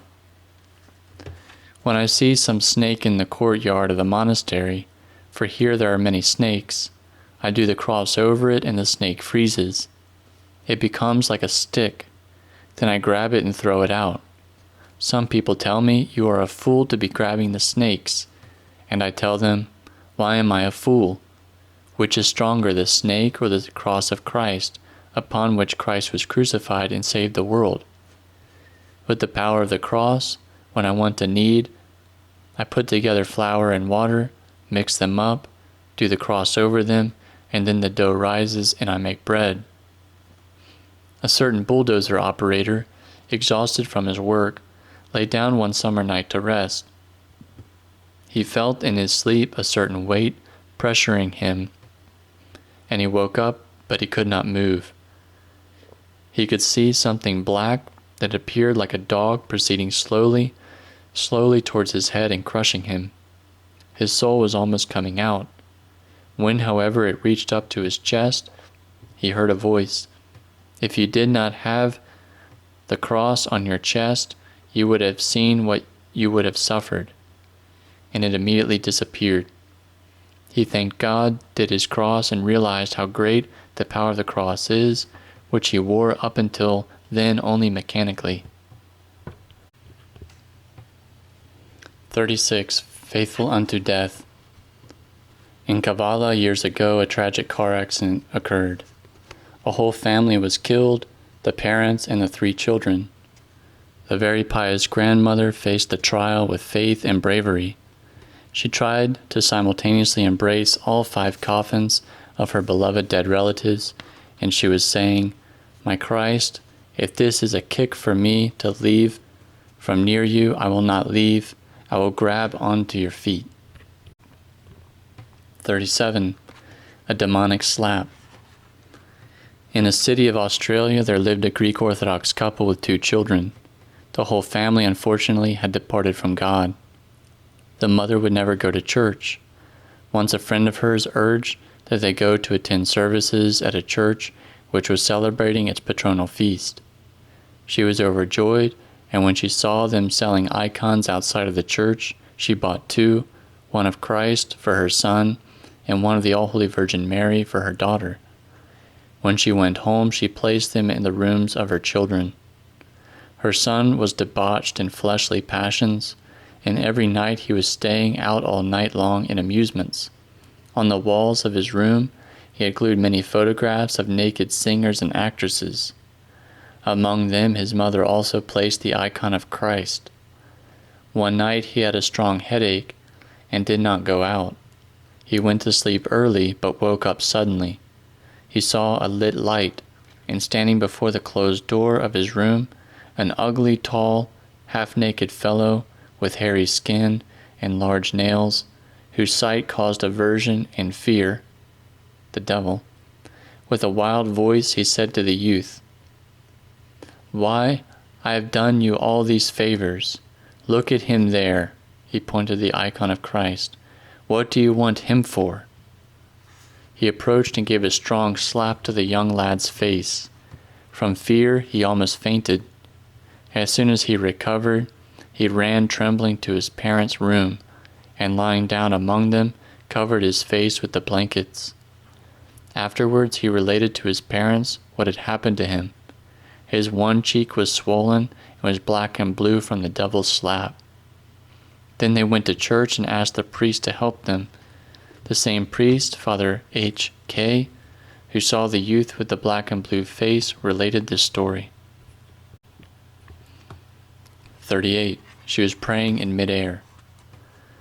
The elder Joseph of Vatupedi related that he met an elderly woman in Ioannina who told him the following: "I prayed to God, and even if I wanted, I could not forget him. But another thing also happens to me. When I pray, I rise in the air and stand 1 meter high. I want to go down, but I cannot. For me to go down, I must stop praying." Another elderly woman, who is still alive, prays constantly and serves the sick. Once she was lifted up from the ground while she was praying. She was startled, stopped her prayer, and immediately landed. 39. Her face shone brilliantly. It was the eve of Theophany in the year 2000, and therefore the first holy water service, the holy water service of the eve of Theophany. At Piliori, a village of Hamara in northern Epirus, the priest got out of the car which had transported them up to the village, and he began preparing to sanctify the houses. It had taken 1 hour and 15 minutes by car to arrive. The village is hidden away up in the beautiful, historic Hagiorite mountains. The roads are rough and dangerous. The car barely managed to get through the mud which the rain of the previous days created. He was a young priest, ordained a presbyter just 2 months before. He had come from Greece together with 3 students. The students came to help at the chanter stand, both for the transportation of the necessary things for the sacred services in the village of the area, and wherever else they would be needed. Their first visit was to the sacred church at the entrance of the village. The atheistic state had made it a home of the people, and afterwards a storage bin. The sight was grievous. The stairs were full of green grass, the door bolted up. No sign of life. Abandoned, you would say, in the corruption of time, in order to destroy whatever the atheists left behind them. The children ran to knock on the doors of the village in order to announce the priest's arrival. In a bit, an alarm sounded. One housewife after another learned the important news. For the first time after so many years, the priest has come to sanctify us," they were saying with tears in their eyes. Others were throwing mats at the entrances of homes. Others were cutting the best blossoms from their garden for the welcoming. Everyone waited at the outer door. The dogs in the very clean yards participated in the joy. Their barking was joyous, different. "As you were baptized in the Jordan, O Lord," resonated through the entire village. The priest's cassock was getting covered with mud, becoming heavy. The shoes of the students were covered with mud. And nevertheless everyone was rejoicing. 3.5 hours passed until all the homes could be sanctified. One house remained at the edge of the village, a little farther off. Some said to the priest that they could go give them holy water because he was tired. It should not be done that way, however. 2 women, one elderly lady and her daughter, were waiting for the priest. With longing they kissed the cross. They led the priest and his entourage to all the rooms of the house. In one of these a young girl was bedridden. "Father, my granddaughter," the elderly woman shouted in a heartbreaking way. "She is 18 years old, a very good girl. She is going through a trial, but God is great." Her mother next to her cried silently. Both women wanted to say something to the priest, but they hesitated.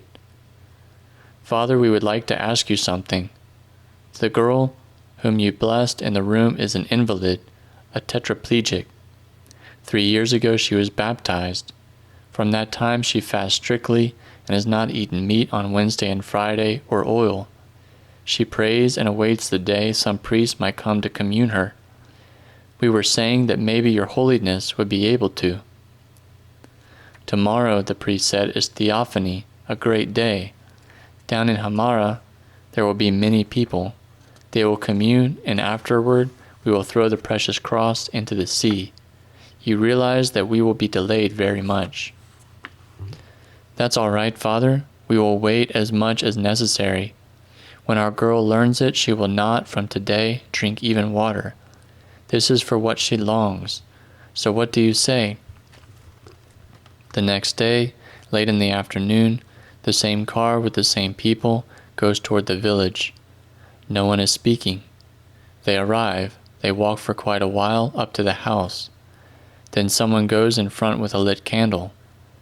At the wide step of the house, the 2 women are crying with joy and doing deep prostrations to express their gratitude. Silent, speechless, they do their cross with respect and carefully lead the priest to the girl's room. The servant of God, Eleftheria, receives the body and blood. However, before imparting the Immaculate Mysteries, the liturgist of God stops. Something is happening. He opens and closes his eyes as if something is bothering them. He then leaves the holy spoon in the holy chalice, rubs his eyes which are being dazzled at that moment, and asks himself in wonder what is happening. Eleftheria's eyes, which are fixed on the holy chalice, are shining. They are glistening so much that the priest, amazed, is no longer able to distinguish her face. A super bright light, with a constantly increasing intensity, was spreading slowly to all the room. He felt that it was touching him. His hand felt its warmth. He was startled. That light did not have the color of the flame of a lantern, but was white, powerful, soft, not blinding. It was so strong that the priest could not see her face and her mouth. Stunned and with great effort, so his hand did not tremble, remembering the location of the girl's face, he imparts the divine communion. He realized that she had communed when he felt the teeth of the communing girl touch the spoon.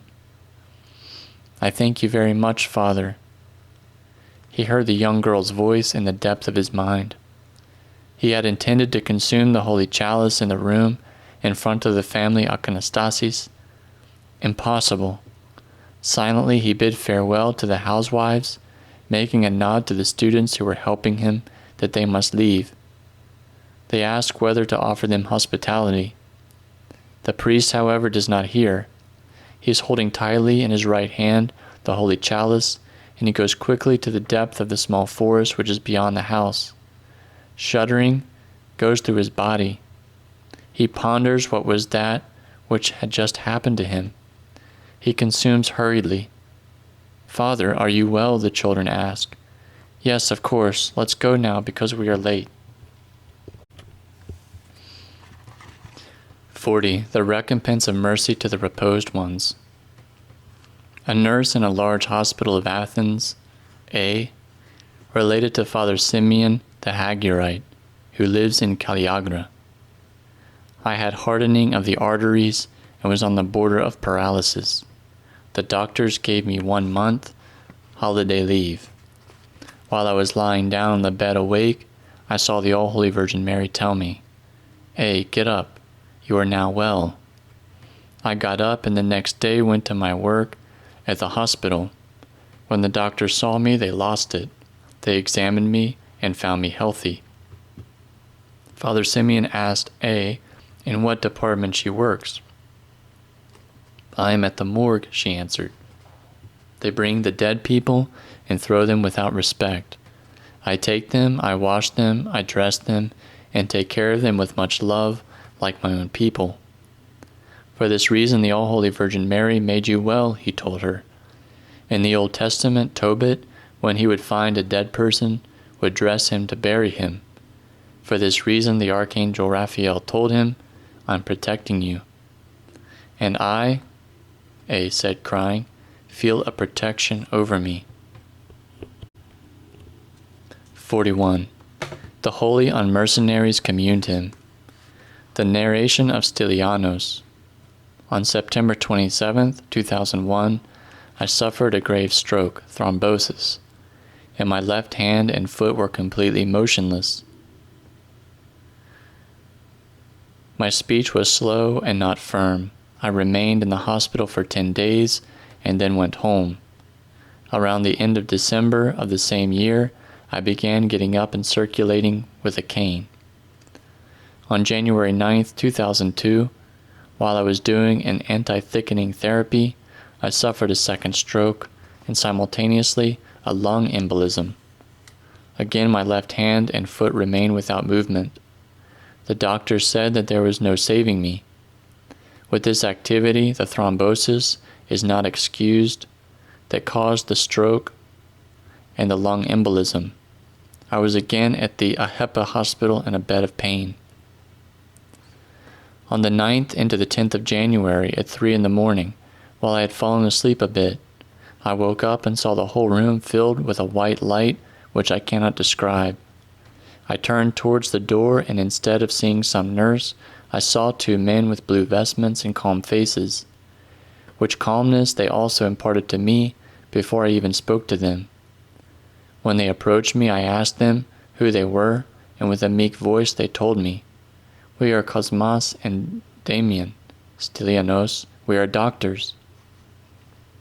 The one was holding a small holy chalice with a spoon, the other a glass vessel with a cross in the middle and 3 branches of basil.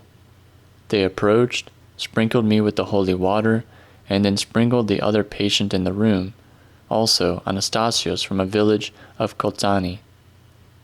Subsequently, they came up to commune me. I told them that on the previous day in the afternoon I had eaten meat, and they answered me, "Do not worry, we know it, and know one thing, he whom we brought to you, him you also from here on will be giving to people." They gave me the red cloth and communed me. They did the same with Eustatios. After they blessed us, they left and the light went out on its own. Then I shut up in bed and felt something strange.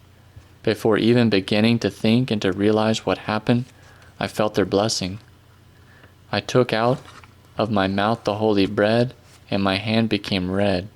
Then I realized that it was something true, something real. With awe I consumed it.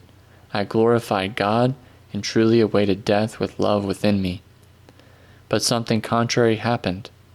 I had an 80% invalidity rating, and according to Law 2643, I was an individual with special needs, but from that moment everything began going better. The restoration of my health was quick, spectacular, and the doctors wondered about this. After a few months, I ended up talking with a certain elder Hagiorite, and I related to him all these things. He told me, "Styliani, what was that which the saints brought you at night?" "It was Christ, his body and blood, divine communion." "Who is he who gives people divine communion?" "The priest, Stylianos, my child. The time came for death, not the spiritual one, but the death of the old Stylianos. The time has come for you to become a priest." Thus on December 14th, 2003, without my ever having previously thought of it, I was ordained a deacon by the blessed hands of the ever-memorable Metropolitan Sisaniu and Chalcidice Anthony, and on May 23, 2004, a presbyter at the age of 41 years old. 42. The Devil in the Television. The witness of John Chrysopoulos, an architect from Alexandroupolis. I am married to Evanthia Siontopoulos, and we have 3 children. A few years ago, when my son Chris was 3.5 years old, seeing his mother cense the home, he used to follow her and cense, supposedly, with his wooden little bells, which resembled a censer, and the whole house repeating, "Lord have mercy." One day, while he was censing according to his custom with his toy, he omitted to cense the corner of the living room where the television was. My wife noticed this and asked him why he was not censing the living room. Chris answered completely naturally that stranger who was sitting on top of the television does not allow him to sense there. "Why, what stranger, Chris?" my wife asked him again. "There, my good mother. He who is sitting on the television, don't you see him?" Chris could see, with the pure eyes of his soul, the devil sitting on the television, and whom furthermore Chris's supposed sensing bothered. After discussing the above event with our spiritual father, we took the television out of our home. 43. The Fragrance of Unmurmuring Patience. The witness of Mrs. Anna Kariskustika from Berea. I am 30 years married and have lived 26 years with my mother-in-law in the same home. I had a very difficult time because the last 5 years she was bedridden. I worked, and when I returned home, I would find my mother-in-law soiled and the house upside down, which stank. The first time the house stank, no one wanted to come. From the moment when, with the help of my spiritual father, I did not see it as a chore, but as a blessing, the house stopped smelling to me. I would put it in my mind that I'm serving Christ himself. Once when I had thoughts and I murmured, I felt the stench again. One night I was alone at home and grandmother was in her room. I went to see how she was doing, and she had soiled everything: sheets, curtains, rugs. Whereas normally they ought to have stunk, I felt a fragrance which I will never forget, and a calmness in me for quite a while until I cleaned grandmother. From the day I felt the fragrance until grandmother reposed, every time I had to clean her and bathe her, I felt in me a calmness, a peace, and nothing smelled to me. 44. The devil does not want church attendance. The witness of Betsy Paniotou from the village of Kypseli, Zakynthos. On Christmas of the year 1998, in the evening, I was working till late at night in my bakery. I went home very tired and lay down to sleep.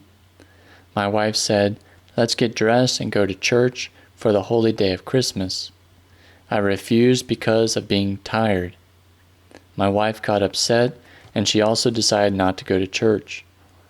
Suddenly at that moment, a little bear, a doll, which was in the next room, began on its own accord to sing, without a time mechanism existing in it to make it sing. Both of us were shocked. At that moment we got dressed and went to church. A spiritual father, whom I asked on the holy mountain, later said the devil was rejoicing that he managed to make us not attend church on such a day, and this joy of his manifested itself with the song which the little bear began to sing without anyone touching it. 45. A young boy with a gift of clairvoyance. In September of a certain year, in the oncological department of the University Hospital of Rio, a great stir occurred. The young Demetrius was urgently asking for the hospital priest. He wanted by all means to receive communion. He was 13 years old. He had been in that clinic for about 1.5 years. A small headache led him there. The doctors diagnosed brain cancer. His ancestral descent was from Fieri of Albania. His parents were unbaptized. They remained for quite a few years in Petrides. He, however, a short while after his entrance into the hospital, wanted to be baptized. He had heard of Christ and wanted to become his child. He was baptized in the name of the Father and of the Son and of the Holy Spirit, following, of course, catechism. Everyone loved him very much in the clinic. The cancer had advanced quite a bit and already had deprived him of his sight. He could not see at all, nothing and no one. He listened, however, with great and much patience. He would not complain. He would say that God loves him very much. He prayed and asked his parents to do the same thing also. Whoever visited him realized that there was something different about this child. He spoke constantly of God. He was always courteous and joyous. His face shone brightly. He wanted to commune often of the precious gifts. Sometimes when his mother was in some other area of the clinic, he would shout, "Mother, come quickly. The dear priest is arriving with Christ. He is coming up the stairs. Come to prepare me." And thus it would occur. The priest would come and find little Demetrius sitting in his bed, with his mouth open piously doing his cross. While he did not know the precise time the priest was coming with the precious gifts, with the clairvoyant gift, he could see him coming, even though he was surrounded by 2 closed doors which separated his room from the hall. The pious woman, Maria Galeazzato, who voluntarily took care of this child, assures us of this. "Mrs. Mary, I want to tell you something," he told her one day. "When the dear priest comes with Christ, I see him on the stairs ascending, and next to him there are 2 tall, beautiful people, wearing fully white vestments, who are turning towards the holy chalice, and with their hands open are protecting it." Once the doctor asked him, "How are you doing, little Demetrios? How's it going?" He answered him, "Mr. Doctor, can I tell you from up close? I am doing well. Don't worry that your wife left you. God will be with you because you are a good person." The doctor remained a bit motionless. No one knew the grievous event which had taken place the previous day at his home, that in other words his wife had abandoned him and took another man. Whoever knew him was saying, "This is a child of God." The last time he communed he could no longer stay sitting up in bed, but joyfully and with longing received Christ lying down. "I thank you very much," he whispered, and then reposed. The priest, when he went to the morgue the next day to read the Tersagion prayers over Dmitri, said, "Such a relic I'm seeing for the first time in my life. His face is smiling, shining, and he has the color of amber." His parents came to love Christ very much and also wanted to be baptized.